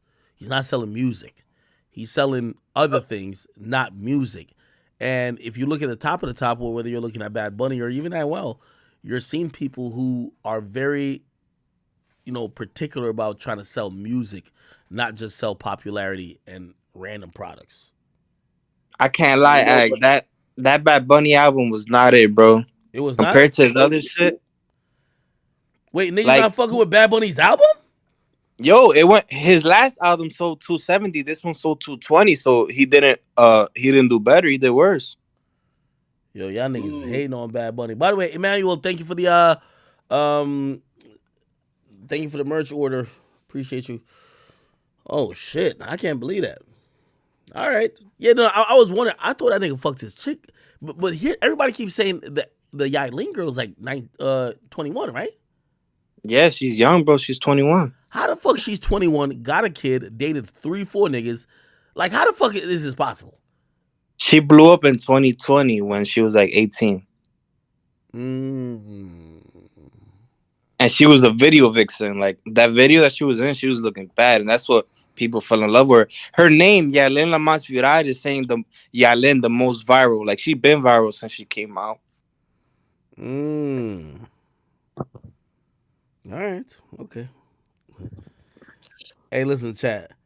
I've been just watching this scene and watching the fucker that goes on in here. But as long as 6ix9ine is good, did he beat the case or no? It's still in process. They're just letting him travel for now. He could travel. He could go back. He's coming back and forth to the United States, right? He's in DR right now. He was in the United States for like I think like 2 weeks or so. He's back in DR right now. I gotta call this nigga. He was in Miami for like 2 weeks. Yeah, but they're just letting him because he said that he has shows to do. So they're just letting him complete his business obligations. They said. Okay. All right. All right. Anything else going on in the line of world, brother?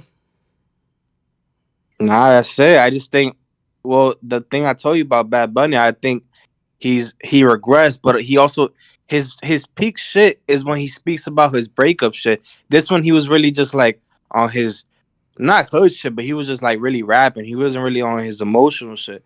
And I think like a lot of people, you've seen that song with the Monaco one. I don't know if you've seen it, that it's a lot of people using it for TikToks, but it's not what he's known for. You get what I'm saying? I think if he's gonna want to continue to have success, no matter how big he is, he has to go back to the melodic shit.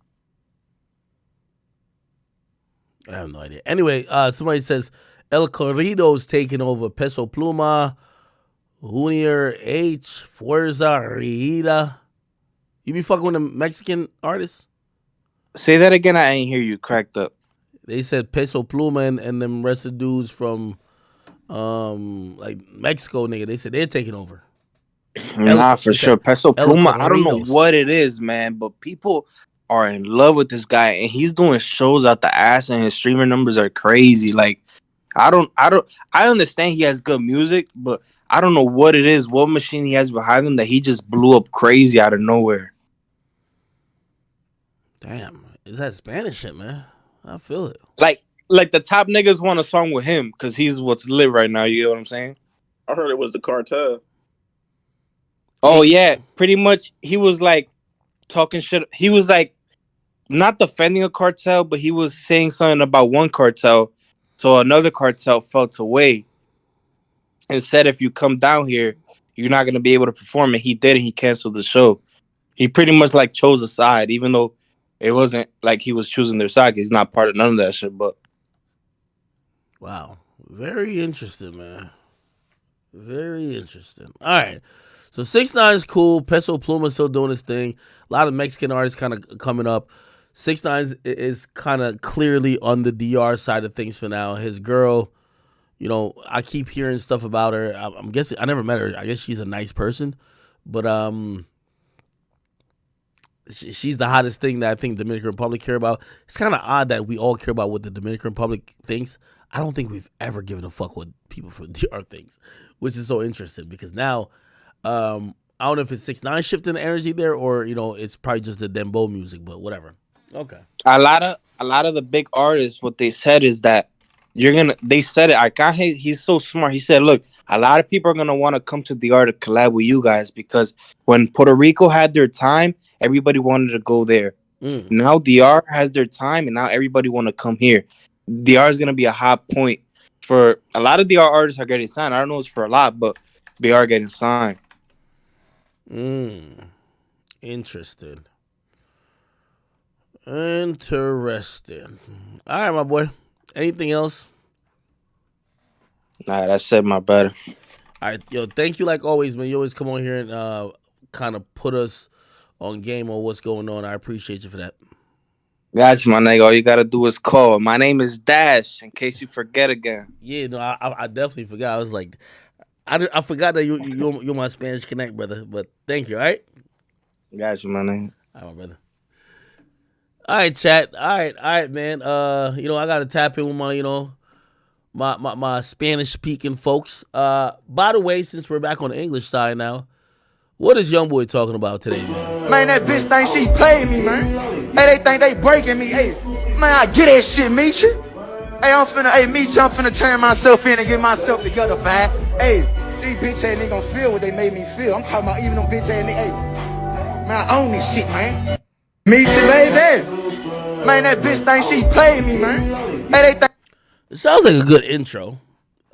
He's talking about turning himself in, saying people are playing with him.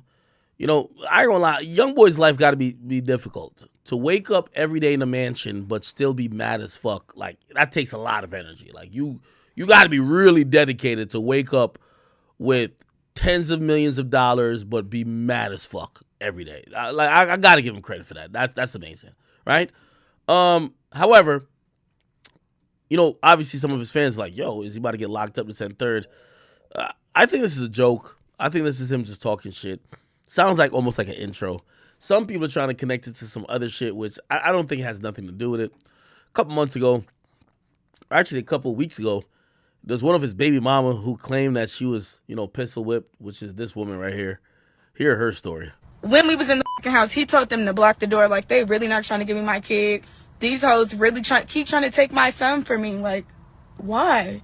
Y'all, first of all, need to stay the fuck out of it. 2, I'm trying to run to the car. I'm unlocking the door. I get in on this side. I'm thinking I'm hurry up and locking it. Bitch, pop this door open. So I got bitch shut this door and this shut this door. She keeps trying to grab KL. I'm literally hugging my baby tight. Like, you're not grabbing him. Like, that's out. You're not grabbing my son. I'm right there. This little not the bitch Dage, the other little I booted that bitch in her face too. She started trying to take off on me while I got KO. Then they tried to throw out there that I'm holding KO so I don't have to fight. No. Because none of y'all hoes can't fucking whip me one-on-one. And 2, y'all all keep trying to grab my son.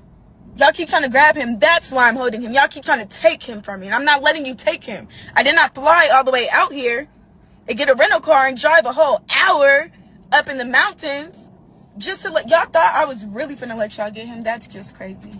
I have a whole black eye. I came out here, and when I was in the car driving, I think the GPS said 17 more minutes. I started praying. I said a prayer. I thank God for waking me up, and I thanked him for giving me traveling mercies, and all I prayed and asked for was to let everything go smooth. I didn't even have time for none of that.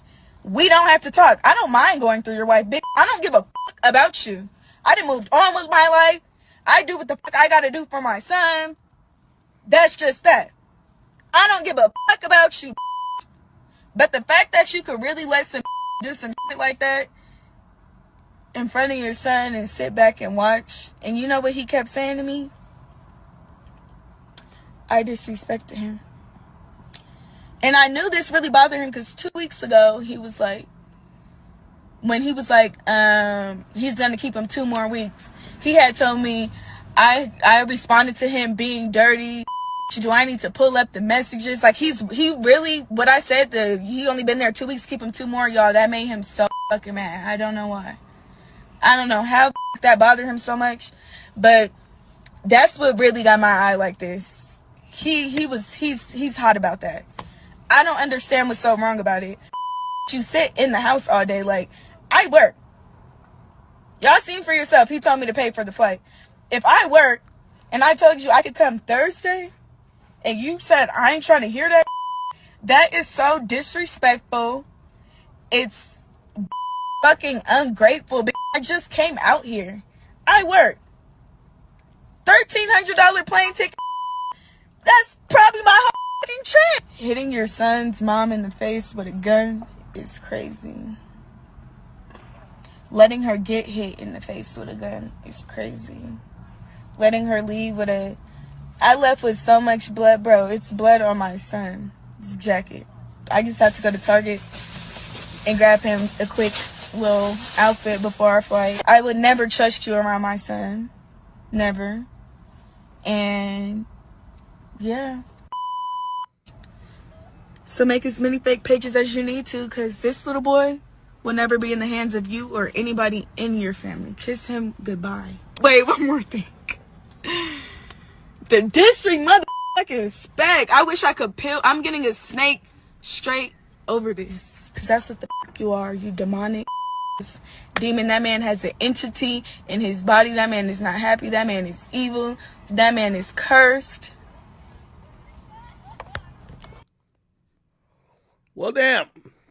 Does anybody know which baby mama this is? Because I don't know. What baby mama is she? I want to go look at her Instagram, because this was confusing. She got a tattoo of the nigga name on his face. She said he's a devil. Which one is this one?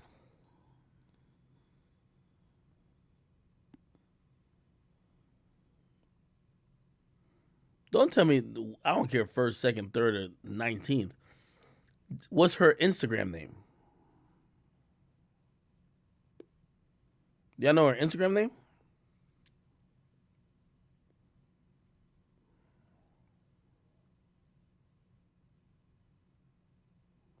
Okay, y'all was trolling. What I can say is this, man. Oh shit, there was more pictures. Oh, what the fuck? What the fuck? She says, watch who you have kids by. By the way, trigger warning, trigger warning, trigger warning. Watch who you have kids by. My son dad let whores, yes, whores, with an S, because there was 2 of them weak ass hosts.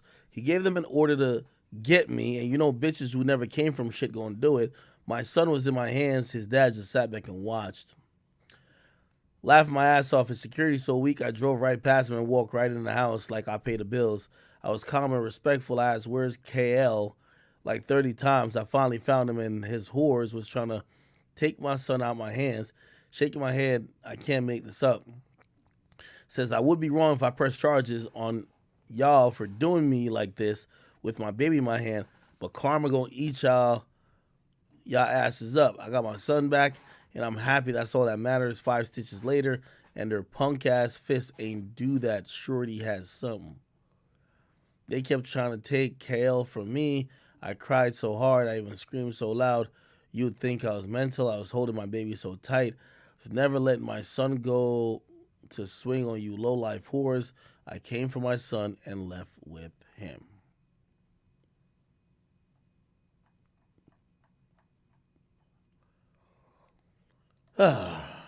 Chat, with all due respect, man.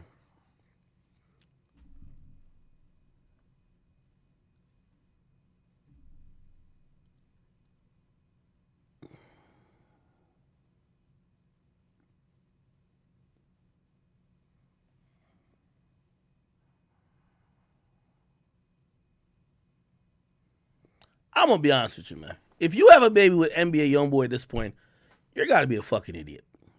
Or you like that type of lifestyle. I can't feel bad for this woman, bro. I'm going to be honest with you. Here's the thing. NBA Youngboy is a rich motherfucker who's immature. He got daddy issues, mommy issues, all that type of stuff. He's kind of bipolar, a little bit retarded, all that shit in one. He lives in his own world that he still thinks he controls everything that happens there and everybody within him. He's one of them niggas you could tell control freak as well, right? Only time he's ever been probably subjugated to something is obviously with the government telling him you can't leave the house. If you have a kid with him because you're a groupie, because you are a fan or whatever the case is, I can't feel bad for you. And not that I'm co-signing you getting abused or nothing else, but the nigga been giving examples of how he give it up for at least 5 years. If you're a woman that get with NBA Youngboy, prepare to be a slave. Prepared to have, your self-esteem diminished. Prepared to be possibly beaten on. Prepared to be in a harem. Prepared to just, be at his whatever whim.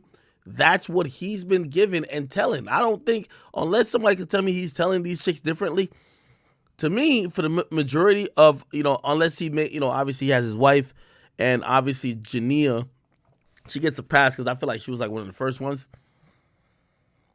The rest of y'all are like groupies to me. Like, I mean, it is what it is. Like, yeah, if you have a kid with YoungBoy, YoungBoy married, got 10 chicks still at his crib.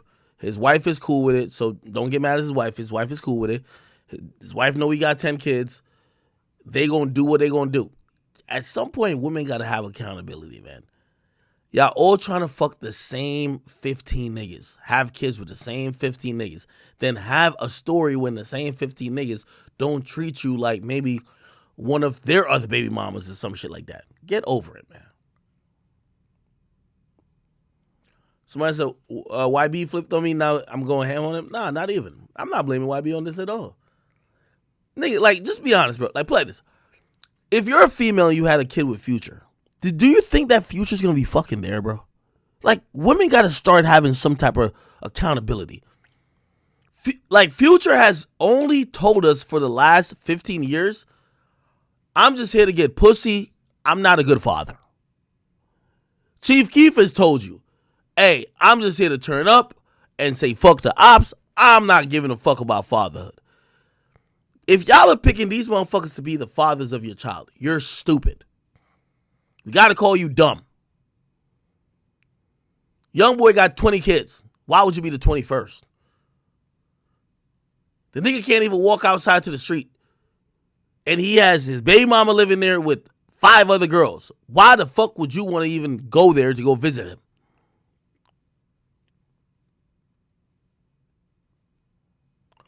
Somebody said he's there for his kids. I forgot most of y'all little kids. I can't even I don't even have I don't even have the energy to argue this shit with y'all.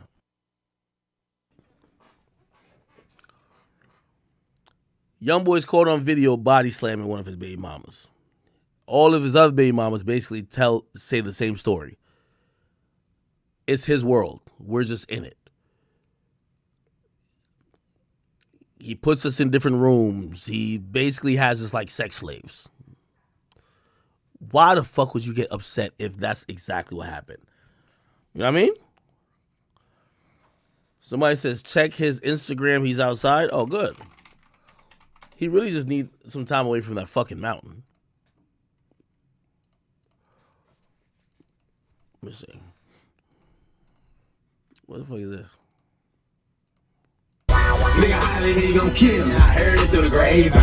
When I catch him, it's a killer. You know I won't waste time. Walk on with them switches, everyone get FaceTime. I'ma take a nigga life before I let you take my. Nigga, soldiers home. And what you supposed to do?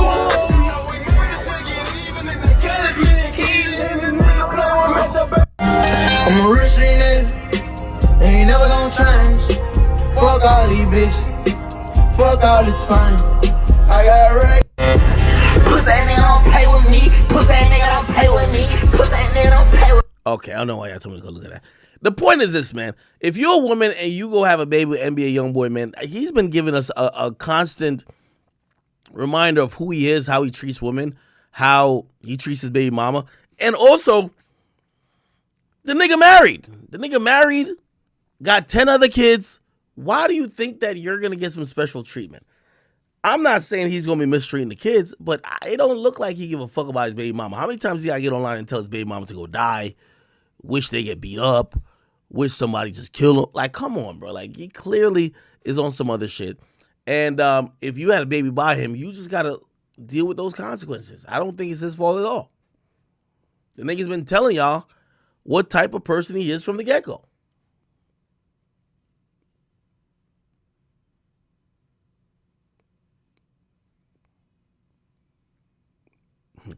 So I said, Ack, yo, he's been gangster again after what you said. Hey, it is what it is. Shit, you know what I mean? Again, YoungBoy's one of those people where I think it's a means to an end. All this, like, you know, rough up his face, act like you're mad. I think his fans just want good music, and if they get good music, they'll forgive him for anything else. So they'll forgive him for all the other bullshit they hear about him as long as he gives them good music. Now, if he doesn't give them good music, they're going to be upset.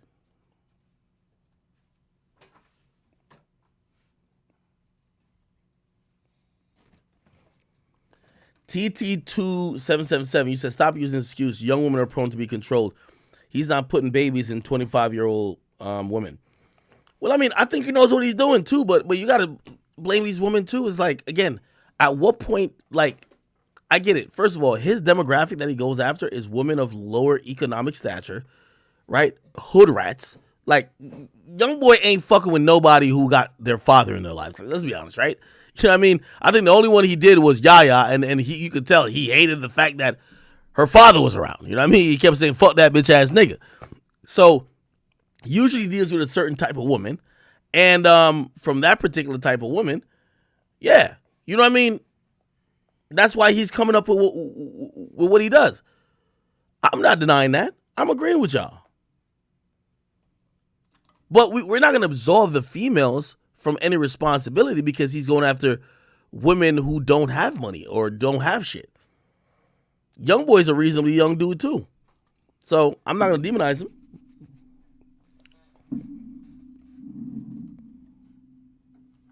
All right. Okay. My boy Fetty Watt, man. Shout out to my boy Fetty. He said, yo, listen, he finally came clean. He said, yo, it's like, all right, music wasn't, by the way, let me just find the full interview.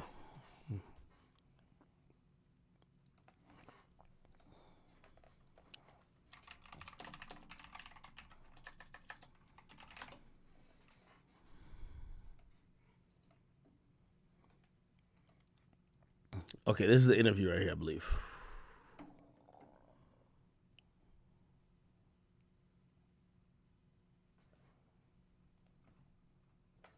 Okay, let me see if I can find it.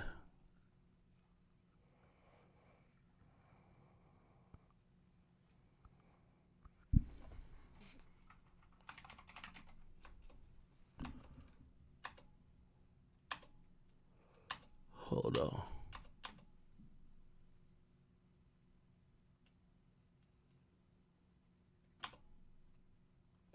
Okay, this is him talking about the So they said, during your sentencing, you told the judge, I only ever wanted to help my family.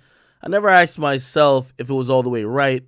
Why was that important for you to say at the time? He says, I mean, because it was true. It's all true. A lot of people don't say it to my face, but, you know, I hear the rumors like, oh, he dumb as hell. He had the world in his hands, all this other shit. But people don't understand the shit I was going through with the music shit. And like I always say, I never fought no labels. I didn't fight 300. I didn't fight RGF. I signed them contracts. Willie Maxwell signed them contracts. Nobody made me do it. Nobody forced me to do it. You know what I'm saying? When I'm putting myself in that situation, I ain't thinking about it for the long run. I'm thinking I could just run up a few $1 million and I'll be good forever. I had no financial guidance like a person to really guide me the right way. It was just like everybody just didn't care. As long as they got their money, they didn't give a fuck. You know what I'm saying? When I started doing shit, this is what I know how to do. It's like being honest with myself, and you know what I'm saying? Like, the music wasn't doing that good. I was putting out music, but nobody paying attention. So I'm like, man, fuck it. I'm gonna go back to what I know how to do. Instead of pursuing music, instead of pursuing my career harder or going harder to make people listen, man, I was kind of a coward. You know what I'm saying?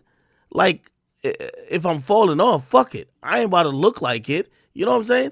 I was a coward for that. It was just like, I can't let my family down.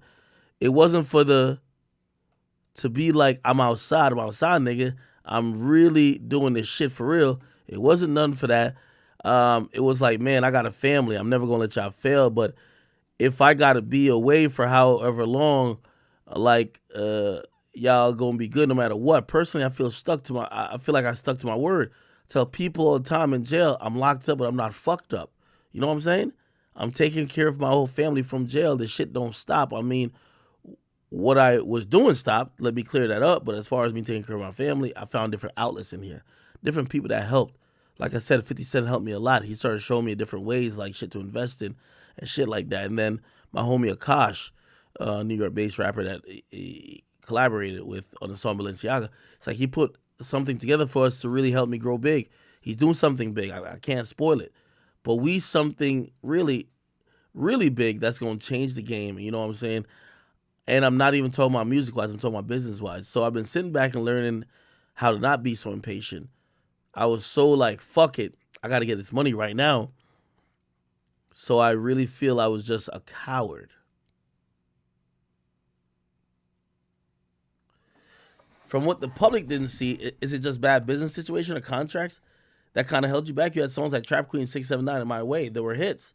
But maybe people thought you had all this money, but behind the scenes, because of business, it's like, yeah, it wasn't like that. Somebody got all the money, but I don't got it. I'll just leave it like that. You know what I'm saying? I made all my money from doing shows and tours and stuff like that. And the real reason why I'm here, I never really get all that. The rap money, I guess you would say, like masters and royalties and shit like that. Wow. You know what I like about Fetty? And this is why I want him to win. If you ever go watch my interview with him, Fetty Wap is so clairvoyant and like just so honest about the entire process. Like he takes so much of the blame. And obviously sometimes, you know, people, they'll take blame that, you know, you don't give them blame. But Fetty Wap is one of those people I honestly feel like he realizes he fucked up. He's been taking accountability and he knows he's not doing it for sympathy. He's doing it because he actually realizes he fucked up. As I read that, him saying, yo, I was a coward for not keep doing the music because I felt I was falling off. So I started going back to what I knew, which was drugs. That's him being so honest where people, even more than saying they fell off, they wouldn't call themselves a coward. They wouldn't say they failed. They wouldn't say, I'm not the guy no more. And that's why I support him a lot. And that's why I root for him, because he was very honest with me in my interview. He was just saying, man, I fucked this shit up. I was an idiot. I didn't have guidance. And when I left that interview that I did with him, I was like, damn, if it was one of those people that you feel like in music or in the industry, you feel like deserves a second chance, I felt it was him, honestly. Guy who took accountability. He went through a bunch, but he's not here crying and saying, why me? He kept saying, I get why. Somebody say he ran the world for like 10 months. Yeah, 2014 and 2015, the world was his. The world was his. But I am a sucker for rappers taking accountability, and the fact that he did, I want to support him. He didn't pass it off on nobody. He could have easily said, well, the label kind of fucked us over, or, man, you know, I'm signed to RGF, and they're not really, you know, we're beefing, so none of that. You know what he said?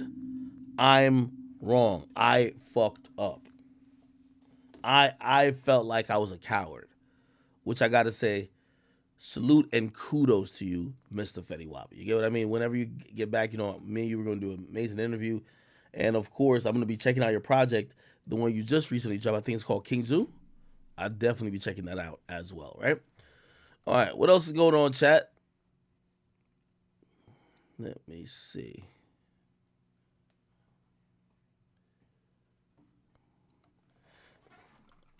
Okay. Really quickly, man.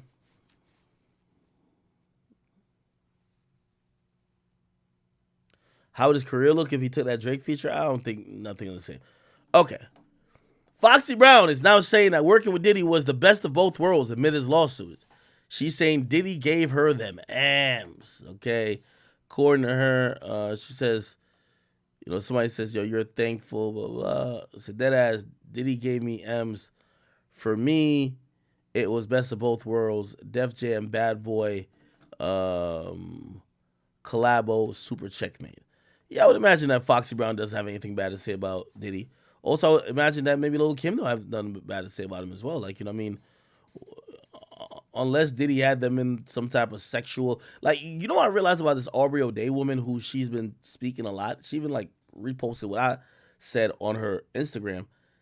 I felt like she's been saying in between the lines, the moment that she said no to Diddy, that she didn't want to fuck Diddy, her career was over. Like, there's an interview she did on Aubrey O'Day, Wendy Williams, and you could read between the lines.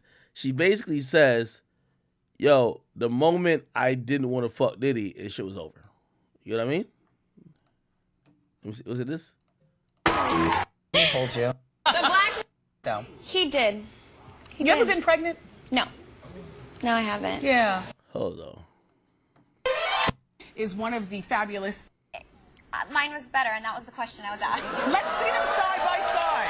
Can we see them side by side? Nah, maybe it was this. He hasn't kicked you off yet. He obviously will. Here we go. Day 26. Day 26 and Donnie. Donnie, the solo artist. So we have a clip. Let's take a look. We're going to every place.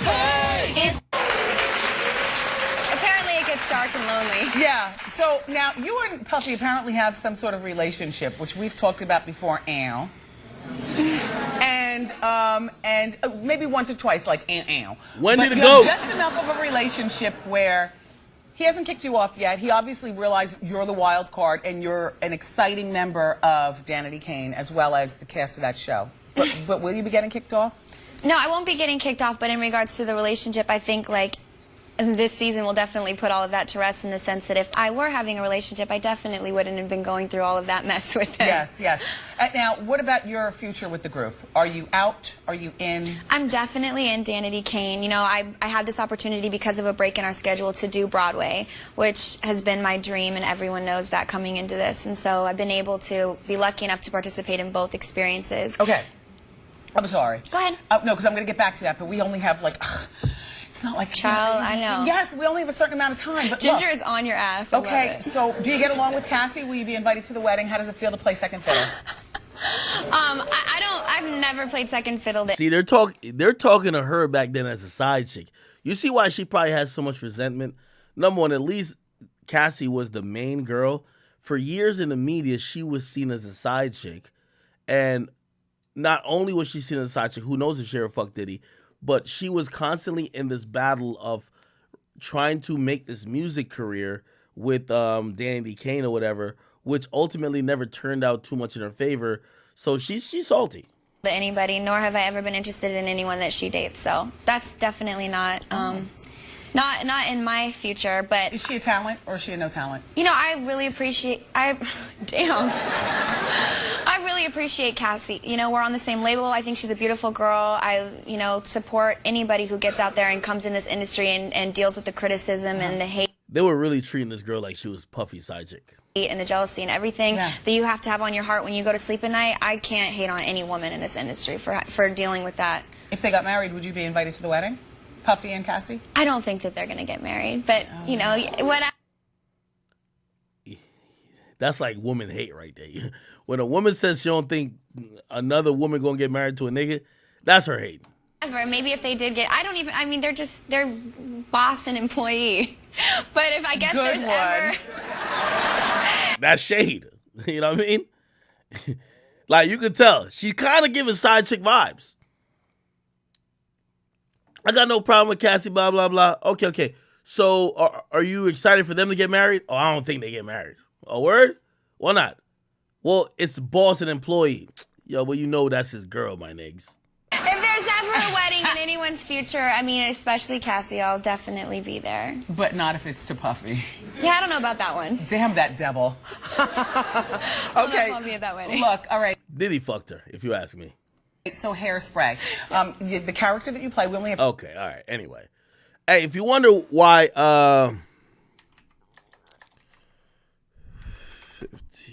Why does it type 50 Cent like that? Hey, this is why this nigga 50... Let me tell you this. Chat, let me tell you this. One golden rule. And by the way, for you females, listen up and listen clear.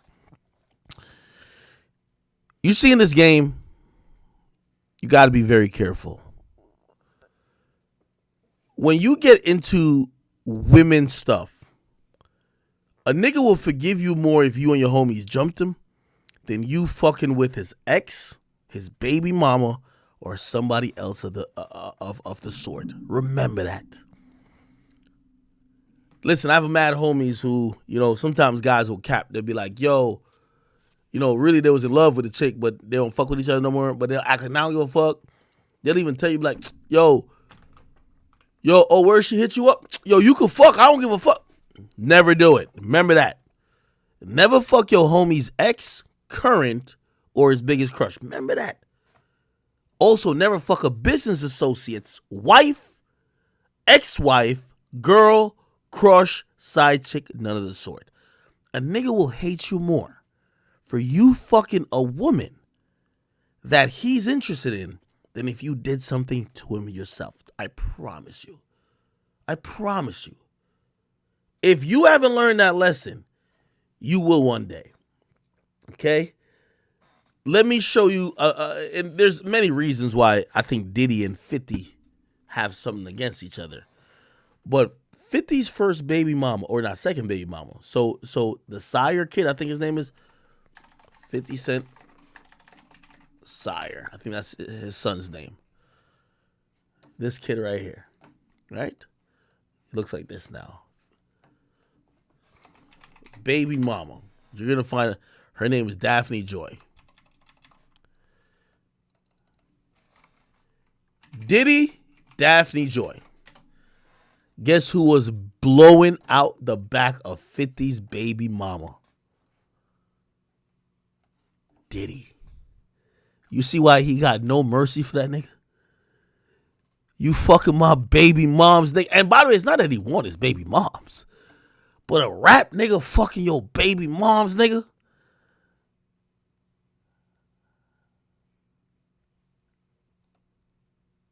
Somebody said she went to Diddy after. I know. But it don't matter.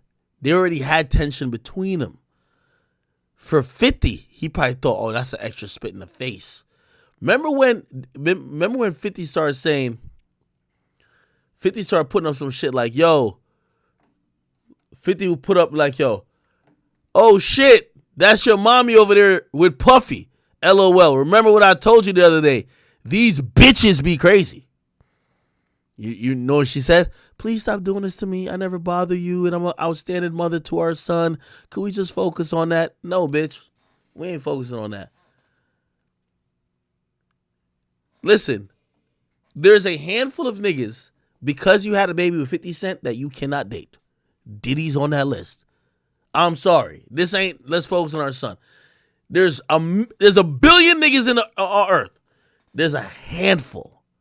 5 to 10, all right, let's say 20 men you could never date because you had a child with 50 Cent. Why are you over there with Puffy?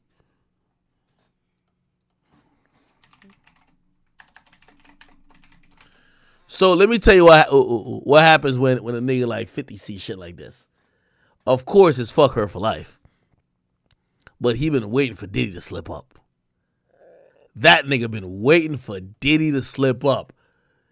Every single time he hears an accusation about, yeah, exactly.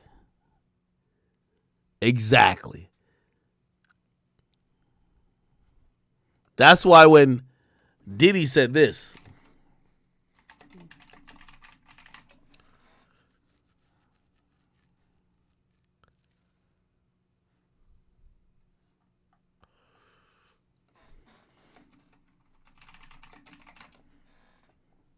do y'all remember when Diddy said this? We segueing into the Drink Champs interview when you was with Nori and Fab and Jada and everybody. They made a compilation video of you because they said you were sounding real suspect on the interview. Yeah. Did you see that? Of course, I didn't see it. No, I didn't see it. You didn't see it? I swear to God. Come on, man. You saw that on World Star and on the gram. Check this out. When they started playing the game, the pause game, I would definitely. That came from Harlem too. By the way. It came from Harlem. I definitely would say some, oh my, ooh, the crowd would be like, whoa, did he just say that? You know what I'm saying? I don't play games, y'all know. You know what I'm saying? I'm a grown man. I don't play games. But yeah. Did you compilation? Nah, I was coming off of being in Miami a night of partying. I don't really remember what I was saying. You know what I'm saying? Would you like a reminder? Yeah, sure. Play some. Hey, yo, listen, yo, I love it all. I love it all, man. I like when you like this, Daddy. Yeah, where you put my bag? Daddy, I like when you scrambling and scraping for shit. No. That was you. Scrambling. You said, I like when you do it like that. Nigga Charlamagne funny as hell. The nigga, that was you. Scrambling and scraping for shit. That was you. Scrambling. What? You said, I like when you do it like that, Daddy. When you scrambling and scraping for shit. Hey, man. He's like, I don't know what I was talking about. Hey. Nah. I mean, I was you don't go back and look at that stuff and laugh? I mean, it could be funny. I don't really be on it like that. Yeah, you know what I'm saying? yeah. Like, I'm sure we can put Charlamagne's compilation against Diddy's We compilation. have a bunch. We have Yeah. I mean, I also don't do it because I know I'm bad at the game. I know I say like reckless stuff out my mouth that's just not maybe adding up to with somebody who's homophobic, but I'm not homophobic and I really don't care. You know what I'm saying? But I'm bad at the game, and it's probably hilarious. I would love to see it. I would love to see the video compilation. It's hilarious. 50 came up here and he was giving you flack for the asking Fab to party. So he'll ask you to play the clip, man. Yeah, play the clip. Where we gonna party, Fab? Party with me for your birthday, man. We partied for my birthday before. You came to my party. No, but me and you ain't never really party. You know what I'm saying? I asked 50 about that, and he said you did the same thing to him. You asked him to take him shopping. I thought he needed. Yo, the way Charlamagne's looking at Diddy right now is crazy. Tell me this ain't crazy. Yeah. I asked 50 about that, and he said you did the same thing to him. You asked him to take him shopping. Yeah, I thought he needed some clothes. What? I'm a nice guy. Yo, why do you and 50? Hey, yo. Why y'all not? Hey, yo, I don't have no beef with I don't know why. With Fifth. He loves me. He loves me. Do y'all really can't have see a it? beef? I mean, y'all can't see it. No, we can't Y'all see can't it, see man. that he loves me? But see, You really, hold on, you really think that's hate? When you really break it down, you've been out here a long time. You know he loves me. I don't think he like you. You know he loves me. I don't think he like you. Okay. But why? But why not? Y'all both passionate. Y'all both. I don't know. hard. Yo, check this out. I don't know. Like, I y'all don't. both the same. No, we are not. Okay, we are not the same. But I mean, we are as not far as cut the from way this. I'm just saying, man. Anyway, thank you guys for all the donations. Corey, thank you for the dollar donation. Kevin, thank you for the $5. It says, Ack, when you speak on Diddy, research Ed Winter. He did Kim Porter's first autopsy. Really? Ed Winter, coroner. Okay. Yo, how come everybody's dead in this like Diddy story, bro? Like everybody's fucking dead. The coroner is dead. Everybody's fucking dead, bro.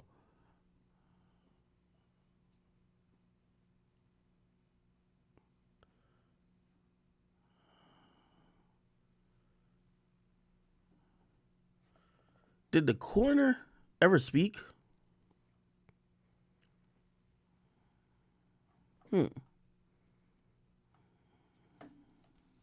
So Ed Winter, a coroner to the stars who handled many high-profile cases, recently passed away. Normally this wouldn't raise eyebrows, but he was the coroner for Kim Porter, and we all know the speculation that surrounded that case. So the tea is that allegedly certain people want to reopen the case of Kim Porter and possibly may want to exhume her body. So Ed Winter, a coroner to the stars who handled many... What?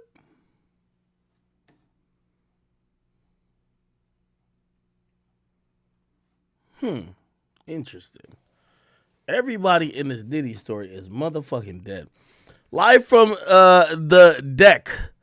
He says Brady Cardia has been shot at several... What? Brady Cardia? Who the fuck is that? Has been shot at several times? What the fuck are you talking about? Who the fuck is Brady Cardia? Okay, Beer. Thank you for the $2. He says, yo, I Google the song Respect and Letter to God.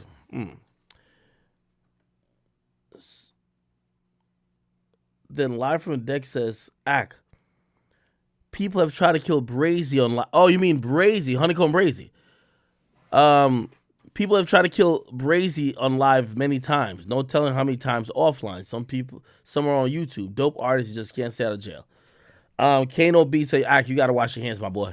Life of Oz says, yo, pick one. Saucy Santana and Diddy, sandwich or hell. Bro, I'm not even going to those, bro. Amenra Beats, he says, there's a video where Biggie was mad that Lil C's didn't remove a videotape. Biggie got in a big argument with Charlie Baltimore, I believe, because she saw it. They've been recording girls. How do I find that video? Life of Oz, he say, yo, Saucy still chasing Act with that flashlight and dildo. Stop it, brother. Smooth Artist, thank you for the 2. He says, yo, Diddy already got to Act before Saucy. Stop it, brother. Jose Segura, he says, yo, fam, you should interview Grammy-winning hip-hop violinist Miri Ben-Ari. She's legendary and a big fan of yours, she told me personally. Really? No way. Aaron, he says, look into Jaguar Wright. Y'all got to give me timestamps for the Jaguar Wright thing. That's what I was saying yesterday. Just say thank you for the 2. He says, yo, Chris Brown doesn't care and hasn't changed. Cult of Masculinity, thank you for the 5. He says, what do you think about the theory that Diddy's getting people to file fake lawsuits now so he could beat them and try to say the real ones are fake? That would be like 4,000 level IQ. Except my whole thing is this. I don't think the time that most lawsuits will be, I have a lawsuit that hasn't even made it to court yet, and it's been a year. You get what I mean? So, like, we've never even been to court. It's like each side is filing paperwork. Oh, we're going to give you 3 months for this, 3 months. Like, it's really slow, the legal process. So for Diddy to have people file fake lawsuits that now the mountains of people are going to think they're real, bro, people are going to stop advertising with you or stop doing shows on your program way before you could get exonerated. So I don't think that makes sense. Nicole Harris, thank you for the 5. She says, yo, Jamie Foxx reveals that Diddy tried to kill him. Was Jamie Foxx hospitalization a result of a vicious attempt to get rid of an actor? Yo, you send that donation like it was a horror film read up. Let me see. Jamie Foxx reveals Diddy.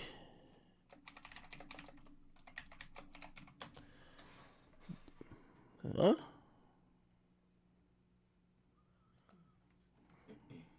Was Jamie Foxx hospitalization a result of a vicious attempt to get rid of the actor forever? Well, some people definitely think so, because it seems like he knows too many dirty secrets of the Hollywood elites. And apparently, judging by Jamie's critical condition, the cost of silence is a life of another innocent person. Well, conspiracy theories have always been a thing in show business, and by what it looks, Jamie is another target of the industry. And guys, hold on tight to your seats when I say that you all wanted to get of Jamie. It's nonetheless Puff Diddy himself. There have long been speculations about Diddy trying to move against Jamie Foxx because the actor has been recently vocal about the music mogul's intimate parties, if you know what I mean. Yo, Puff, I should document this, right? So, what exactly going on with Jamie's health and why doctors are having a hard time to get to the cause of his mysterious health complications? The mystery surrounding the actor's condition looks quite shady, since fans get pitiful crumbles of information about what's going on with their favorite actor, and it's still unclear whether he would recover and come back to work. By what it looks, no one expects him to get better anytime soon because Jamie's movie partner actress Cameron Diaz has been seen filming scenes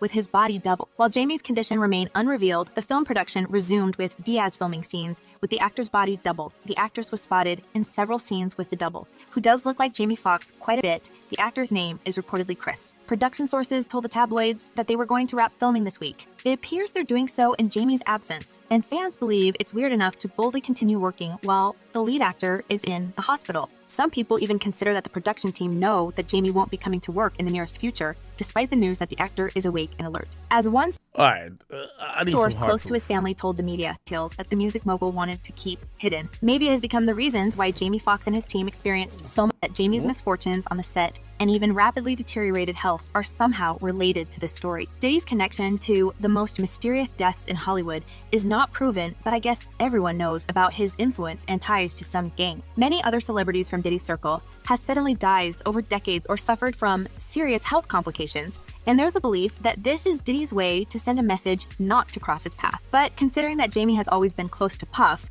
the actor was a convenient friend until the moment he started to share some intimate details that the music mogul wanted to keep hidden. Maybe it has become the reasons why Jamie Foxx and his team experienced so much chaos and interruptions while filming the movie back in action. And apparently, it was quite tense and nervous time for the actor on his back. All right, I'm not getting much info on that in terms of hard proof, so I'm gonna skip it.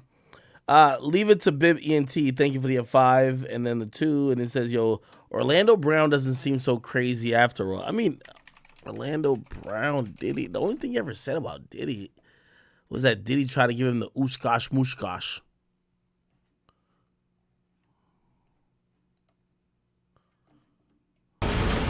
All over the internet, went completely viral, was some things you had to say about Diddy.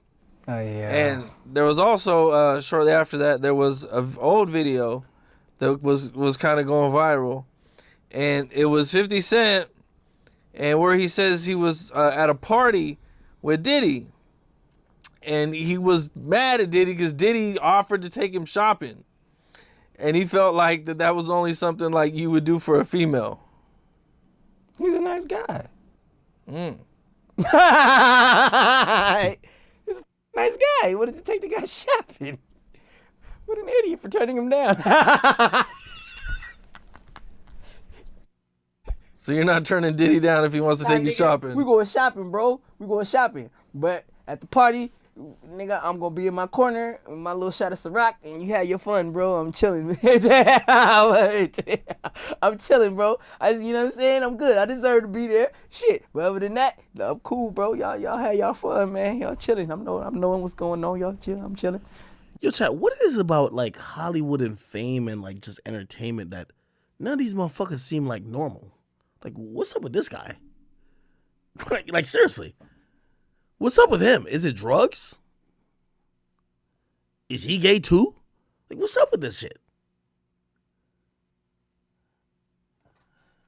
You know what I'm saying? I'm cool, bro. You're cool on that. Oh man, look. I love Diddy, bro. Like, I'm a big Puffy fan, bro, and like the way he boss up on niggas, the way he son niggas, the way he do things, bro. Ashkash kumash diggity diggity dumash. That's my nigga, bro. I love Diddy, bro. He cool as I need my shit right now. That nigga get to spazzing, boy. I'm like, oh God, all right, bro. That's what's up, man. I want to see that shit on the yacht. See that nigga spaz out on a whole bunch of people. Oh shit! Excuse me. I'm sorry. Yeah, man. No, I think he should have let him go shopping with him, man. He wasn't. I don't think it was like. I don't think he extended no. I don't think he was trying to play him or nothing like that. You know what I'm saying? I think he funny. I think he funny, and he know Diddy is very. He knows 50 is a very masculine person. So I think he did know that it wasn't gonna go over too well, but at the same time, he liked the people, so it's all good. I like the people too, man. That's my dog, man. I love Diddy. So you think 50 Cent just kind of took it a little bit the wrong way? I think he just bossed up on him like, no, nigga, get me up out of here, man. But like I said, I think Diddy did it on purpose. Just to fuck with him, man. You know, he got that kind of sense of humor, bro. He's just a funny dude. Every year, 50 Cent hosts these tycoon events in Houston. So I guess he's making it like a yearly thing. And I guess every year, Trey Songz like gets mad or does something crazy. And, you know, I guess this year he was acting crazy and trying to fight over some girls. So 50 Cent like banned him from ever coming to his parties again. Man, something's off with Orlando Brown. Something's off with him. I think people remember this one.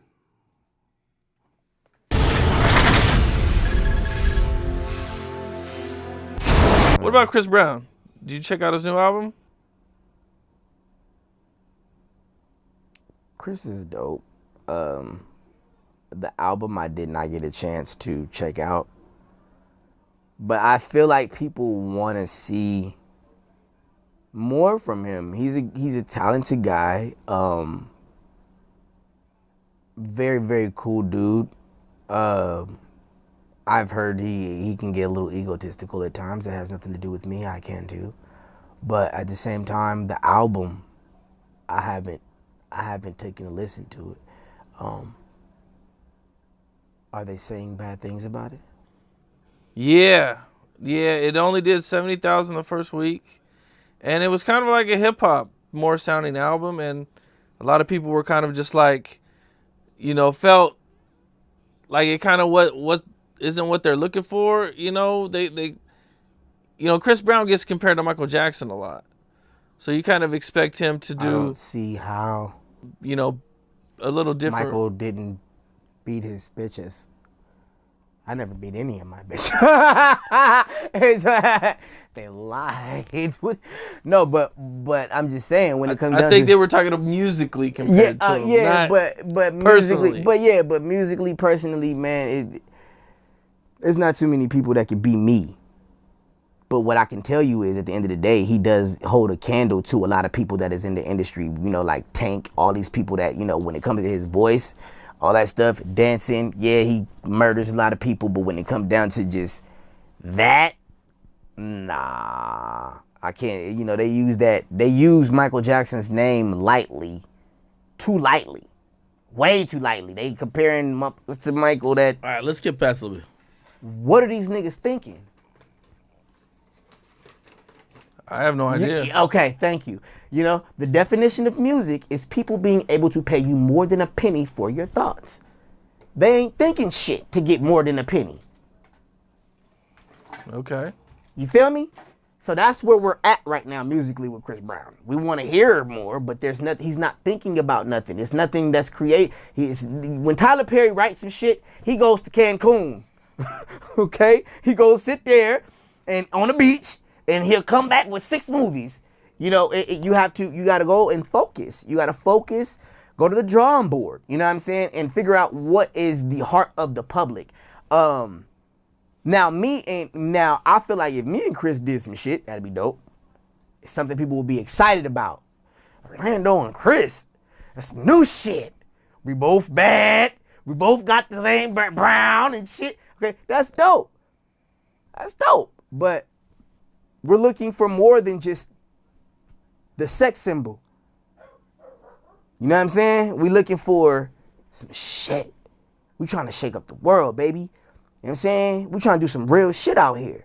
You know what I mean? I got in my Diddy mode. I'm sorry. I started licking my lip. You know what I'm saying? You know what I mean?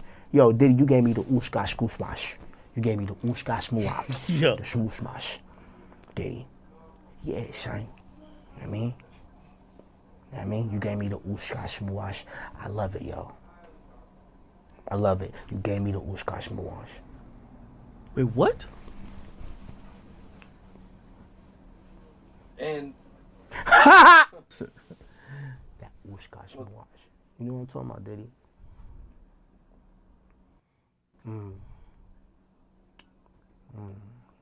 Diddy. God.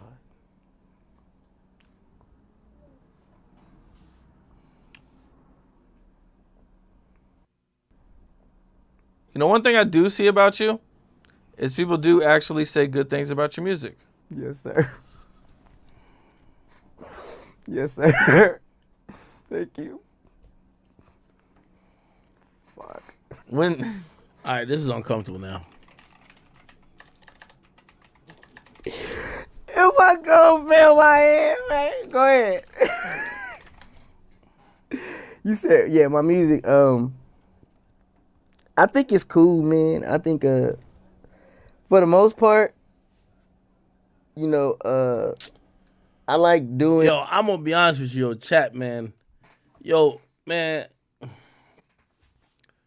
Yo, I'm tired of these Batiman files, man. It's like, yo, I told you, chat, like I told y'all this like 3 years ago. Nigga, all these niggas is gay. Like, for real, man. Like, every time I'm on here now, I'm streaming, I'm just covering these niggas who like dick. This shit is not cool, man. I want to talk about bitches, nigga. Look at this shit now, man. Now you have Dwight Howard, baby mama, talking about how he like dick. Like, what the fuck, man? Is there any straight niggas beside me that exist? Of course, Vlad went and got Dwight Howard, baby mama. The little scally that he found, she was on the 76ers like a cheerleader. Listen to this shit, chat.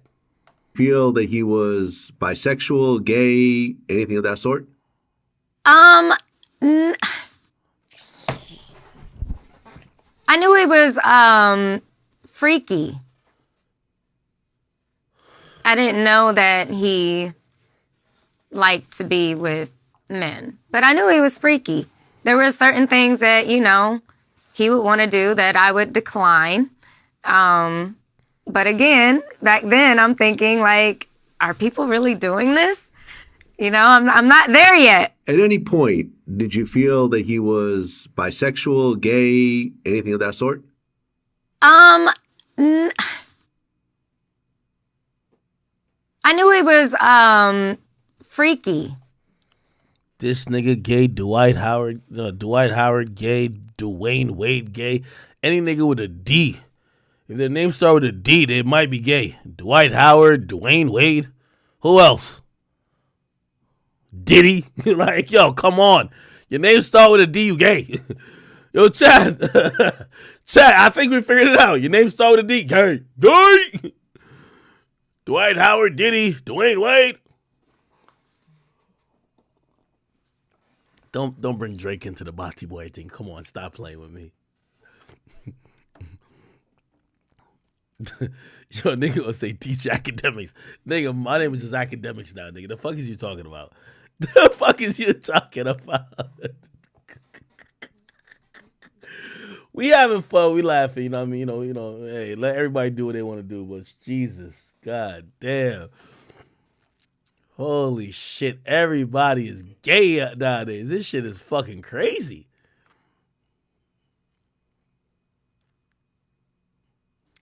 Well, I understand this right here. I date women say, look, the dog, they're going to get on the bed. They're going to get on the couch. They're going to sleep in the bed. The two little ones, they're going to sleep in the bed. I'm going to feed them table food. If you got a problem with the dogs, let me know now. We can't do anything. I don't care how fine you are. I don't care how much money you make. Dogs ain't going nowhere. They live here. You visiting. Damn, Unc.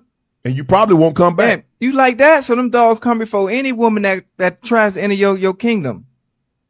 Any. Boy, you tough, boy. Right. Princess and Pluto. I ain't I'm tough. just saying that but you when I date women say, look.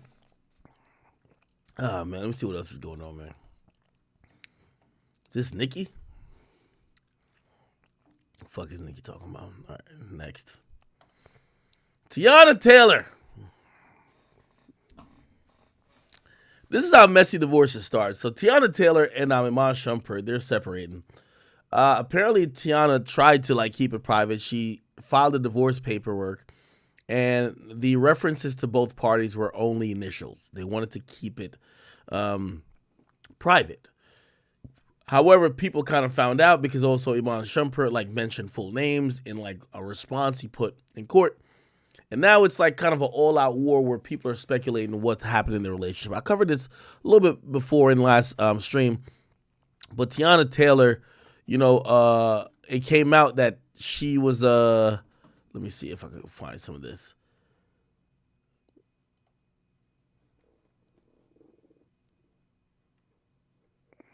Hold on. Okay. So, despite Tiana Taylor saying that cheating was not a contributing factor, the court documents say otherwise. Now, keep in mind, Tiana Taylor is one of those women allegedly, they used to brag, not even brag, but publicly say they love fucking women together. So, they were the threesome group. And I always just thought, listen, I thought threesome saves relationships, you know what I mean? But clearly it didn't happen here. And they listed that Iman Shumpert just was, I guess cheating on the side or whatever. She denied it, but now the court documents people could read for themselves. Now it's he said, she said. She came out and basically said, I mind my business. I don't bother nobody. And y'all know I never played about my children, my family, my privacy. I have not spoken on this matter privately to any media outlets or blogs. So everyone claiming Tiana said whatever didn't get any statements directly from me. These statements were taken from private court documents, which, by the way, how private is it if it was in the open, that were leaked to the public. It is heartbreaking that someone would take out the time to make such a private matter public for the world to see. However, protecting my family is one thing I've always done, and for my children, I will continue to do so. Please, if y'all love y'all play nieces, Junie and Rue, like y'all have shown, please allow myself and my family privacy to resolve this matter in peace.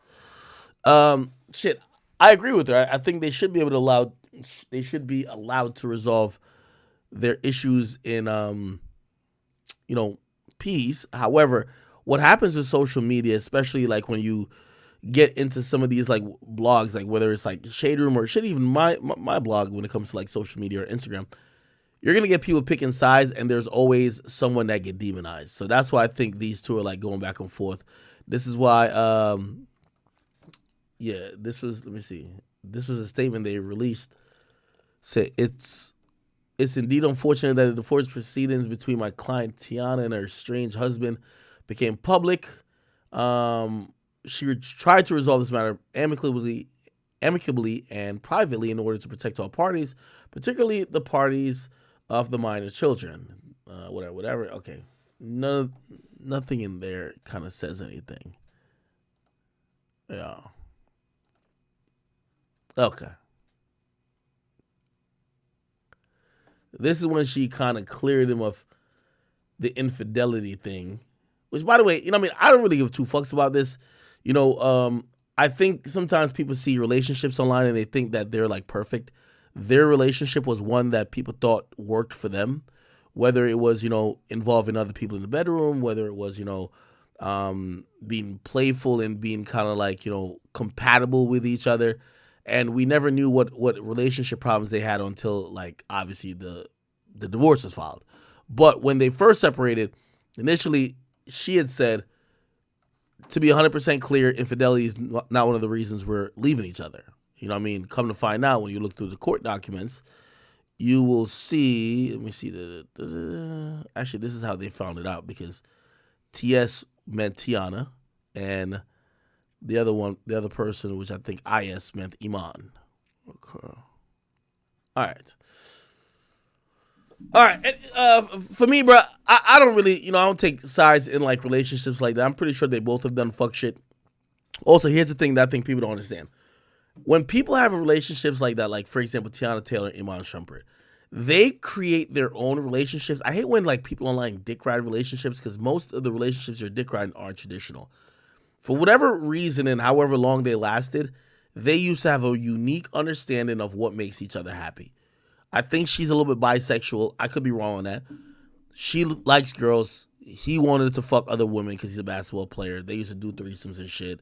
You know what I mean? It looked like they were kind of interested in the same things somewhat. He wanted to be in entertainment business even after basketball. It looked like they had a very playful, very, cool relationship among each other. It never looked like they were fighting, didn't look toxic, but doesn't mean it was going to last. So, I don't send my prayers to both of them, and obviously they got kids. Hopefully it doesn't get nasty, because that's what social media makes you do. Social media will pick a side, and especially when it comes to like Shade Room and shit like that, they'll be like, okay, tell us what this fuck nigga did that we can hate him. Hopefully neither one of them bite for the bait, but it is what it is. Okay, let me see what else is going on. All right. Tired of this Diddy shit. Yeah, they love posting this thing over here. I'm calling my phone right here. Hello. Yeah, they got me playing Smash Your Pants. None of the niggas is giving. The baller calling my phone right here.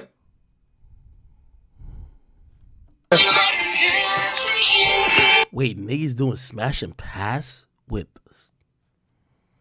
I'm done. Hello. I know this nigga. Ain't this nigga like that? His name like Unghetto? I don't know what these things is. Huh? Niggas be gay, bro. I don't know. All right, anyway. Let me just keep it going. Let me see what's popping over here. Beyonce. The fuck is this? I gotta go to Shade Room. Oh. Nah. Yeah, I'm gonna go to Shade Room. Yo, Tink, man. Tink and Hitmaker. Hitmaker, by the way, Young Berg, you owe me like an interview, but I'm gonna be honest with you, man. I want y'all to keep both y'all fuckery offline for the foreseeable future, my niggas. If you guys don't know, Tink and Young Berg had came out the other day with Young Berg saying that Tink was stalking him and that she was allegedly gonna make up some lies that he put hands on her, but he never did, and she was, doing weird shit. And all of that nonsense for both of them to be back together, okay? Basically, they just revealed, Tink revealed that she eats Young Berg's ass and he eats her ass too. Essentially, the same thing they were complaining about, making a big stink. They're still trying to do it. They're dating, but also he's the producer and she's the artist. Hear what they got to say. By all means, y'all, he'll take it to whatever lane.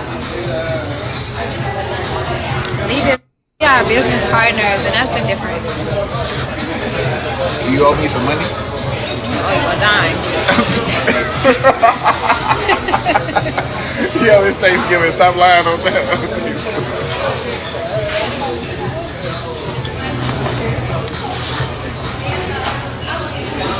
Talk to your fans, though. Tell them what's going on.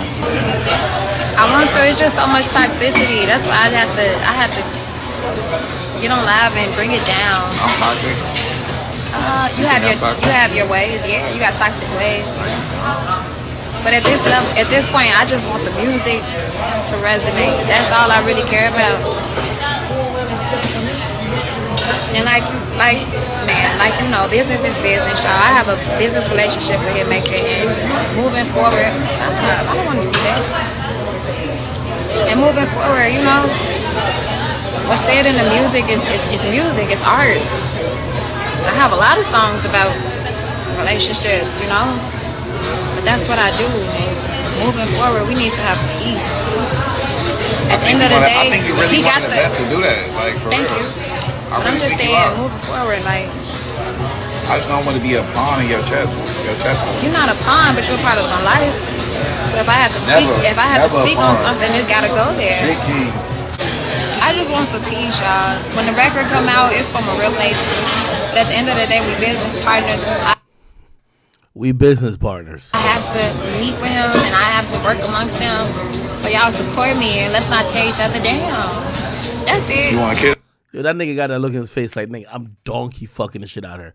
Yo, Tink, listen, you don't gotta lie to me, shorty. Listen, you could keep lying to yourself. Enjoy your delusion. And Hitmaker, you know everything I'm saying. I don't got no hatred against you or whatever you got with her. But I will tell y'all this. This is the reality of how it goes. The music business is a really tough place, and it's really no place for love in business. This ain't love and basketball, my niggas. You don't get to fall in love and make great music, too. It don't happen like that, okay? You got to pick one.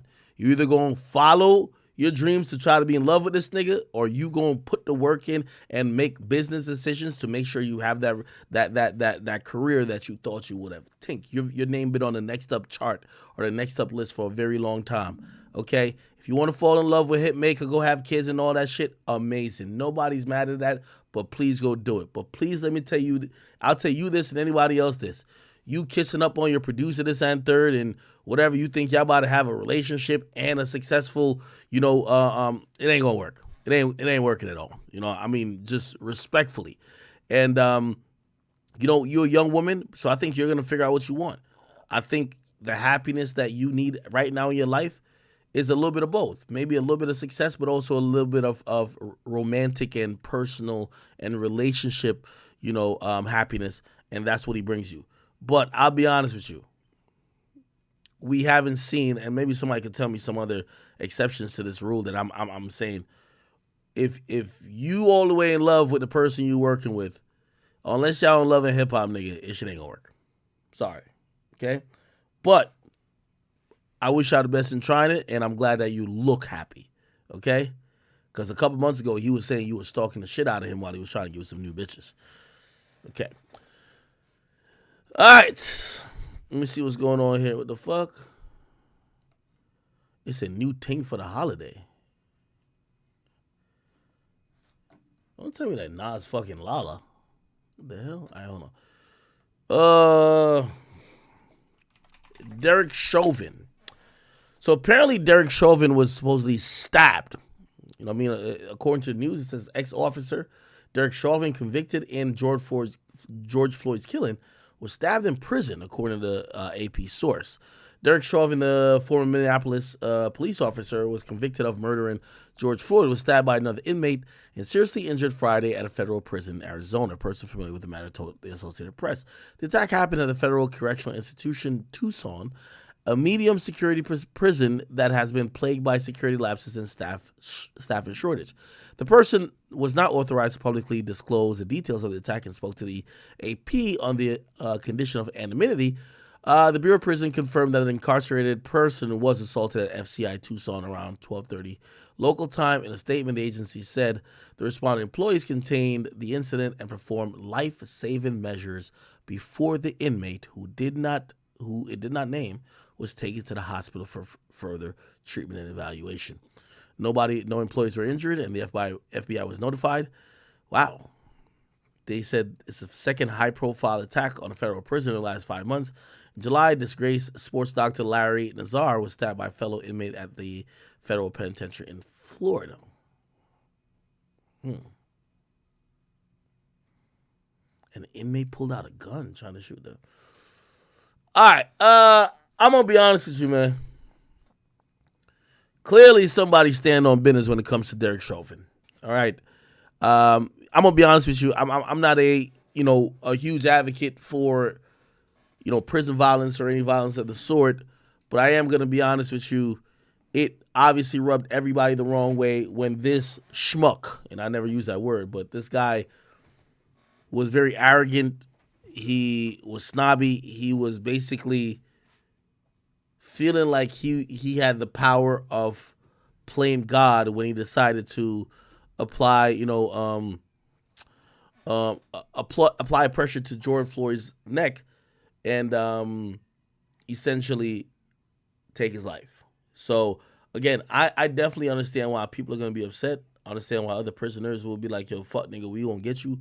And again, while I don't condone or I don't support or don't encourage that particular violence, my nigga, it's about time we hear some of the people who are incarcerated start doing things to the people who society as a whole have claimed to offend entire groups of people.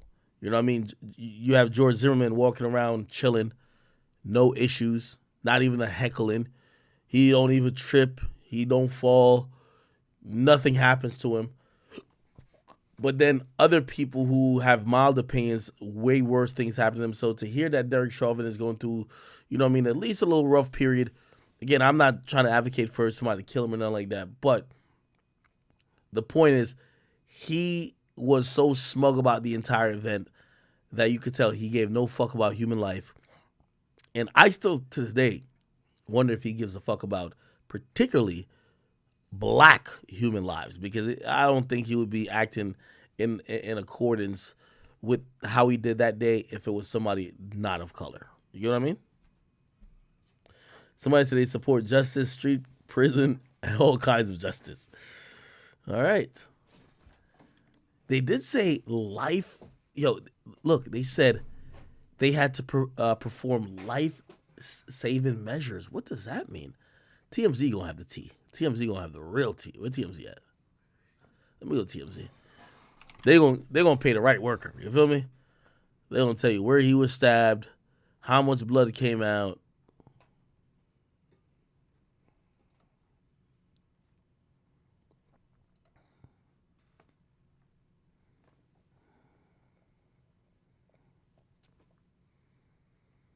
Yeah, we're not getting much.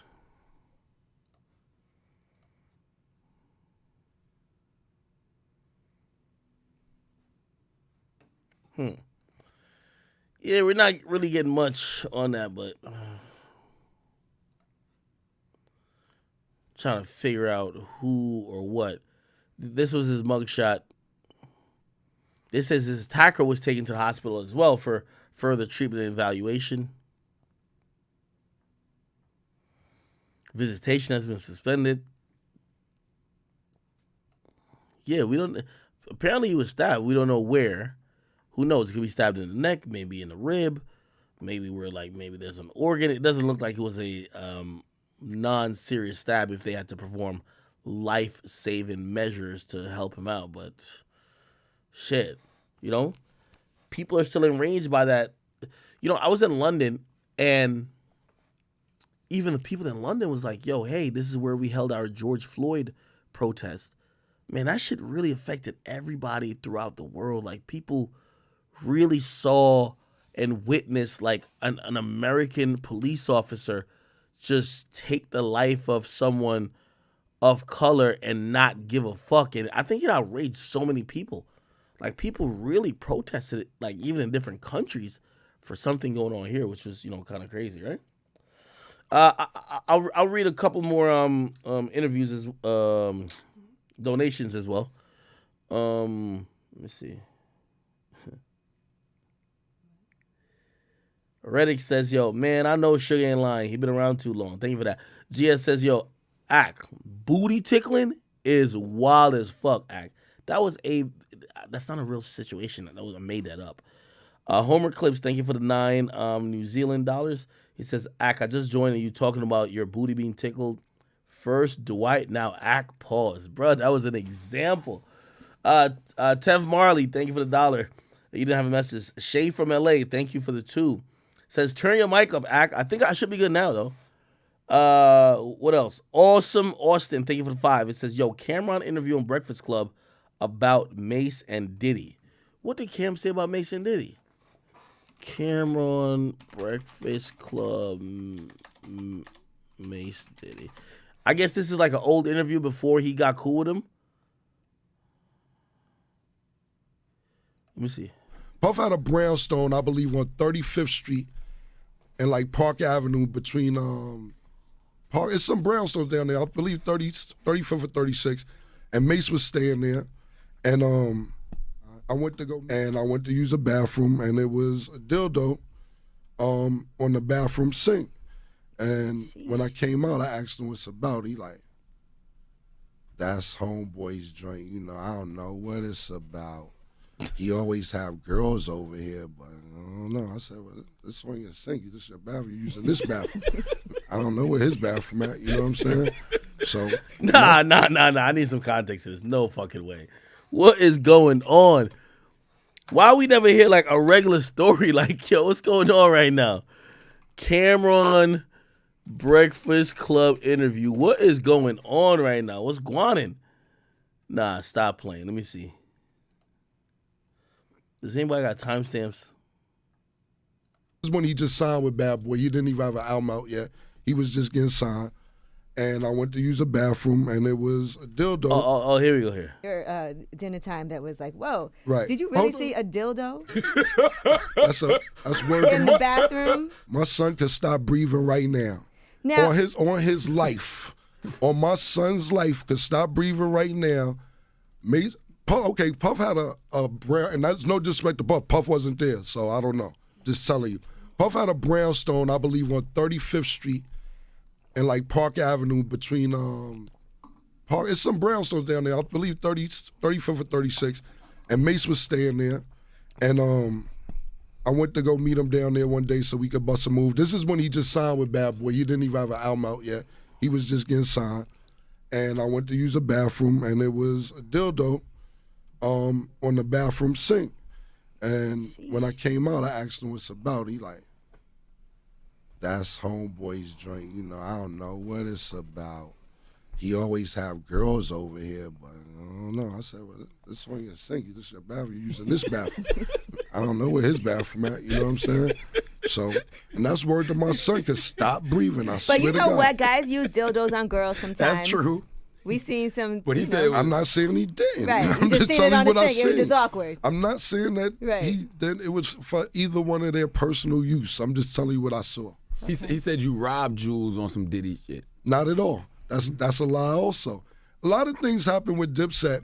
It's just because we all had lack of communication. Okay, he's talking about Mace here. This is before they got cool into the show, by the way. It's 5 years ago. By the way, salute to Marcus. Thank you for the, he copped a few items from the merch shop. Semhard, thank you for the, or is it Samar? Yeah, thank you for the merch purchase, and also Emmanuel. Salute to all y'all. Damn, man, does anybody got like a regular story of Diddy? This is crazy. Main topics. Thank you for the 2, and Lee Money. Thank you for the 20. It says, yo, Ack. He was trying to get them to clap his cheeks. Ack. Sounds like Diddy's a bottom. Whoa. Casey's, thank you for the 5. And say, yo, call T-Pain and ask him if Diddy fucked him. Yo, this is crazy. Yo, Reddix, thank you for the 2. He says, yo, Puffstein Island. Wow. Life of Oz says, yo, Diddy, the booty swindler. Jeez. Brick, thank you for the 2. He says, yo, Ack, you gotta help it says, yo, Ack, Diddy help Burna Boy get a Grammy. Did he? Main topics, thank you again. So, Ack, I'm a truckload driver out of ATL. I stay tuned into your live from start to finish, doing your thing, bro. I appreciate all my truck drivers that watch me. That's why I try to give y'all about 6 hours, because I know, hey, if you driving for more than 6 hours, first of all, I think according to the state laws, you need to go take a rest. Number 2, I try to entertain y'all while y'all rock out for a bit. So appreciate y'all. I'm really blessed that y'all listen to me or watch me. Okay, CB 2757. Thank you for the 5. It says YB drop. What did he drop? Anything but the norm. Thank you for the 10. She just had what the fuck is this? It's like a little emoji. Big LLK, thank you for the 20. Says, yo, my man Ack. I've been a big supporter since the war in Chirac. Keep up the work, bro. I watch your videos while I drive off the record every night. Say, oh, you're a truck driver too? I'm telling you, truck drivers fuck with me. Hey, I ain't gonna lie. I might drop like a special truck driver chat nigga merch, yo. He said, could you shout out my new gram, long live Dorian 1. So go check my boy out, long live Dorian 1. You know, them truck drivers be getting paid pretty good. So I don't know if my boy got a girl or something like that, but go holla at him. John Reyes, he says, yo, Ack, yo, that nigga Diddy, he probably thinking about the freak offs right now. Homer Clips, he gonna say, Ack, you right. Drake, Drewski, and Demix. Yo, stop playing with us, bro. You try to say all the people with the names that start with D. Get out of here. Somebody says, play Orlando Brown, Nick Cannon. What the fuck? Orlando Brown, Nick Cannon. Orlando Brown, Nick Cannon. What you mean, Orlando Brown, Nick Cannon? Oh, he claiming he fucked. Wait, what? Is it this one?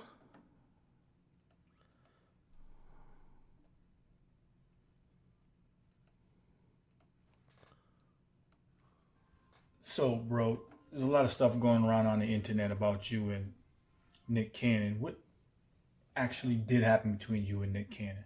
I mean, she gave me, and then I gave her some. I do, yeah. Wait, hold on, man. Hold on. Let's get to this shit chat. Hold on, what the fuck? Oh, don't worry about Nick. Okay, look, fine, okay? You want me to tell everybody? You want me to let everybody know that? Okay, fine. Nick, I'll let you suck my dick. Okay? Fine, I said. I let Nick suck my dick. And and I liked it. It was okay, fine. Nick, you sucked my dick.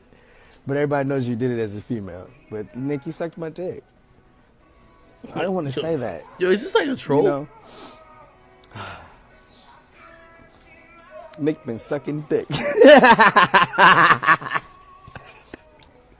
Nick, you know you been sucking dick. Mush mouth motherfucker. You don't want me on wildin' out. Nick been sucking dick. Nick been, everybody in the world gonna be like, Nick been sucking dick. Nick been sucking. What the fuck? You wanna learn how to drive? They will prey, haunt, kidnap, anything to stay on top. This is their world. They have nothing but time, is what they believe. Now, who are we talking about? We're talking about everyone that's supposed to be dead.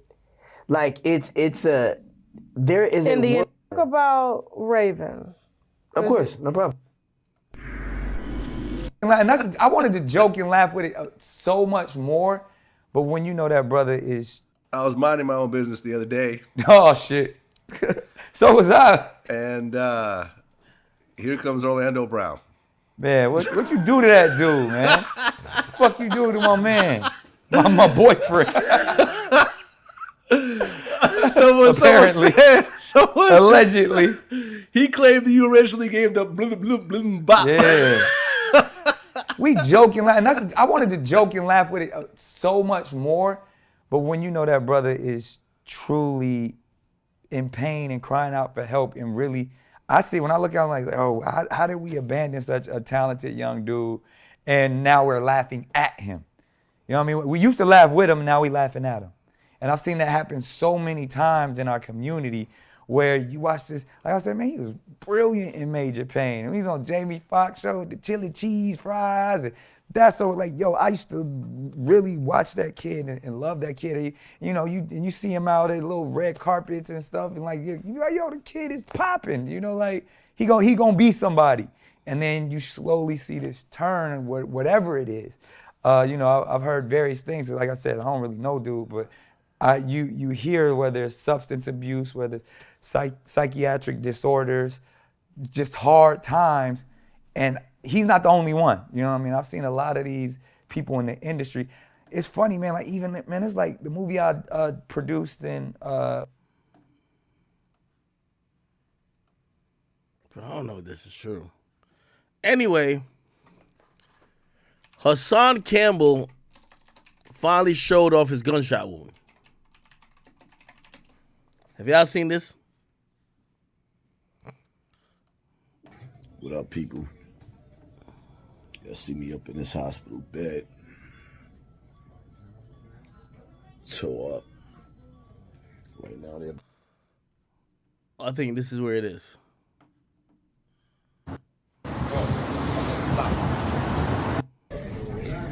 Right? Got me right here. That's the bullet. Yeah. Piece of cake. All right. I know it's not easy. I got footage that I ain't even put up yet. With them taking the bullet out of my box, out of my back. You see that gold pad right there? It's bloody. I don't really want to take it off because that's blood.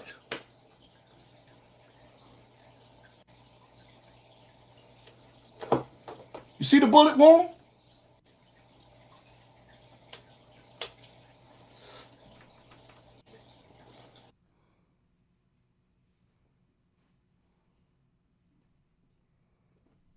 Yo, chat.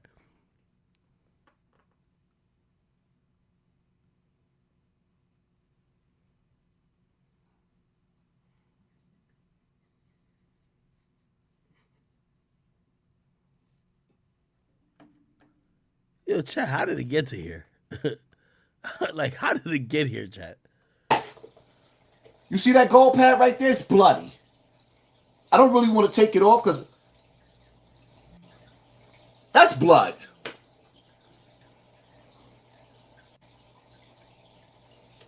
You see the bullet wound? I know Mosky. Yo, shut the fuck up, man. They trying to play my boy Hassan. That's my boy Big Hassan. His name Poppy in the hood. Somebody talking about, you wish you could hear this chick over here talking about that look like a mosquito bite. Nah, nigga. My boy took one. And that gotta be a 22 though. Let me zoom in. It gotta be that gotta be a 22. Remember that new gun I got? And you do like, yo, like what the hell that gonna eat? No, it's a 22. Shit, that shit could kill you. Like, don't get it fucked up now. Don't get it. You joking, but don't get it fucked up. That could kill you. It traveled to my back. That's where they took the bullet out. Y'all see the bullet wound? Don't tell me nothing, man. I held it down. I just hope you niggas can hold it down. Niggas sitting up there controlling my narrative. Nah, my life is real like that. Y'all niggas mad because a nigga... Nah, this nigga gangster, yo. Yo, that nigga got shot like 48 hours ago. That's nigga took the bandage off. He not even screaming. Yo, this nigga is gangster. Yo, I would have been crying. First of all, I ain't gonna lie to you. Yo, nigga, I would have had that whole block in jail, nigga. I would have snitched on every nigga. Nigga, if you ever sold a dime bag on that block, nigga, you ever cheated on your taxes, nigga, you ever ran a red light, nigga, I would have that entire block in shackles, nigga. Nigga, y'all would have looked at me and be like, damn, Charleston White is an amateur, nigga. The whole block would have been in jail, nigga. I promise y'all. Oh, hell nah. Nah, he gangster. He tough. See, he really tough. He tough. He super tough. If you ever got a package and hit Amazon, told me you ain't get it on some whatever, nigga, I'm snitching on you too, nigga. Everybody going to jail. You jaywalked, you getting locked up too, nigga. Nah, Hassan tough. Damn. Yo, Hassan got shot like yesterday and that nigga showing off the bullet wound. That shit real too. Like that shit like, you see it look dark? That's cause you can see the other side of the shit. It's like a tunnel. Nah, Hassan tough. Hassan really tough. Yo, I'm gonna keep it real with y'all. Y'all gonna have respect for my mans. Hassan Campbell is my mans. I ain't gonna let y'all disrespect him like that. I'm gonna be honest with y'all. If y'all really gonna disrespect my mans, bro, y'all politely just walk y'all way out of the stream. Y'all ain't gonna sit here and tell me my mans got hit with a BB gun. That's not gonna fly on my stream. No way, no how. Y'all not gonna talk about my mans like that, bro. My man got hit with a 45. Facts. Stop playing. Niggas really pull out the blamer on him, nigga. Y'all just, man, my man survived it.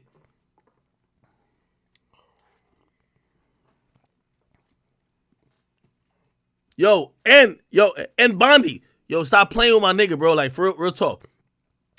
Yo, why bad mind? Yo, bro, like, you bad man, you bad minded my friend, bro. Like, told my he got hit with an airsoft gun. Stop playing with my nigga. Like, yo, Hassan lived it, nigga.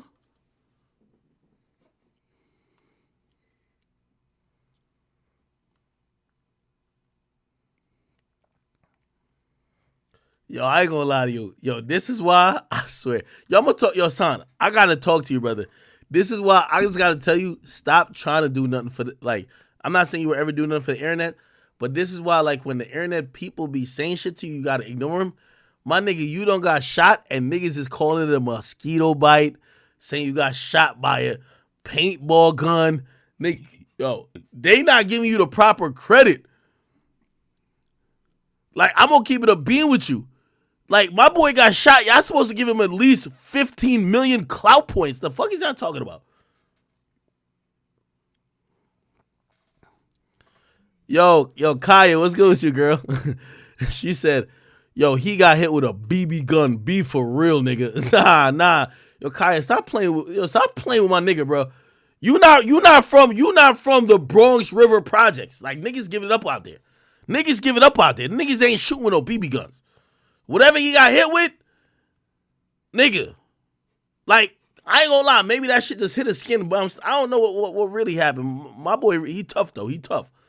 Lionel, what's up with you? He said, show that interview of you and him. He'll never elaborate. What are you talking about? Yo, Vic, thank you for the 10. He said, yo, my son put me onto your channel in 2015. We loved you. He died this year. Oh, my God. You about to make me cry, bro. Shit. He said, I continue to watch you because you remind me of him. I don't care what the world say. I support you because you made my son happy. Vic, I love you. I appreciate you. And I hope one day we meet in person. That's a story that's definitely, that's an amazing story. And I'm sorry for the loss of your son. Rachel, what's cracking? She says, she got me emotional now. Let me get out of this mode for a second. She says, yo, check Orlando Brown music. Act, you'll be shocked. Orlando Brown was making music? I just don't like how y'all play with my boy Hassan, though. This shit was crazy, though. Don't throw it from the window. Come outside. I'll beat your mother up. Come outside, nigga. Don't throw it from the window. Come outside.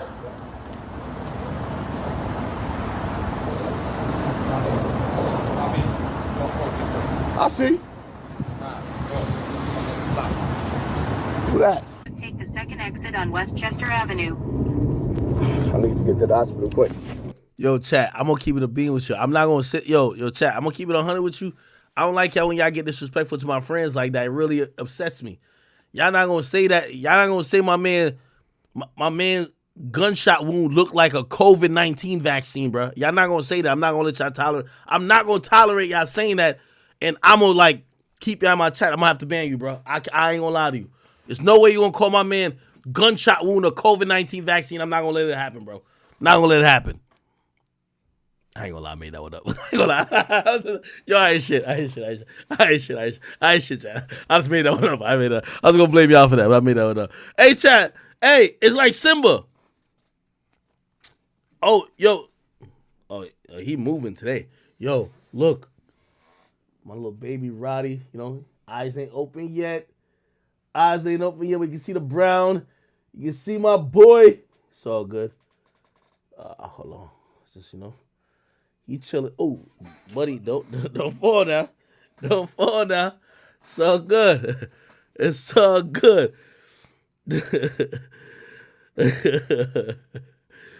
Yo, a nigga gonna say this is the antibacterial shot you gotta take before you go into one of Diddy's freak offs.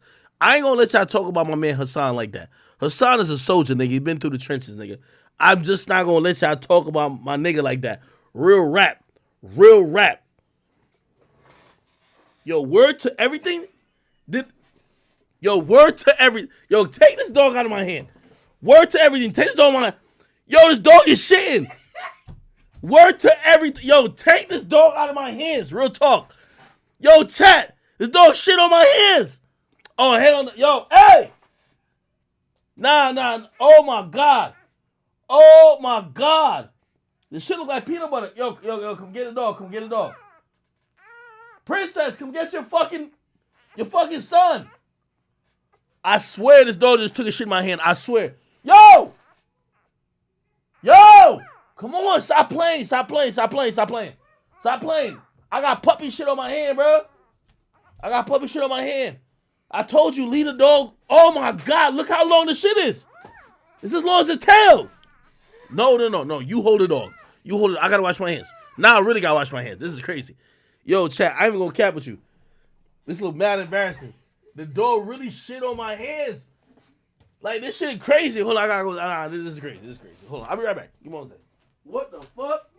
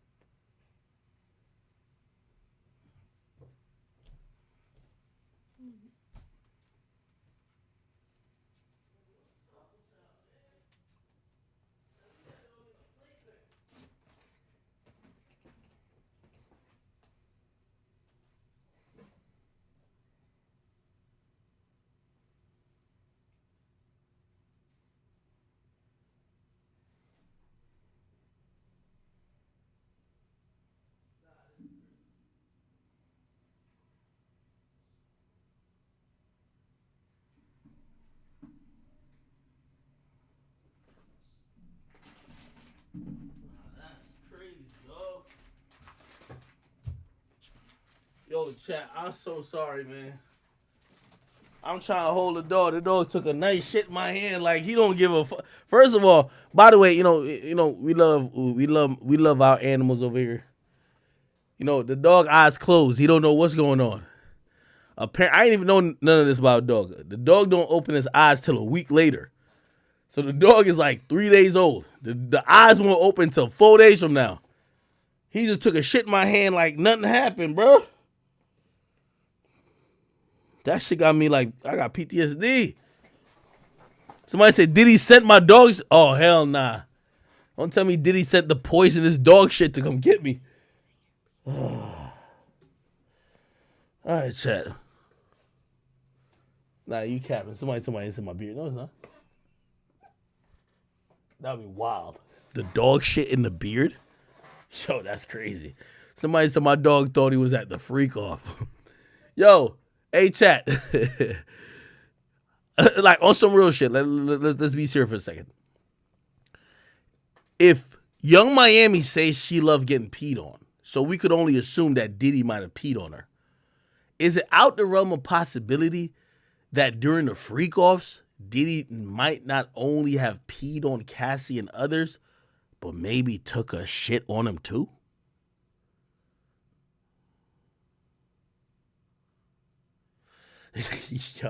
Yo, y'all stop playing with me, man. That's all right, bet. Anyway, we back to my man Hassan Campbell, all right? Which one of y'all motherfuckers just said that Hassan Campbell gunshot wound looked like a COVID vaccine, man? Which one of y'all said that, bro?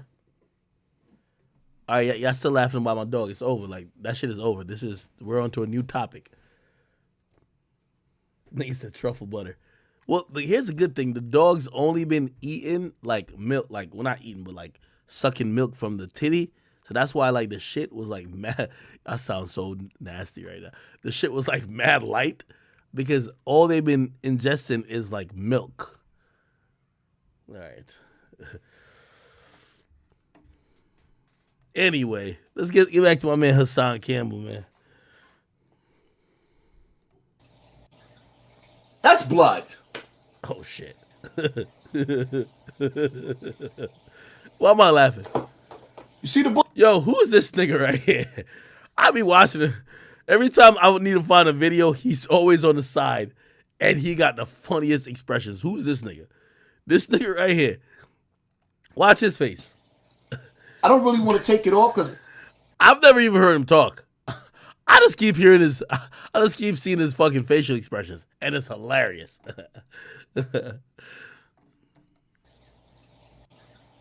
that's blood.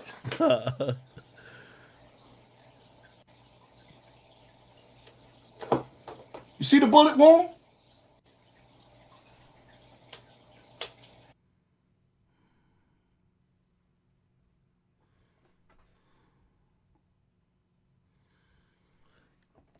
You know what watching this made me realize? I'm dumb pussy. Yo, this nigga got shot like 48 hours ago. He's like, yo, check the bullet wound out. It's right here. It's right here, nigga. It's right here. Like, that nigga moving his shoulder full motion and shit. Nigga, my hand would have been in a sling with a cast from here to like half my body, my nigga. This nigga look like he chilling. That's when I realized Hassan is dumb gangster. Crazy gangster.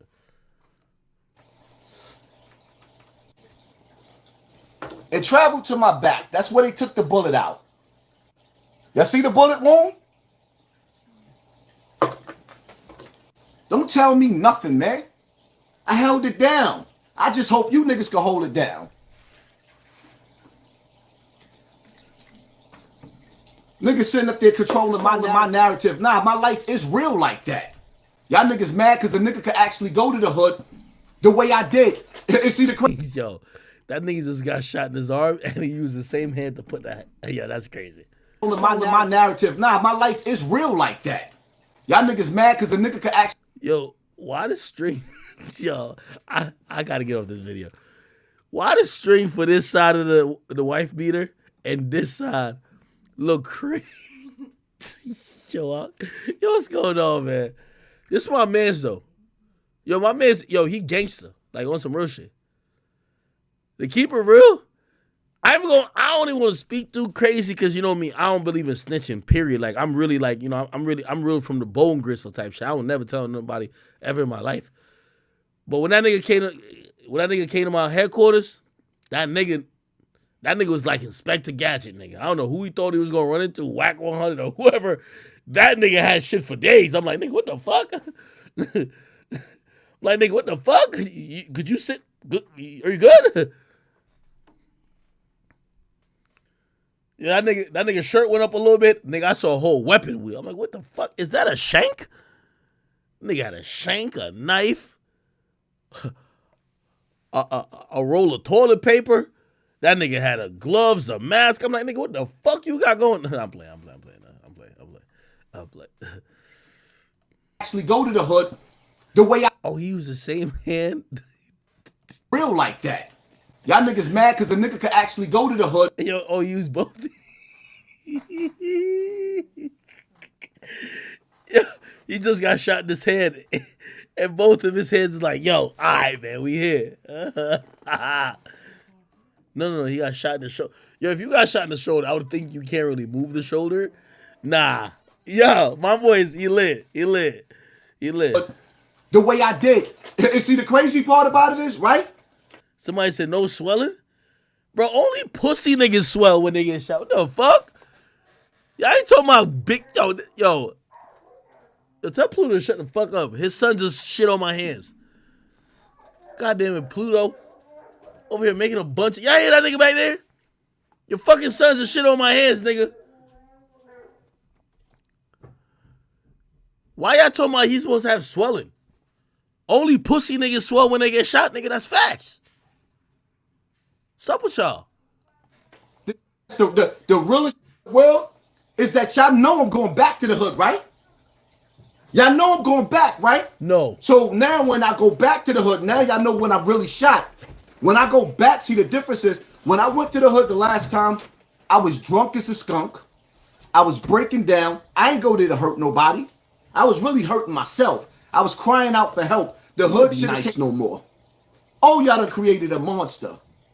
Y'all created a monster.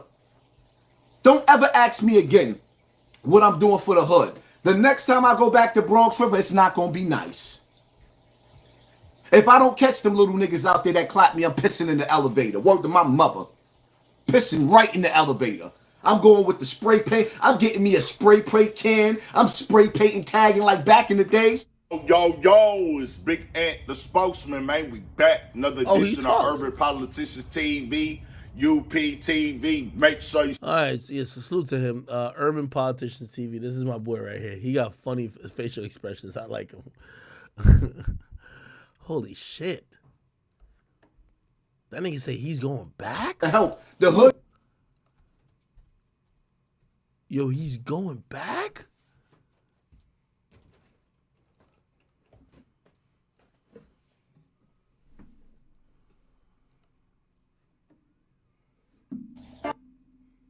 Fuck it. Y'all don't want to love the hood. I don't want to love the hood neither. Y'all didn't love it when I lived there. When I was outside yelling and crying, y'all was throwing bottles out the window because that's what I was doing when I was living there. Shut up. That shit was funny though. Nigga almost cracked me with a bottle. And then y'all gonna say that was pre-recorded. That was I got footage that I ain't even put up yet. With them taking the bullet out of my came again. Y'all should have asked questions. I'm not going. That came again. I make the rules around your community. Don't tell me nothing, man. I held it down. I just hope you niggas can hold it down. I wasn't the only. The only thing I'll say is I wasn't the only one that got shot. When I went to the hospital, I got handcuffed to the bed. This time when I got shot, I was weak, vulnerable, and I put myself out there. I deserved that, but I took that shit like a champ. Just make sure the same way you can dish it, you got to be able to take it. And see, the rules is that when you already on the battlefield, let me talk to you, shooter. When you on the battlefield, when you think a nigga got a gun, you don't sit up there and just... Nah, Hassan tough. So now I gave you some attention so you can go live tonight or tomorrow so I can help your channel for the last time. And Zip, let's get to that. It's played out now. You burnt this shit out. You don't hear nobody saying it no more. It's burnt out. And your channel. Someone said, look at Zip with the drip. Zip with the drip, Hassan. What? Y'all gotta tell me what video should I be watching? I don't know.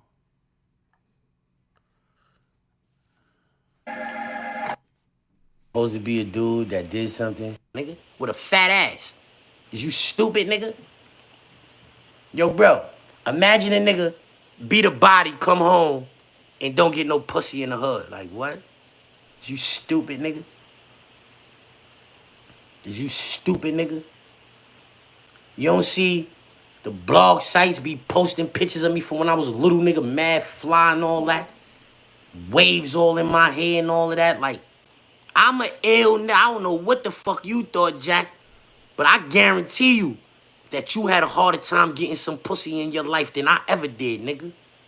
I guarantee that, nigga. I guarantee. Say, nah, I don't look purple. I'm just confused. I don't know what this is. Of it, but maybe you didn't do no research and people. This nigga. Hey, if there's some funny shit though, send it to me. Like, just give me timestamps, please. If you're gonna tell me to look at some, give me timestamps and the video link. Tell me what to type in to find the video and tell me the timestamps. All right. Holy shit, chat. Rachel, thank you for the two. She says Santa got Trump disinfectant special. Orlando. Okay, opinionated junkie. He says, yo, good dog. Yo, opinionated junkie, you jacking that my dog took a shit in my hand? Yo, come on. Come on. I thought y'all fuck with me, but y'all don't fuck with me like that. All right. Somebody says, don't call me white girl dissed me. I don't really know her that much, bro. Like, I don't know her that much, honestly. So, listen, I know for y'all, and I know for maybe her, y'all would love for me to, engage in a back and forth. Whoever Don't Call Me White Girl is, I think I know you because you were on Gillian Wallow's show. I'm going to just say you my blessing. I don't got no issue. I mean, you're not of the caliber yet that when you say something about me that I disapprove of, I will roast you into oblivion. The day you get there is going to be a good time. But of course, I know you're a woman, so you're going to say, oh, no, he's attacking women. So I might just give you a pass. I'll look at you like the retarded child. You know what I mean? A lot of times when y'all women be talking, I just be looking at y'all like, shut up. You feel me? You twice my age. You can't hold a mic down like me, nigga. I set the blueprint. I set the fucking path that yo dick sucking ass gotta come follow me.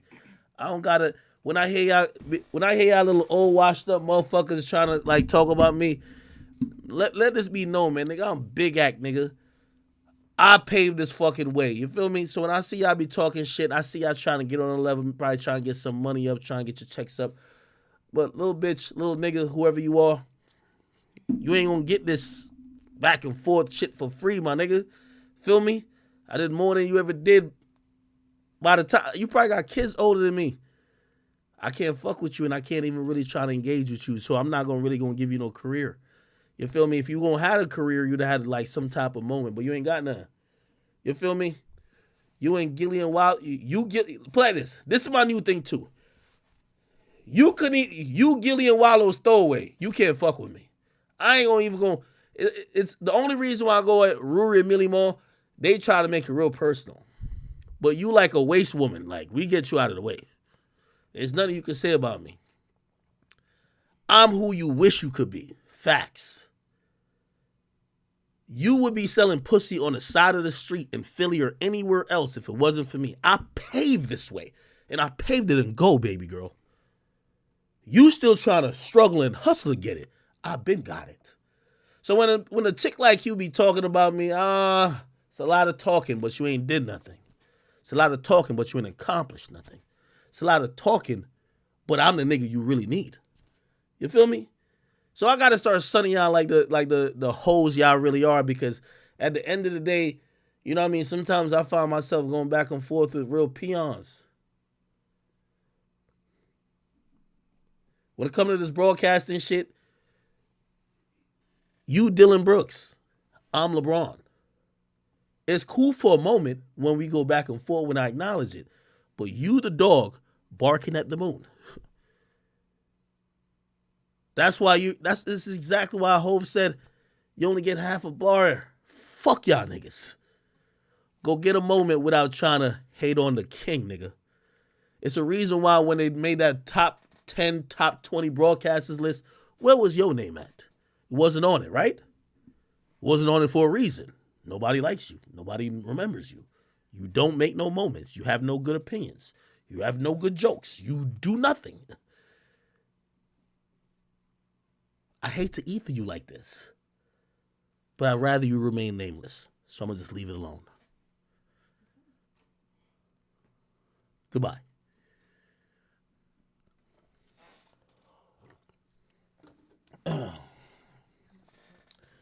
It's Dylan Brooks.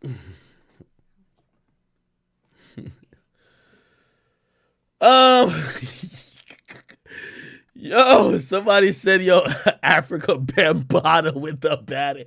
Yo, is Africa Bambaataa still out here? Yo, I swear, yo, I think if Hassan sees African Bambaataa, it's gonna be a murder. I'm hoping they don't see each other. Who else? Victor Aboite. Oh, no, that was you saying Africa Bambaataa was a bad name. Okay, cool. John Reyes says it was a shitty situation. Thank you. Pell, thank you for the 5. It says, yo, Ack, how much a pup?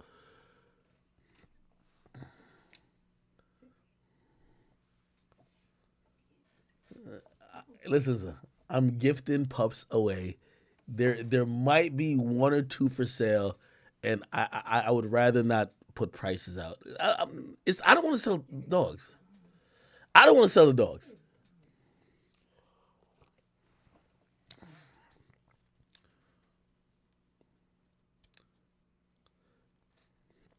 Cheyenne, who's helping me take care of the dogs, is trying to sell the dogs. She wants to sell them for... Stop putting up money. Like, no, I don't want to sell dogs.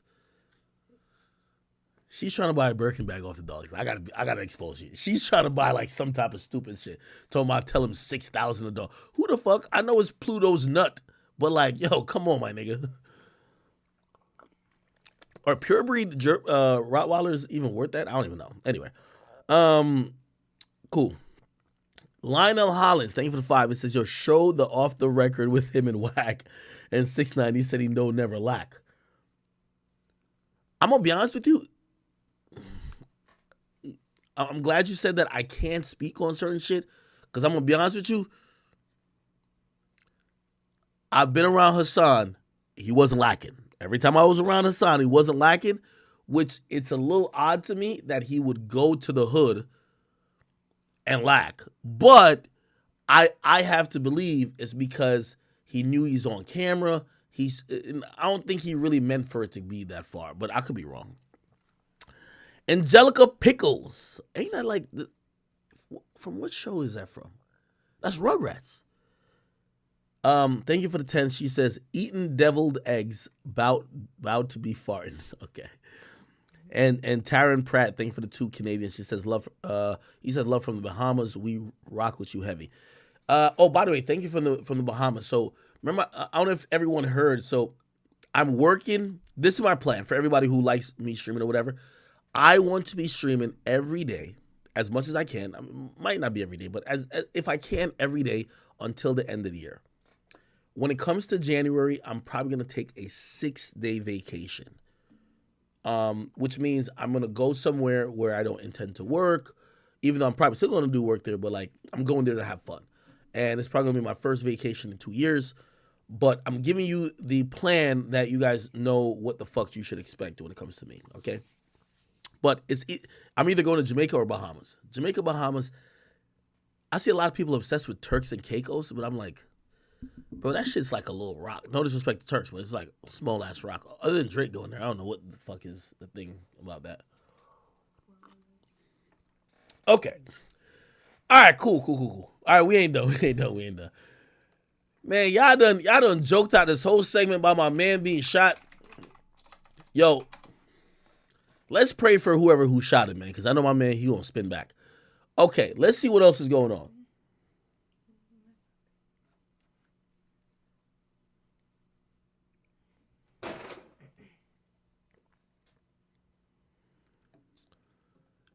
Chat, spam. Oh, did y'all see this, chat? Oh, I gotta go on. Let's go to Hip Hop DX. HipHopDX.com. So, it's being reported, which I think this is entirely cap, but let's actually entertain it for a bit. They're saying that Iggy Azalea. No, I did not talk about this. Iggy Azalea, apparently, let me see. Iggy Azalea. Well, I kind of talked about it, but not really. I did talk about it, didn't I? Well, this is part I want to talk about.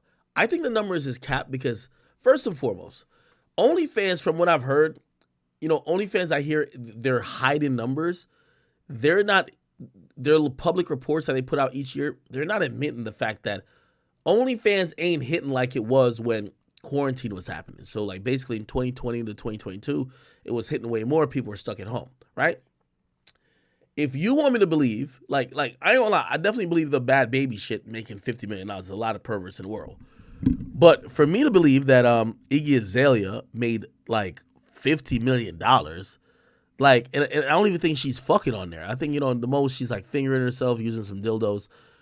If you want me to believe that, so they're saying, according to the report, the fancy rapper raked in $48 million, right? Cardi B, who made $45 million. Actually, I could probably ask Cardi B that. Chat, y'all want me to do that? That's mad pocket. Yo, is that like rude? Is it rude if I just hit Cardi B like, yo, word, you made $45 million on that? Like, every time I've ever asked her something, she's always answered. She's like, I fuck with Cardi.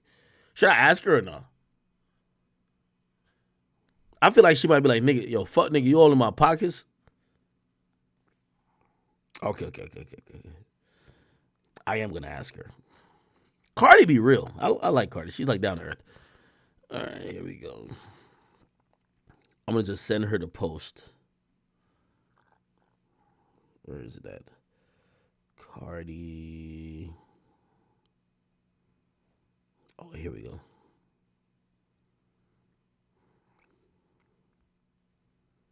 How much they say she made?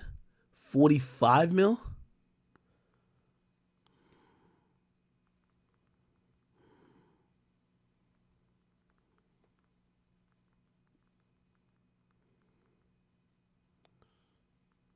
All right.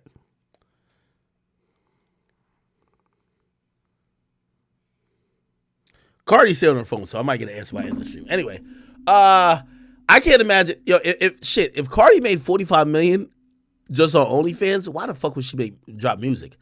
Tyga? They say Tyga brought in 20 million? Apparently he has a competing platform called MyStar. I do know that Tyga completely is doing porn. Who else? How much did Ruby Rose make? That's what I want to know. Ruby Rose got like a OnlyFans, right? I want to know how much Ruby Rose and Queen Vaughn made, because Asian Dog got an OnlyFans, and I gotta know how many niggas are paying to see that fucking box that is basically a walking cemetery. Any nigga who done fucked, landed there, is dead. I gotta see who in the fuck is paying for that goddamn casket box. All right, anyway. Can I get back to my shit, though?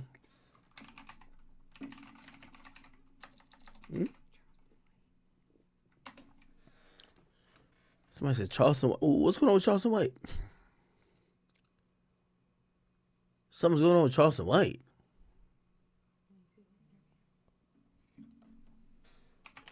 Oh, Charleston White and Lil Tim, right?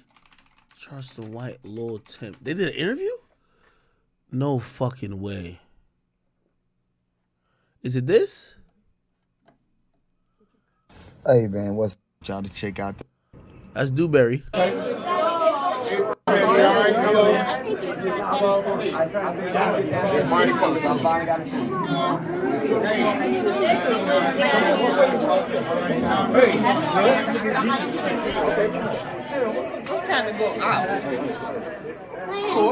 Hi. Let me know what you carry so I don't. Where you at? Let me know what you carry. Oh, you coming in? Where you? Oh, you coming in? What's up, brother? You all right, good? Oh, man. Yeah, appreciate you coming down. No, ain't nobody going. Let y'all know. Nah, nigga, we want to see the shit. Picture with you and Lil Tim because it's going viral. So it's everywhere. People are saying they never seen you smile so big. I was so happy, homie, like I met my daddy. Boy, I feel like, I remember one time I got to go spend a night with my daddy, homie. He had a white girlfriend. And boy, they loved on me for a weekend. And it's like I was living that weekend over again. I ain't bullshit. Boy, I'm so motherfucking happy. You look at that smile, nigga, that's genuine. Yeah, you were smiling really good. That's genuine. That ain't no play, nigga. That's for real happy, nigga. And I smile. I ain't stopped smiling. It's like meeting your hero, my nigga. I shook hands with the hands, my nigga, that killed King Von. That's like touching Dr. King to me, nigga. That's like shaking hands with Malcolm. That's like when I got to shake hands and hug Dr. Miles Monroe. Nigga, I got to shake hands with the hands that God used to kill King Von. Nigga, I ain't bathed yet. What? I ain't bathed. I got to shake hands with the boy that slayed the giant. You lying to me, my nigga? Shit. I'm going to be very honest with y'all. I definitely disagree with him with this. I will say, and by the way, I think this is part of his, there is a performance theater side to Charleston White. And I think that's why you get him saying stuff like this. To be honest with you, I think Charleston White knows within his heart that, okay, even if we all admit that King Von was a terrible human being in terms of maybe he killed 7 people, or let's say we want to believe that, he was a killer, whatever you want to say. What usually happens in inner city communities is that the person who kills the person who is the biggest killer, they don't stop killing. They start developing a legacy of themselves. They don't be like, oh, okay, all right, well, I killed King Von and I'm done. It's like, oh, no, everybody looking at you like, oh, you the nigga who killed the killer. So you the new guy. And then that person sometimes repeats that cycle. So while the only thing I'm going to caution Charleston White is praising Lil Tim and making him feel like he's like some new King Von in a sense, where maybe some of his violent ways might continue. That's just the reality of it, right? Somebody just said it. Yo, you got the juice now. Like, we're acting, and I think he's acting like, okay, yeah, you killed King Von and you're a peaceful guy. Nah. It's like, this is what I've always even acknowledged, even when I said, I said Lil Reese was a Grim Reaper. You now make people feel like, okay, so that's the guy. All right, so cool. So if I get that guy, I'm the nigga now. So now, all right, Von dead, they'll be like, oh, so you the nigga who killed Von. They're calling you the Demon Slayer. All right, so what happened when we do something to you? A little complicated, isn't it? By the way, Dragon, thank you for the 2. He was talking about the Charleston White thing. I appreciate you. And then Nell Chapo 901. He says, I'm trying to talk my bit into a reverse freak off, me, her, and another bit. I think we would probably have to, we have so many chat queens in here. And by the way, I don't know if you guys heard when I announced it at the beginning of the stream. Our percentage on viewership, we have tripled in chat queens. I told my entire team, I said, listen, we need to make sure we're catering, not some sim shit, but whether it comes to merch, this and third, want to make sure our chat queens are definitely acknowledged and catered for. You women are amazing, especially if you could see beyond all the bullshit and still follow me, listen to me, laugh with me. I respect it. I think a woman would probably be able to help you answer this more than me. If you're trying to talk your girl into a reverse freak off, so basically you're trying to talk her into a threesome. Well, the first thing I would say is, does your girl like girls or is she open to girls? And that's probably where my questions would probably like mostly lie. But I think maybe like one of these chat queens in here could probably help you, you know, kind of figure out how to lay it down to your girl in terms of setting it up where maybe she could be open to a threesome.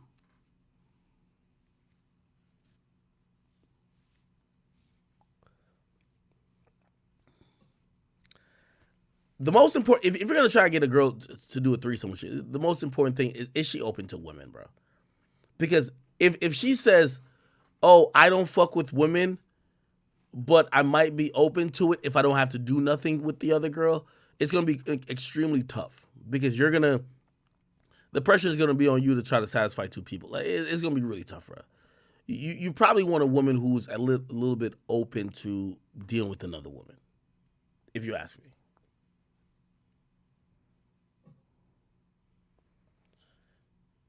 Oh, Batty Mills she got some tips. She says, invite friends over and throw ones in the mix that she's attracted to. Okay. I see you, Batty Mills. What's cracking with you? All right.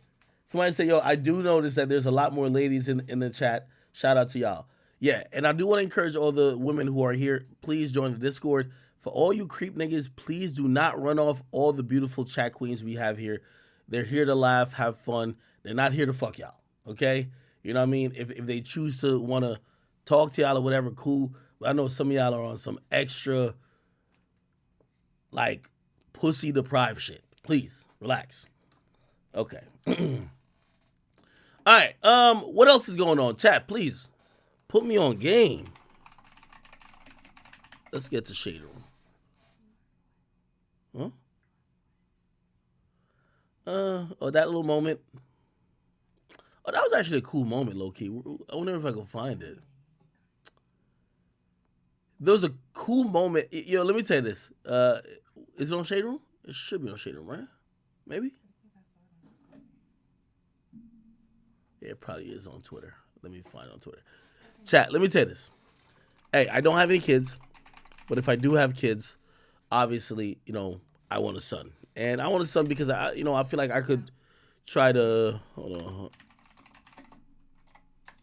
I could try to mold that son to be like me. I feel like it's almost hell trying to hope that your daughter has great role models, especially when a lot of things she might see on social media or on TV or even in the music is all promoting degeneracy.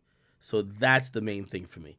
One thing I will say, though, there are a few people or a few, like, women or daughters or whatever. I'm like, oh, man, if I ever was supposed to have a daughter, I want her to be like that. I ain't gonna lie to you. Northwest is one of them. Northwest is a daddy's girl. Northwest loves her daddy. I could tell. Northwest is Kanye West's daughter. I've never seen her say, like the things that Kim cares about that Kanye doesn't, she doesn't care about. You know what I mean? Like, I remember she had said, she was like, I think she said to her mom, she was like, your daddy just lives in an apartment with no, like, this and this and this. Why can't you live like that? And it was just like, you could tell she loves her fucking father, you know? And, I got to imagine Kanye probably does spoil her this and third. But I do know, he shows us her basketball games and all that type of shit. Like, I love their relationship. Even if he's not always cool with Kim. Recently, this kind of popped up. So, it's a clip where she's commented on Met Gala outfits. And this is Northwest over the right. And hear her commentary. And I ain't gonna lie, Kanye West jeans just bleeds. Like, you could tell, like, yo, that's Kanye's kid. Listen. He's pretty. It's just stop copying my mom with those pearls. you know what I mean. But I love Lala's outfit. Shout out to her. All North wants to do is rate people's outfits. And she loves to critique. North is like the new Joan Rivers, if you ask me. What the heck is he wearing? You want to stand out and everything, but blue? And you can't really take it seriously getting roasted by a 10-year-old, you know? So I never do, but it stings a little. Paris Hilton! Shout out to Paris Hilton. Paris Hilton. He's pretty. Hey. It's just stop copying my... Hey, this is how you know it's Kanye's kid, man. Like Kanye West once said, I have to dress Kim every day so she doesn't embarrass me, man. I'm telling you, Saint West, that's Kanye's kid. Northwest, Kanye's kid. I'm telling you, Kanye got some good kids. I don't care what you say about Kanye. Kanye got some kids that really fuck with him. And it's almost to the point, I think they fuck with him more than they fuck with Kim. You know what I mean? That's Kanye's child right there, man. Y'all got to remember when he tweeted this. This was August 6, 2012. He said, I have to dress her so she doesn't embarrass me. My nigga Kanye, bro. Oh, no, it's 2014. My bad. What the fuck? No, that was a fan page. The real tweet was this. Never mind. Oh, man. You see why Kanye be going crazy? Like, yo, I can't let my daughter do Playboy and shit like that. I be fucking with Kanye when he be saying shit like that, man. All right.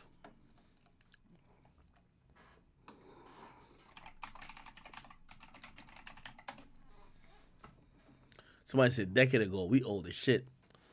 Time goes, man. Time motherfucking goes. All right, let me see what else is going on. All right, Diddy's in shambles. We talked about that. What else is going on?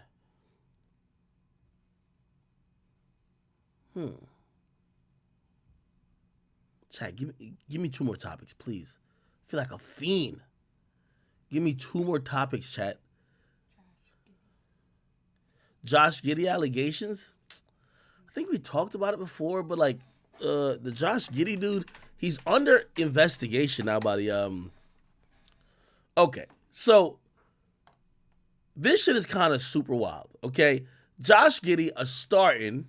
Give me 1 second, let me just disable it on this channel. Josh Giddey, a starting guard for the Oklahoma City Thunder, is getting paid millions of dollars. He's 21 years of age. Apparently, he is in a relationship with a minor. Not only is she a minor, apparently, I'm trying to find the age of the minor. It looks like the minor might be 15 or 16. Now, ironically, let me see. Can I find the age of the minor? Okay. Now, here's the thing. The interesting thing is that in Oklahoma, and by the way, in most cities in and across America, and in most states, the age of consent is like 16 or 17. It's usually never 18. So I know we just generally and morally say you should be fucking with a girl that's legal, and we call legal 18.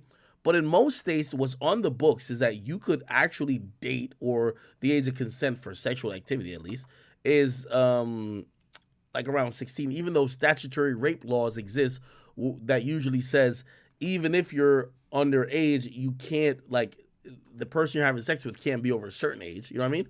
But because the age of consent is like 16, and I don't know if this girl is 16, she might be 15 or 16, it gives kind of like a weird gray area. And I think this is what's kind of happening, right?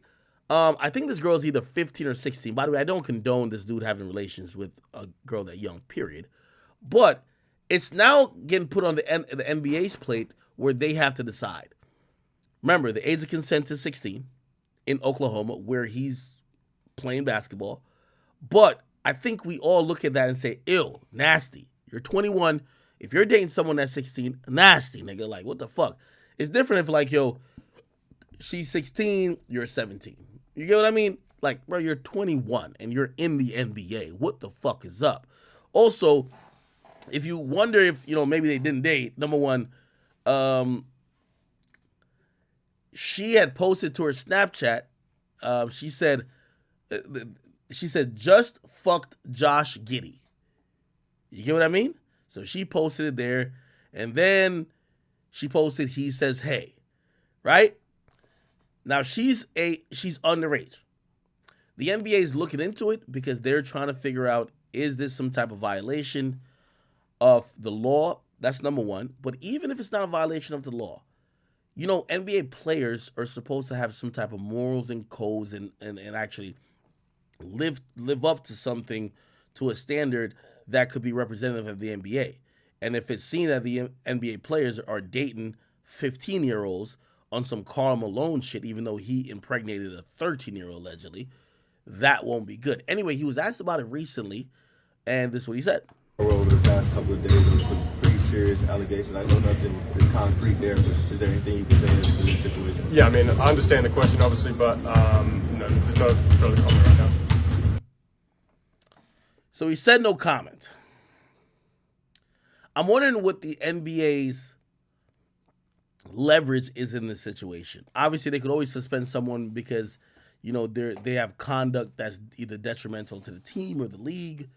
But I'm wondering, you know, obviously the players' union would come into effect, even if they agree with him or not. He's a player; they have to defend him. Hey, if he's doing something that's technically legal, could they have any type of retort about what he's doing? Could they say, yo, stop it? Could they say, we're suspending you? And I think that's where the conversation begins and probably ends.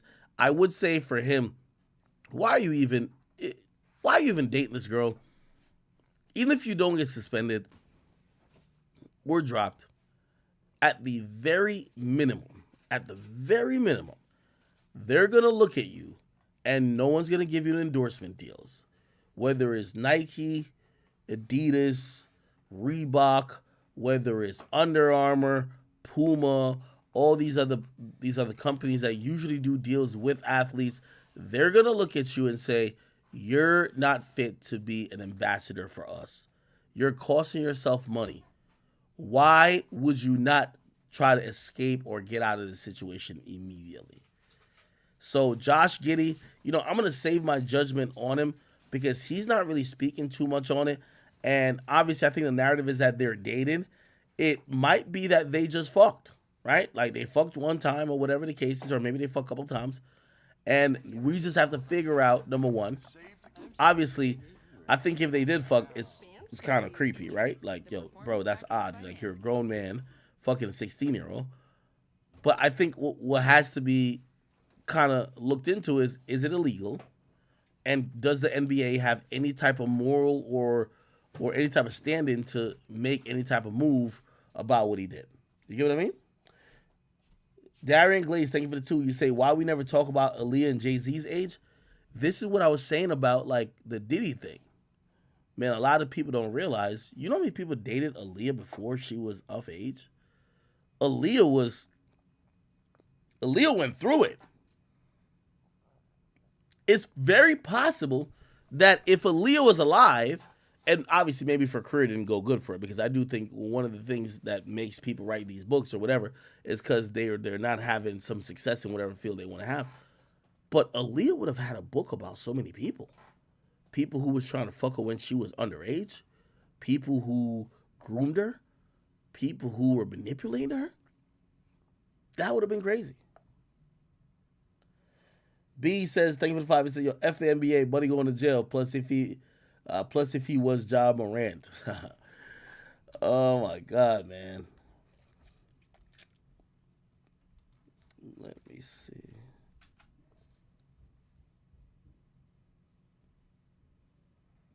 Boston Richie messed with the minor too? What? I knew a few rappers, like drill rappers. They, you know when the drill movement started up, a lot of those like kids that were really enamored with it, they were all like 16 and 17. I know a few rappers that allegedly did some stuff. I don't think I'm a bad person for not being a whistleblower, but really cringy.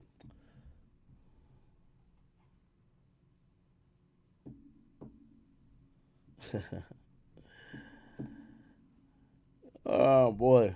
All right. Anyway, chat. I'm definitely about to peace out for a bit. We've been on for 6 hours. I will be back on tomorrow. Regular shit. Same old, same old. I know some of y'all are either exhausted by the Diddy coverage, but it is really intriguing. We're trying to figure out and continue to get to the entirety of what's been going on with that. I appreciate you guys for appreciating me for the diligence and, you know, oh my God, here's these demons. Who that? Oh, it's Princess. All right. Anyway, so I just want to thank you guys for showing me a lot of support. We've had a record amount of people here. Again, I'm going to probably end today's stream by just saying, hey, for anyone who is interested, theacademy.shop, please, we put a coupon code in for the weekend for Black Friday and also Cyber Monday. So use chat given at the checkout section for 20% off all orders if you guys do order a shirt, sweatpants, hoodies, got some beanies over here, we got jerseys, ugly Christmas sweaters, my favorite item, which is the Academy shot glass. Low-key, I got a drinking game I want to introduce y'all to, but you know, I don't want to like make y'all seem like y'all alcoholics like me. We got actually fitted here, and we have some cups in a mystery box. Okay, chat. Thank you guys so much for rocking with me and tuning in today. I'll be back on tomorrow. Don't know what time, but you guys see the schedule. I know some of y'all be mad at me, but like, you stop scheduling it and moving it back. I'll try not to move it back, but shit does happen. All right. I love you guys. I appreciate you guys. If you guys have topics I missed today, please send it in. Let me know. If I missed your donation, please email me. You guys could always message me. I read all my messages, even if I don't respond. Yeah. By the way, here's the thing too. VVL, thank you for the. I don't know what this is. SEC? What is SEC? SEK 50? I don't know. Some $50, I guess. It says some numerologist did a reading on you and Zerka. Look it up. Oh wow. And then Rachel Bala, thank you for the 2. It says, yo, Josh suspended, but this guy keeps dating 16-year-olds. Yo, I love y'all. I will be back tomorrow. Absolutely. Please, if you guys are, I know it's late to go out and shop, but if you guys did go out and shop, make sure you guys are safe over this weekend. This is when a lot of people be trying to get over on innocent and honest working people. So please don't be a victim. Be very vigilant and also be safe, okay? Get home back to your families and make sure whatever you're doing for this holiday period, you're doing it for your family, all right? Love you guys. You're my family. I will see you guys tomorrow, hopefully at an earlier time, but still, I think we did earlier than we normally do today, so respect. Love y'all. Talk to y'all tomorrow. Also, I'll be sending you guys a letter in the from the mailing list if you guys signed up, all right? Peace out.